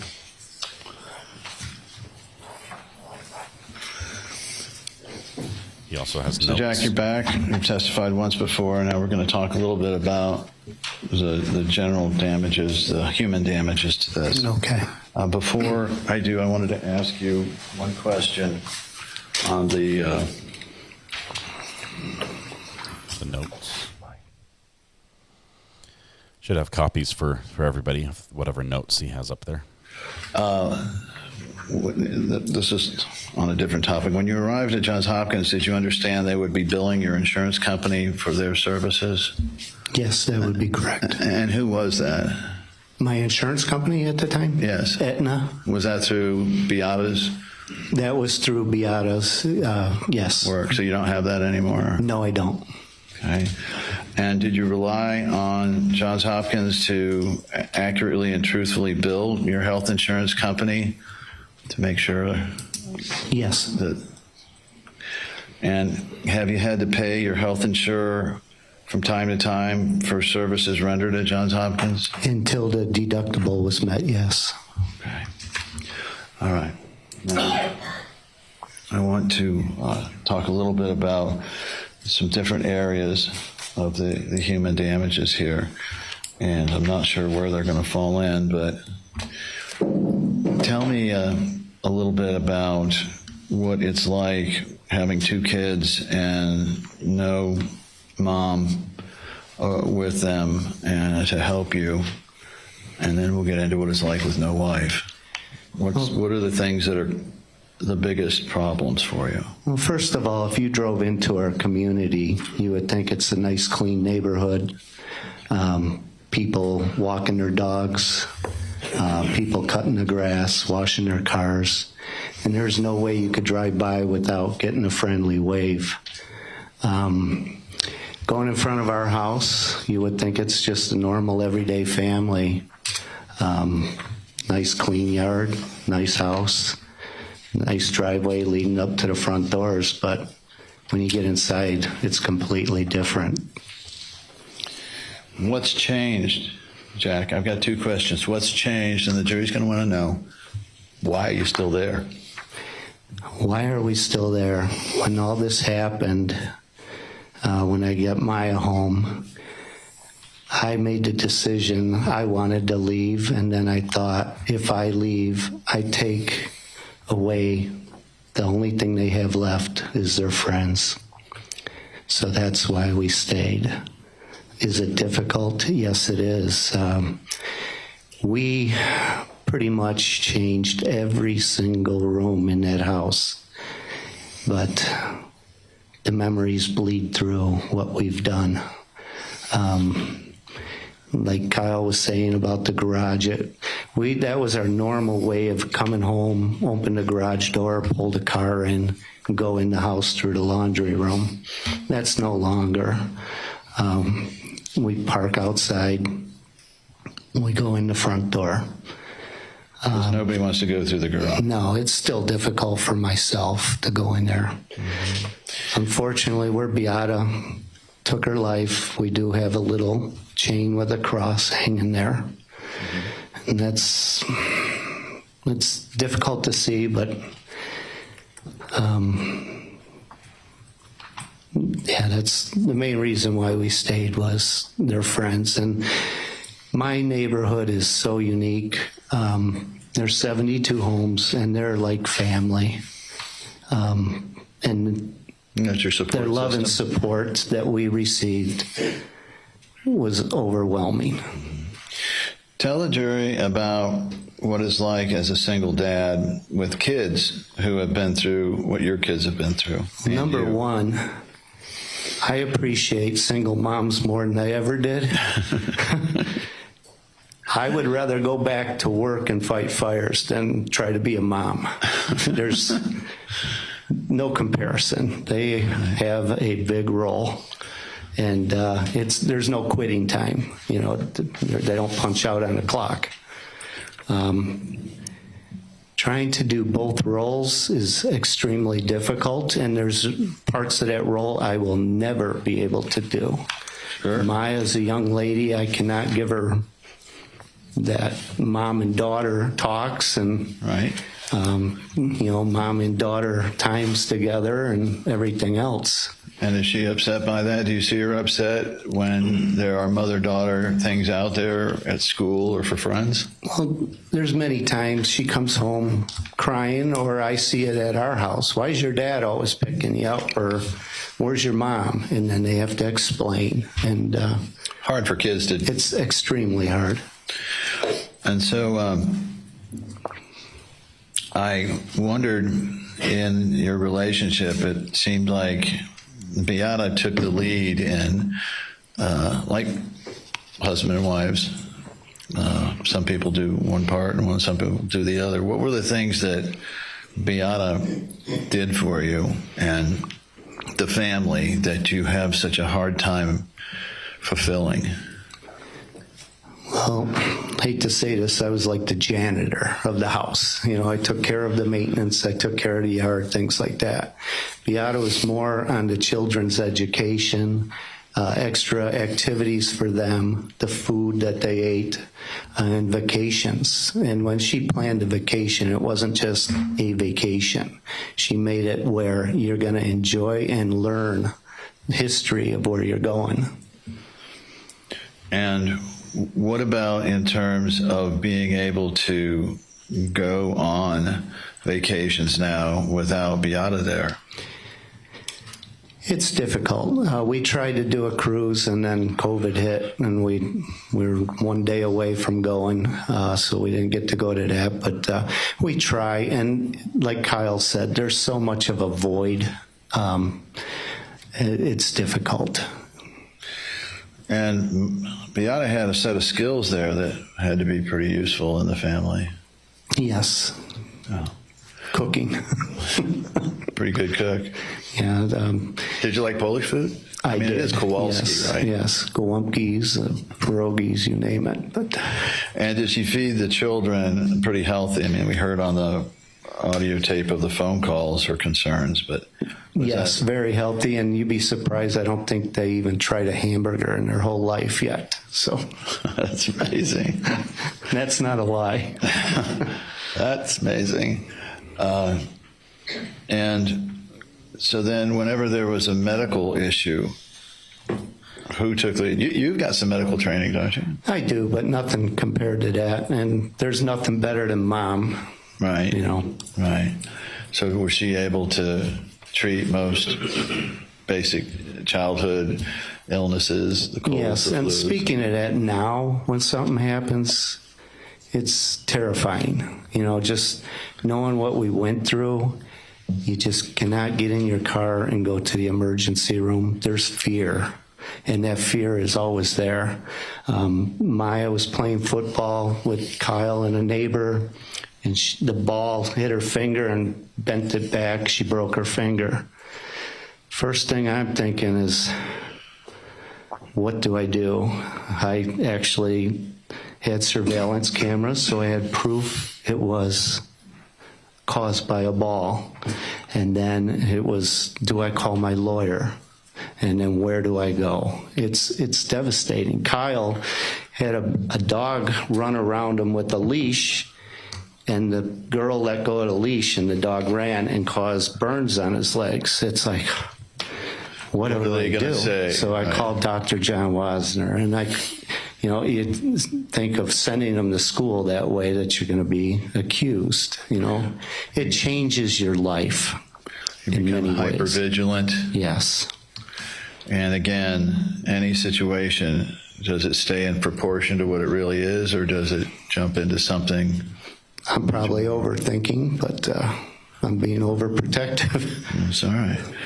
And in terms of things like, I don't know, dealing with teachers at school, the kids' activities, was Beata taking the lead in a lot of those? She did.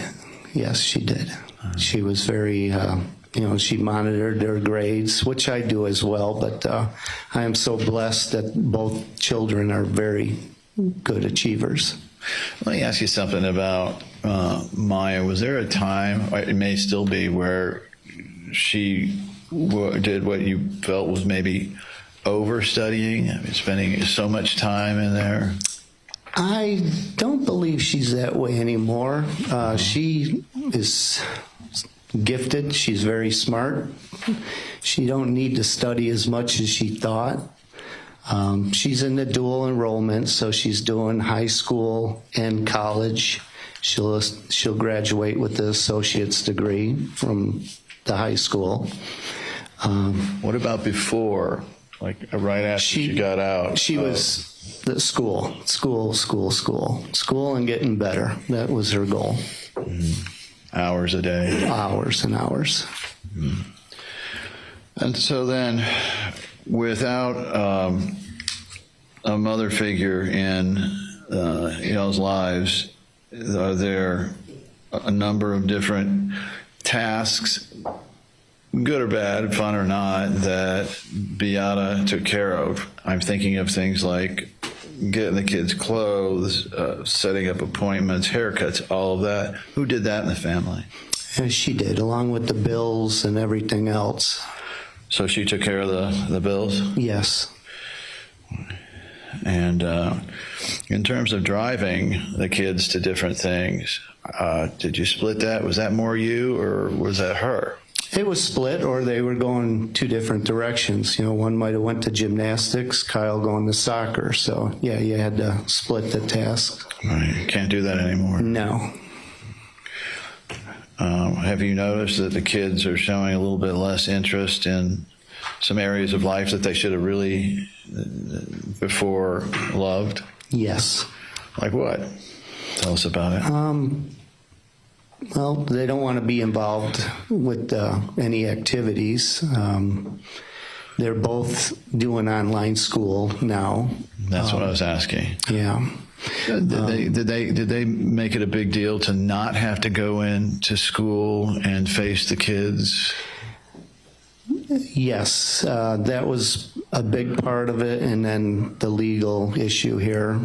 You know, we were supposed to be in court 16 months ago, so we placed Kyle into the Florida virtual so he wouldn't get behind. Okay. And we just kept him in that position because... So neither kid has been going to, I guess, regular high school for how long? It's well over a year, maybe a year and a half, 2 years almost now. What about things like just somebody to talk to? Have you developed any friendships that in any way replace any part of what you had with Beata? I will never replace what I had, you know, and every night when I lay in bed and roll over, I don't have somebody to hug and kiss and say goodnight. I can look down at her urn and I say a prayer instead, and it crushes you. And nobody to then sort of talk things out, issues, problems for the family? No, and a lot of times I hear their fear and anger, and I try to be the tough one, because if they see me sink, they sink type. Sure. So when I do get in bed, sometimes I let it out and cry. Well, is that stressful for you then, to be the one that has to keep it all together by yourself? I have to. What about thoughts of what would happen if anything happened to you? That immediately after Beata's passing, I thought of that and did a trust. And, you know, God forbid something happened, I asked my oldest daughter to take care of them. Well, you're a bit of an older dad. How old are you? 62. 62. How old were you when you had Maya and Kyle? I don't remember. 50s? minus 817. Right. So as you get older, is it concerning you whether you'll be able to physically and mentally keep up with them as they mature and have more challenges in life? I try my best to stay healthy. Just the other day I had a sinus infection. I do have my doctor's note for you, Judge. I went in there and they took my blood pressure, and she mentioned that it was high, and she did it in the other arm, and she says, do you ever realize you have high blood pressure? I never knew it. So there's nobody really there without Beata to monitor your health? No. Would you go to the doctor, like most guys, I guess you don't go to the doctor unless it's nobody not reminds after you. what we went through. It's not something you want to do as much, which I need to. And I need to do something about the PTSD as well. Tell us about that. Is it... I don't know if... there's a place called My Warrior's Place in Ruskin, Florida. It was started from a woman. She lost her son in the war. And for her to grieve, she opened us up to military, police, fire, and it's a retreat. And I would love to start going there and try to get some help. Hopefully you get to the point where you can function well. Do you have any goals about making sure this kind of thing doesn't happen anymore? Yes. All right. What do you want to do? Your Honor, you'd like to approach on this?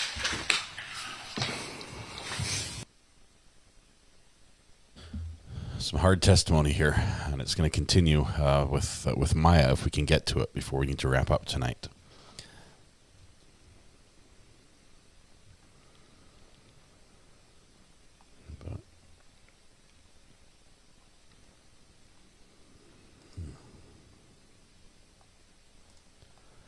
This is all going towards damages.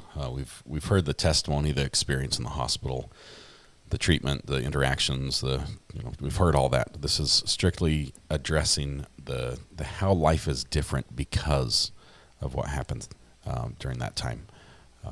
And so if the jury finds that the hospital is liable for, if they're at fault for the occurrences, for what happened to Maya and the entire situation, her mom, everything else, then they're going to be weighing these damages as they calculate an appropriate amount to award to the Kowalski I cannot say it, Kowalski family. There we go.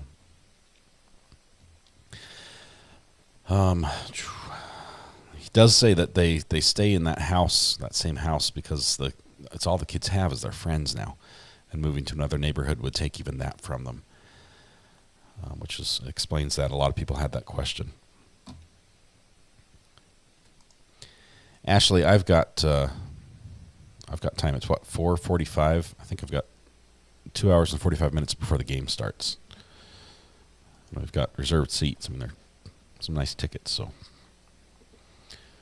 we get there. I don't know if we're going to be able to stay the whole time. I've got my 3 youngest. They might fall asleep. I might be carrying them back to the car and driving home early. I don't know. Judy, yes, this camera has a high color saturation level set to it. The other cameras looks a little paler, but it looks like everyone looks a little too pale in that camera, so we go with this one. People, for real, tomorrow is the last day of plaintiff witnesses. I believe they're going to rest officially on Monday. They're still running a little bit behind time. They wanted 3 witnesses here tonight.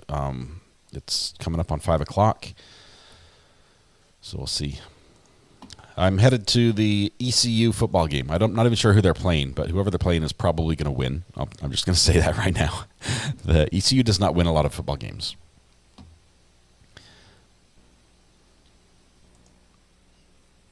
Oh, it'll be done before then. It'll be done.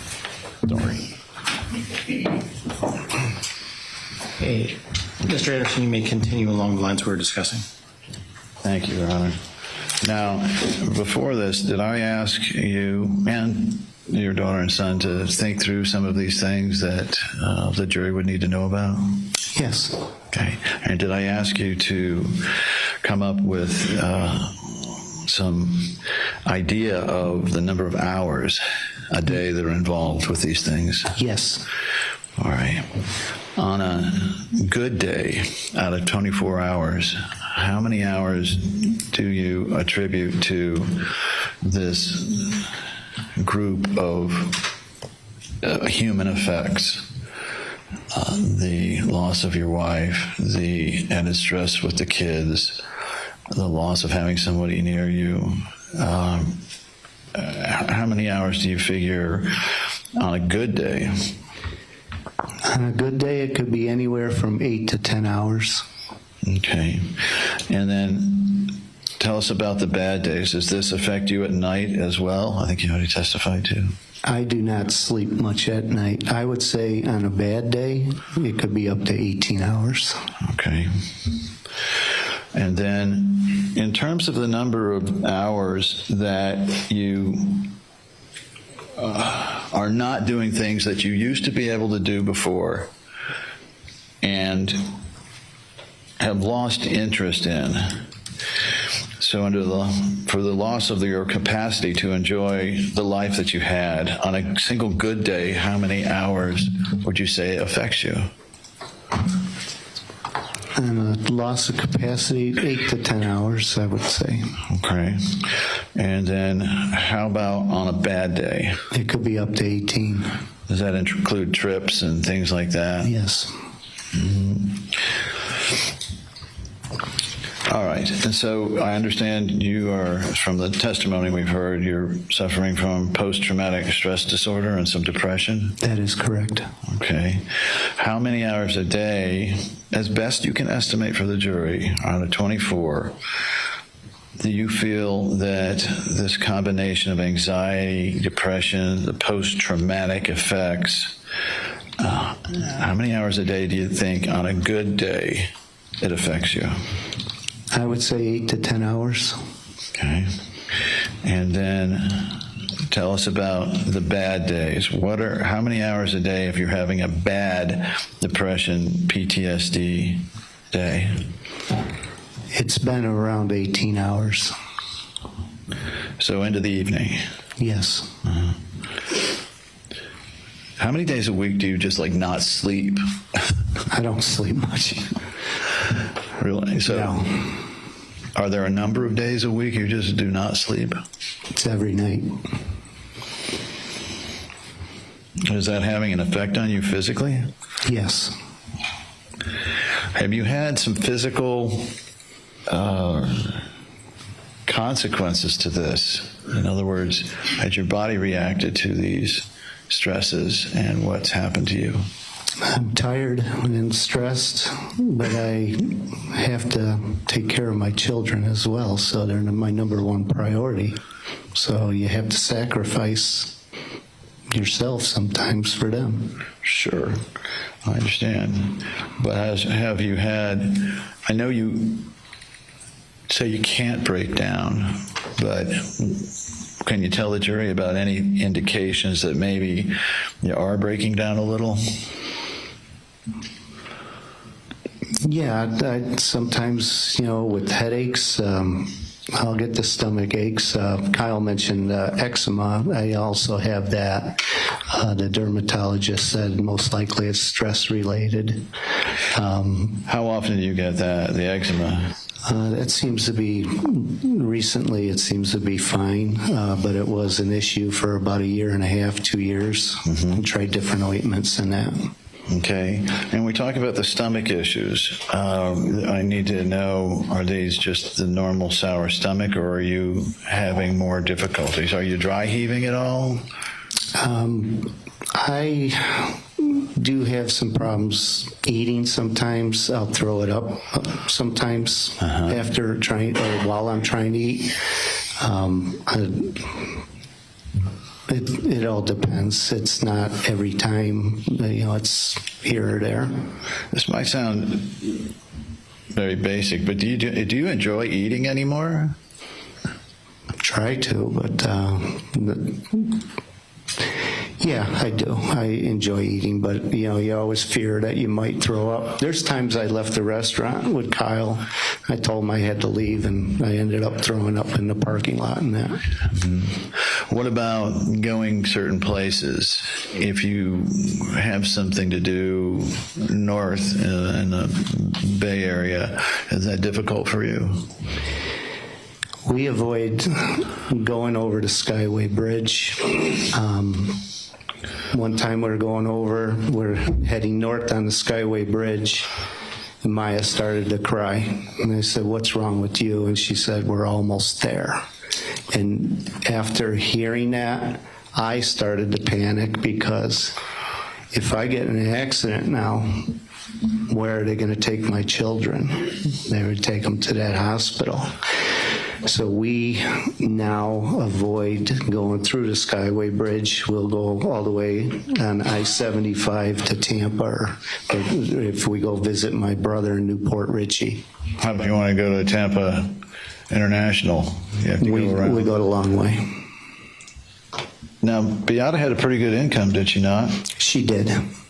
And you have good retirement, though, from the fire company.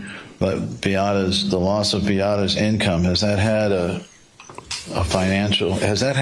effect, although there's some separate numbers for that, but has that had an effect, the lack of that extra income, on you and your family's ability to do things? Yes. First of all, she carried the insurance for us. So once she passed, I had to go on to a COBRA for 3 years. And then after the 3 years, I had to get my own insurance. Right now, the children are on Social Security under the death benefit for Beata. But once they turn the age of 18, they lose it unless they're still in high school. Once they graduate high school, they lose that benefit. Normally, after the children don't receive it, it would go to the surviving spouse. But since I have a pension, I'm exempt. I will not receive that Social Security. Okay. So has it reduced the number of, leaving aside all the ideas of it being 3 traveling instead of 4, has the reduction of income caused your lifestyle in terms of travel and activities to go down? Yes. Are there some things that, with the added income of Beata, you could do that you just don't think about doing anymore? Well, it was, number one was big vacations, a very good vacation. Tell the jury where the foursome went, where all of you went. What are the things you did? As a family, we would do small trips, weekend trips to Orlando or down to Key West. Bigger trips, we went to Mexico for a week or week and a half at a time. We went to Poland for a month. Those were the big trips. And then there's a lot of little trips here and there as well. Did you have planned out with Beata the things you would do once you got the kids out of the house and she could go to more of a part-time or have more time? Did you have retirement plans like that? We had a retirement plan, and then we also had college funds for the children, and a lot of that was used for medical expenses during my being ill. Mm-hmm. And so no more retirement plans with a spouse? No. And not much to look forward to that way? No.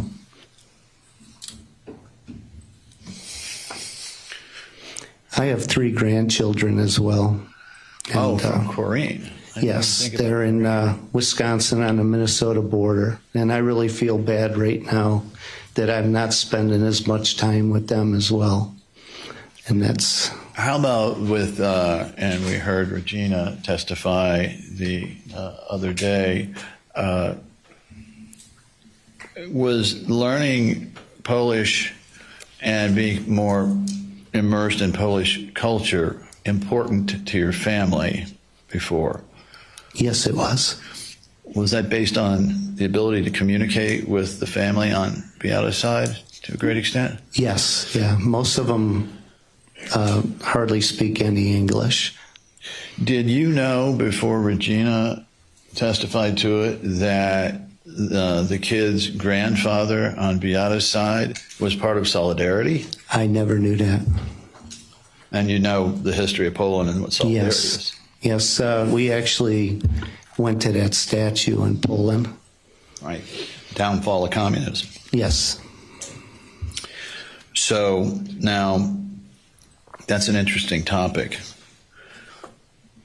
Did you hear that Beata saw her dad dragged off by government, I don't know what you call them, goons?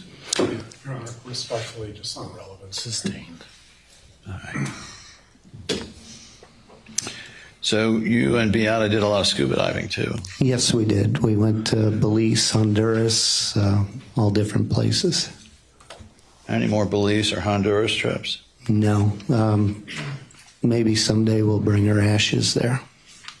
Okay. Where are her ashes now? In my room. And what about that brings up going to church. What's happened with the faith among the family? I still go to church almost every week. Like Kyle stated, we do not go to Epiphany because it just felt awkward. We did try different churches, and it was difficult to pick one, but I've been recently going to the Bridge Church again. And so the kids, have they lost some interest, or has it come back? What's going on? Their faith is coming back. It's just a lot of it was difficult for them. Mm-hmm. Hard to rationalize. Yes. And every once in a while I do feel guilty, and I'll go to Epiphany, and then I'll go to the Bridge on the same day. Sure. Not often, but I do it every once in a while. Yeah. Well, I know you don't, you're pretty stoic and don't show a lot of emotion, but what are the feelings inside about the fact that Beata committed suicide as opposed to, I mean, there's no good way something like this happens, but Respectfully object to the relevance, Your Honor. You can talk about his feelings from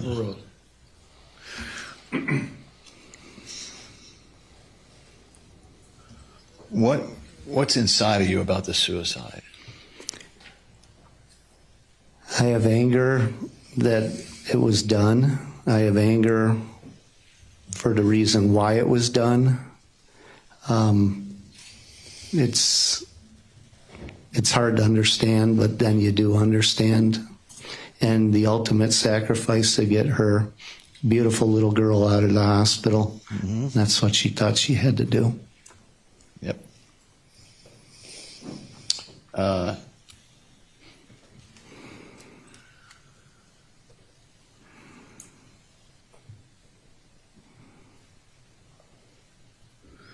It says something about having an extremely ill child. Are we talking about coming out of or still having the, strike it, Scratch is all that. Maya's CRPS and what you have to do there making it more difficult to deal with the things you've told the jury? It's both. It's last night she told me she's in pain and she has lesions again, so that's more stress, in the steam pot, and it's hard. It really is hard, and the other things are hard. So I don't want to compare. It's a mixture of everything. Don't worry about it. Don't worry about it. But if you could tell the jury, I don't want to get into it too much, but when the lesions start to appear, what does that usually mean? It's the lesions, and she's also lack of exercise.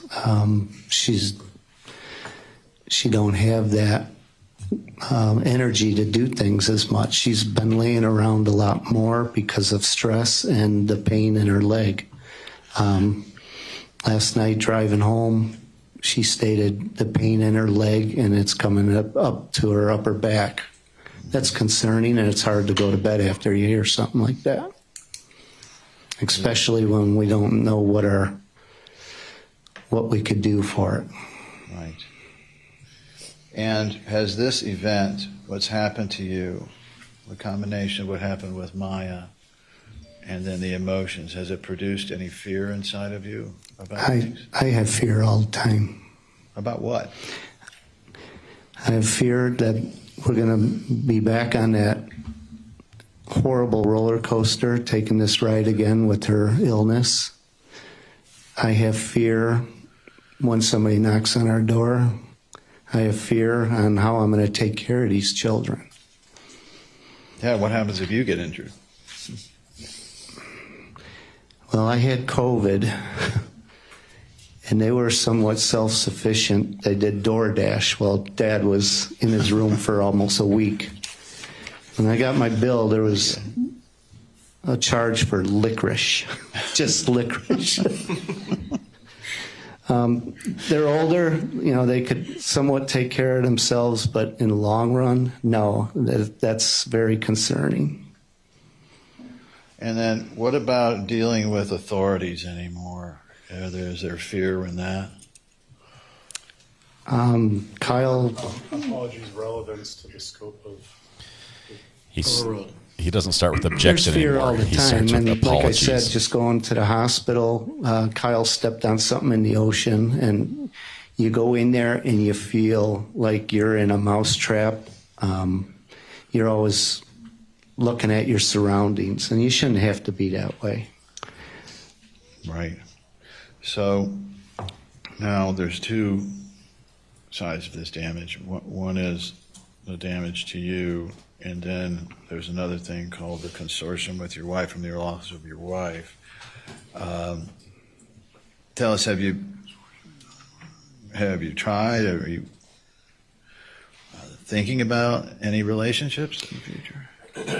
It wouldn't be fair to be in a true relationship now, number one, for the kid's sake, and it wouldn't be fair for the person that I would be dating. Right. I did, go out and have dates and talk to people and, try to, but to have somebody in my life right now, I don't think it would be appropriate until we, get everything taken care of here. And did you and Beata have a healthy sex life? Yes, we did. And that's gone, obviously. It's gone. Right. And so tell me now, including all the ways you miss your wife and the loss of this companionship and the consortium, on a good day, how many hours does this affect you? At least half the day. 10 to 12 hours? Yes. Okay. Let's talk about the bad days. Let's focus on the case for a little bit, They're guys. at 18 again. Religion gets to be a tough So topic. tell the jury now, how many good days and bad days, on average? I know it's tough, but you got to give them some parameters. During the week, how many good days and versus bad days? Unfortunately, I would say it's probably 70% bad over good right now. All right. So maybe 5 out of 7? Yes. Especially when Maya's illness, she's complaining and that, it just builds up more and not knowing what to do.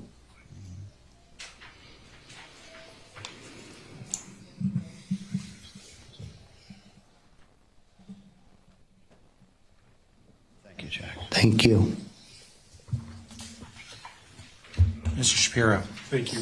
It'll be brief, Your Honor. I understand the time of day.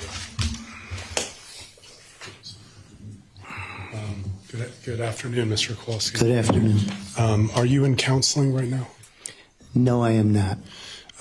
You mentioned a couple trips or the lack of trips. You did have the opportunity to go to New York City. Yes, I did. Was that once or twice or? Twice. Okay. And when were those trips? One was in March and one was in June. I could be wrong, right around those times. Of this year? Yes. Okay. And just briefly touching on the deductibles and the co-pays, the jury's obviously heard a lot, so I'll cut to the chase, but the hospitalization at All Children's was in October of 2016. Do you know if the medical care that Maya had from, say, January through October had exhausted your co-pays by that point? It's possible. She had a lot of, medical appointments and things like that. She was in many ERs for her asthma prior to that. So we may have met the deductible before then. And I guess my question to you is, do you know if you had a copay at All Children's, or that may have been... That I'm unaware of, and that was something Beata took care of. Do you know if you used any money from the GoFundMe or You Caring fundraising sites for her medical care? Oh, yes. Yeah, I believe we did. Never mind. Okay. I have one more question I'd like to approach on before I ask you. Okay, so this is not an appeal, or this is not an objection. This is the defense realizing that they're asking a question that comes close to a prior ruling or a gray area, whether or not the judge would allow it and whether it might cause problems for the trial. So they're asking the question to the judge first. The plaintiff is going to be able to weigh in on this and say, yes, I would object to that, or no, I wouldn't. The judge is going to weigh in on that, and if there's no objection, the judge will probably allow it. You might give him advice saying, I don't know, you might not want to go there, but we'll see. This will probably be the conclusion of the questions. I think he said it was the last question. Generally, in these sort of situations, the defense does not spend a lot of time questioning the family. You're going to hear his condolences again, and then end and wrap up, and then move on to Maya.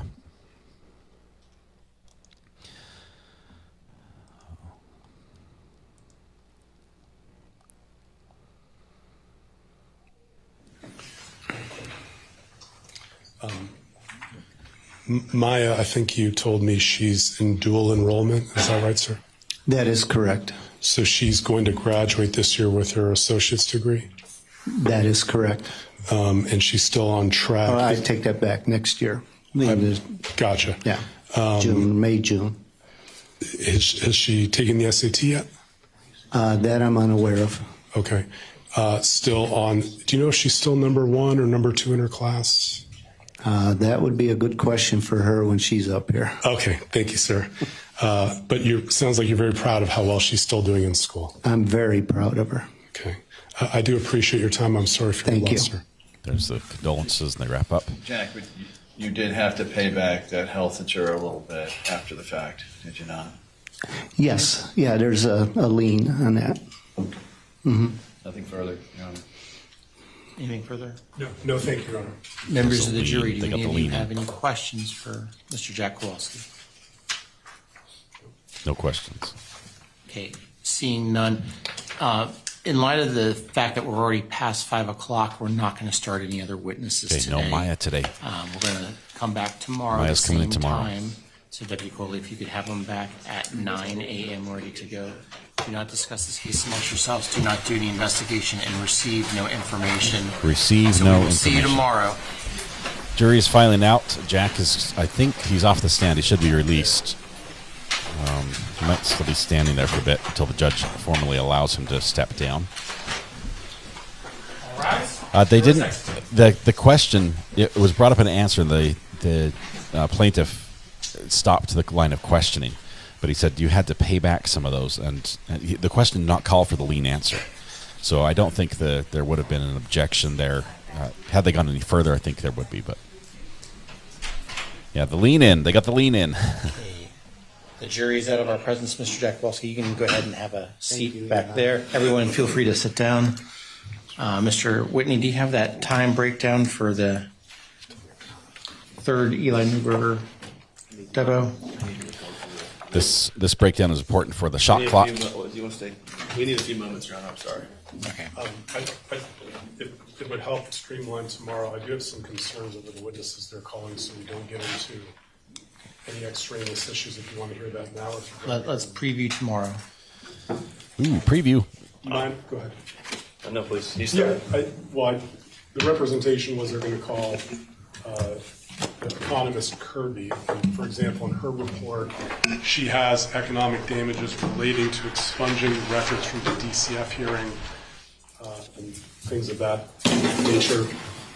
I'm not asking for that now. We have a new report that doesn't have any of that. Okay, I don't have that new report. That's all it is. Robert Tremp, their vocational person, has in his report that that part of the reason Maya is not employable is because of the forced separation at the hospital. I assume that won't be elicited on the record. Well, there are periods of forced separation. Okay. Yeah, I mean, We need to at the end of the day, the hospital is not liable for the DCF call and the dependency court action. I understand, Your Honor. Right, but there was I'll forced have to carefully separation before tailor that. those questions, but the witness was instructed, and I'll take another look at Trent's report. And then lastly, I don't know if we'll get to him considering where we are in time, but do you still plan on having Dr. Richards testify tomorrow? I'd say there's a good chance. His testimony is very limited, and it has to do, we have a standard on the intentional infliction of emotional distress. His testimony will be limited to psychological factors leading up to Beata's actions. We may ask for a proffer outside the presence of the jury, just so that way we're not stepping in issues with him, because the court's issued a motion in limine that's already struck any standard of care opinions. But anyway, we can deal with that tomorrow if he testifies. I'm not asking standard of care. And then we're starting with Maya Kowalski in the morning. Maya Kowalski in the morning. Would it be safe to say with that extremely full lineup that you will not be calling Ms. Salisbury? I do not plan to call Ms. Salisbury at this time. If I change, I'm going to talk to her tonight. As soon as I get home, I will call you. But it's not going to be the extensive testimony I think you guys were prepping for. Well, we have right on the lineup right now 5 huge witnesses that I think the chances of getting to all 5 tomorrow are 0. She would be the 6th. And I don't know what she could testify to. I mean, my understanding is that you would only be calling her to talk about the legal fees. I only got 5 on the list. Kowalski's would have to endure to try to change records, including those that came from dependency. So if she does testify, we would ask for a proffer at that outside the presence of the jury. Okay. Now the other option is to save her for Monday morning, and that way you'd have more time. You'd know for sure tomorrow. But I think we wanted to do DVs on Monday morning. Well, it does sound, if you already have those 5 witnesses plus a proffer with one of them, that you probably just, from a time perspective, just not going to make it. I would tend to agree with the court. And okay, so let me make the commitment. I will not call her tomorrow. Thank you. Okay, that was Salisbury. Yeah. Okay. That's all I had, Your Honor. Mr. Altenburn. Your Honor, one thing, and I'm not quite sure what we do about this. Yesterday, we very carefully went through and stipulated that I would not move for a directed verdict if they didn't put on proof of a lien as damages. We went through this very carefully. We all made agreements on this. And the last question he asks is, do you have a lien and do you have to? He did not ask that question. No, I didn't ask for a lien. That is not the The question. witness threw it in. If we need instruction on it, fine. That was not my intention in any way, shape, or form. The point is, Can we have a read back from this? I can talk to that for a moment. In speaking with our appellate counsel, there was a stipulation as to damages, but we weren't comfortable as to, I believe the third element is detrimental reliance. So we didn't want to get caught with a stipulation on damages, but nothing on detrimental reliance. The whole fight on the jury instruction is whether we have to have a line for an element of damages or whether detrimental reliance is all that you prove in fraud. That's what the fight between the appellate lawyers has been about. There's been no discussion with this with me. They just come up and do exactly what they told me yesterday they weren't going to do. I mean, I don't know what to do about it other than to complain, but normally when I make an agreement with someone, I try to keep my word. The instruction won't do any good.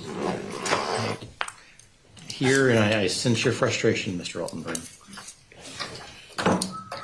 Your Honor, I still have, by my count, approximately 26 exhibits we need to discuss at some point. Well, y'all are running out of time. I understand. Our lunch break yesterday was spent 45 minutes on a last-minute motion. I'm trying to get these admitted. I don't know what to do. Well, we'll have 30 minutes tomorrow morning before the jury starts. Hopefully we can spend focused time on it. And then when we're talking about it, hopefully we don't spend 15 minutes on one exhibit. So many zippers. I'll be brief. on my argument. It would also be incredibly helpful if counsel, having seen the court's rulings now on the vast majority of these exhibits, if counsel could take a look again this evening and let us know, not tonight, but tomorrow, if we can streamline some. That would be nice. Do I have a breakdown yet of that 30 minutes? No, because we don't. We'll take all of it. Boom. We'll take all of it. In all seriousness, Judge, we probably had 2 minutes of it. And on the other pages, we literally had 2 pages out of all of that. I gave you only 5 minutes from the first 2 depositions. Perfect. So I'll give you 5 minutes of the That's 30 fair. minutes. We'll take 5 minutes from it. That's fine, Judge. Okay, So what's the new totals, Judge? That makes it. Calculator. 3 plus 2, that equals 5. Plus 1, that's 6. And I need to correct. Ms. Crawls was correct. That portion you wanted read in was designated, I'm told. So if you need to read that in, or how are we going to do it? Yeah, we'll just read it in. We're not going to try and play it. I'll just find out when that's convenient for the court. Or if you want us to put it in the video, we can play it 30-second video. No. Whatever you do now. Okay. Judge is doing advanced math right here. Maya's Clock gonna be is as There we follows. go. Today, plaintiffs used 4 hours, 5 minutes, which means their cumulative total is now They're almost done. 40 hours and 15 minutes. The defendants used 50 minutes today with, that means your cumulative total is at 13 hours, 40 minutes. As a reminder, Wednesday of next week, we're not going to have any jury members here, and we'll do jury instructions in the afternoon. Mr. Altenburn and Mr. Allegate can be by Zoom if the lawyers wish to be by Zoom as well. If they wish to not be here, that's fine. We need somebody Anything there, else before or else we there's adjourn no for this video. evening? What time are we coming in the morning? I'm sorry. 8:30. 8:30. Anything else? No, not from the defense. Anything else? Okay, we'll be in recess. See everybody tomorrow at 8:30. Thank you, Your Honor. And we are out. We're out. That is crazy. Let's see. Turn some things off here. Okay, so that goes to there. We're good. All right, so tomorrow, Maya's going to be up first thing in the morning for damages. That's going to be probably emotional testimony. That's probably also going to be very difficult to listen to. And then they've got a couple of witnesses, and the economist, her name is Kirby. We've got Robert Tremp, who's a vocational expert, who's going to talk about Maya being unable to work and possible forced separation is the cause of that. They've got Dr. Richards as well. I don't know who the fifth one is they wanted to bring up, but it's not going to be Salisbury. Salisbury they struck from the list. Shot clock, 40 hours and 15 minutes for the plaintiff total. Defense has used 13 hours and 40 minutes. Let's see. If they hit the shot clock threshold, in theory, they're not supposed to be able to go any further. I know Rob has said that it's just like a guideline and the judge is going to let him cross, but I just don't know. Where do we submit our total objection guesses? The objection guesses are on the Google page. Mrs. R.A. is saying if she promises to be nice, can she use the mic? We're going to do a quick poll. Should Mrs. R.A. get to use the mic here this evening?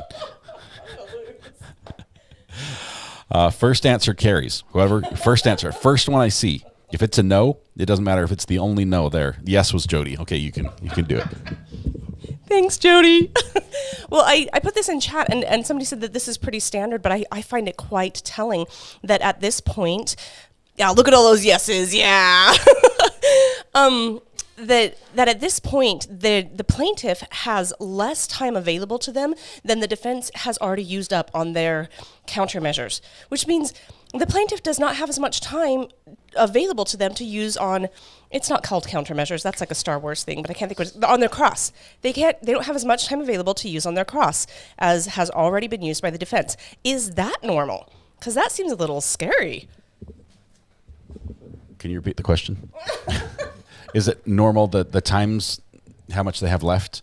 The defense has used 13 hours, and plaintiff has 10 hours left. Yeah, so I don't know. I think it's probably normal. It probably is. Changing to a no, Adam. Adam says no. Changing to a no. As far as the hoodie we're going to be giving away, it's going to be probably, well, let's see. When does the trial end? Is it too late for an orange hoodie, a prison break? I don't know. We'll find a hoodie. We could make a custom one as well. So let's see. Has somebody put in chat the link to where we can post your guesses? I think it should be. I think we're probably going to close the guesses right when plaintiff rests. When plaintiff rests, I think we'll close the guesses. Would that be fair? Remind me to remind everyone else to get their guesses in. I don't see the link anymore. I've lost it. I apologize. Mrs. Ari wants the mic again, and remember I've got a football game tonight. I'm coming with. Okay, so this is just my last thing, I promise, because actually I think the timer went off on dinner, so I got to go do that. But I was really impressed. Like yesterday, there was so much. And what's that word? They really did not want to let that guy in yesterday to speak. Lots of objections, lots of please stop this thing in its tracks. And he showed up, and it seems like he didn't really say anything very important at all. And then the guy today was just amazing. Just the readings were amazing, but then watching him in the last deposition where he said, I've had some time to think about this, and I have come to a conclusion that he said this, that I, as Mrs. Ari, have never considered, that he said there was something way more going on here than just some people who made bad decisions or some people who weren't doing things as they should have done it. He said this was like a gang of people who got together and made a secret pact to go after this family. I mean, he hit it so hard that I thought, did anybody else hear that? That was such a powerful statement for him to make. I think he was a much more powerful witness than the other. You want your mic? Yes, I agree. The testimony there, not only that they all worked together, but that it was intentional and they conspired to bring about these ends. It was very very forceful testimony. I'm not sure if the jury feels the same way, that holy cow, these are the evil ones. These are the dark forces. Okay, these are the men in the black hats. Okay, in the old time movies, the bad guy always wore the black hat, and the white guy and the guy with the white hat was the good guy. That's how he could tell who the good and the bad characters were. I don't think it's that clear cut here. I don't think anyone's looking at the hospital and saying, yeah, they're the bad people. But in this case, they're saying there were a couple people who were leading this little group, and they had a plan. And that plan was harmful to the family and to Maya. All right. Hope says he wasn't listening to you, Mrs. R.A. Okay. Where on Google? I missed it when you said to the forum. Right here. Here's the link. It's the pinned message. I'm not sure if you can click it from a pinned message, but I can repost it really quickly.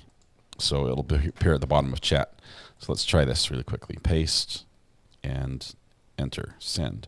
Okay, so this message on the bottom. So in the chat window, this message, that's the form where you make your submission. Just one guess. We just need one guess. You fill out all the answers on there and make your best guess at how many total objections we're going to count in this trial. And I realize we missed some. We're going to do our best to count as many as it was we hear. And whoever's the closest to that, or if there's a tie, we'll do some sort of a coin toss or random number generator between the tying entries. I'm going to send him a hoodie, and we might make a custom hoodie. I'm not sure. It might just be one we have, but that's what we're going to do. Speaking of hoodies, I'm going to go grab my hoodie. I'm going to wear my orange. This is my jailbreak hoodie when I go to the football game, I think. Maybe I'll get Mrs. R.A. to wear hers as well, so we can be like a matched set, because she's coming in place of one of our kids, so it'll be the two of us, like a date, and then two of our kids. The rest are going to stay home. But that's it. Anything else we need to cover tonight before we go about before about going home or going on about our other activities. Let's see. Mrs. RA is wonderful. I love her. She's amazing. Thanks to RA. Thanks, RA, to Amber for the form. Yes, all the mods, you rock. Yes, thanks for the suggestion for the giveaway. It's something I've always wanted to do, and I think we're at the point where we can start doing those. So that's wonderful. I know there's some people who would like some merchandise and aren't in a place where that's an option right now, so maybe a giveaway would help in that area as well. Let's see. Mods are fantastic. Thank you for all your work you put in today. Thanks for all of you who are part of this community, who made the community what it is. It wouldn't be the same without you. Thank you very much. Tonight, when you go home, please hug the people you love. Smile at someone, make their day just a little bit better, and stay safe till we go live tomorrow morning. It's going to be, let me check my notes here. It said 8:30 start, so we'll start at 8:15. Don't tell Mrs. RA. 8:15, I'm cutting into our exercise time in the morning, but we'll do that. Oh, happy birthday, Kimar. Your iPhone 15 Pro Max just came. I can't tell the iPhone Pro Max apart from the iPad Pro. They're both huge. So let me know if you like it, especially if it gets overheated. I need a new phone eventually. I usually get one several years after they're new. All right. Thank you all. It's been wonderful. We'll see you in the morning. Stay safe. All right. Be good to each other. We'll see you guys.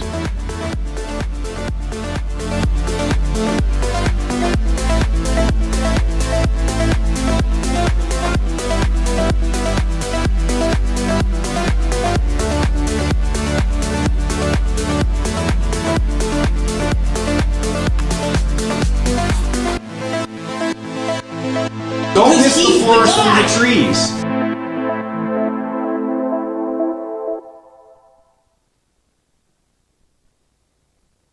Is that correct?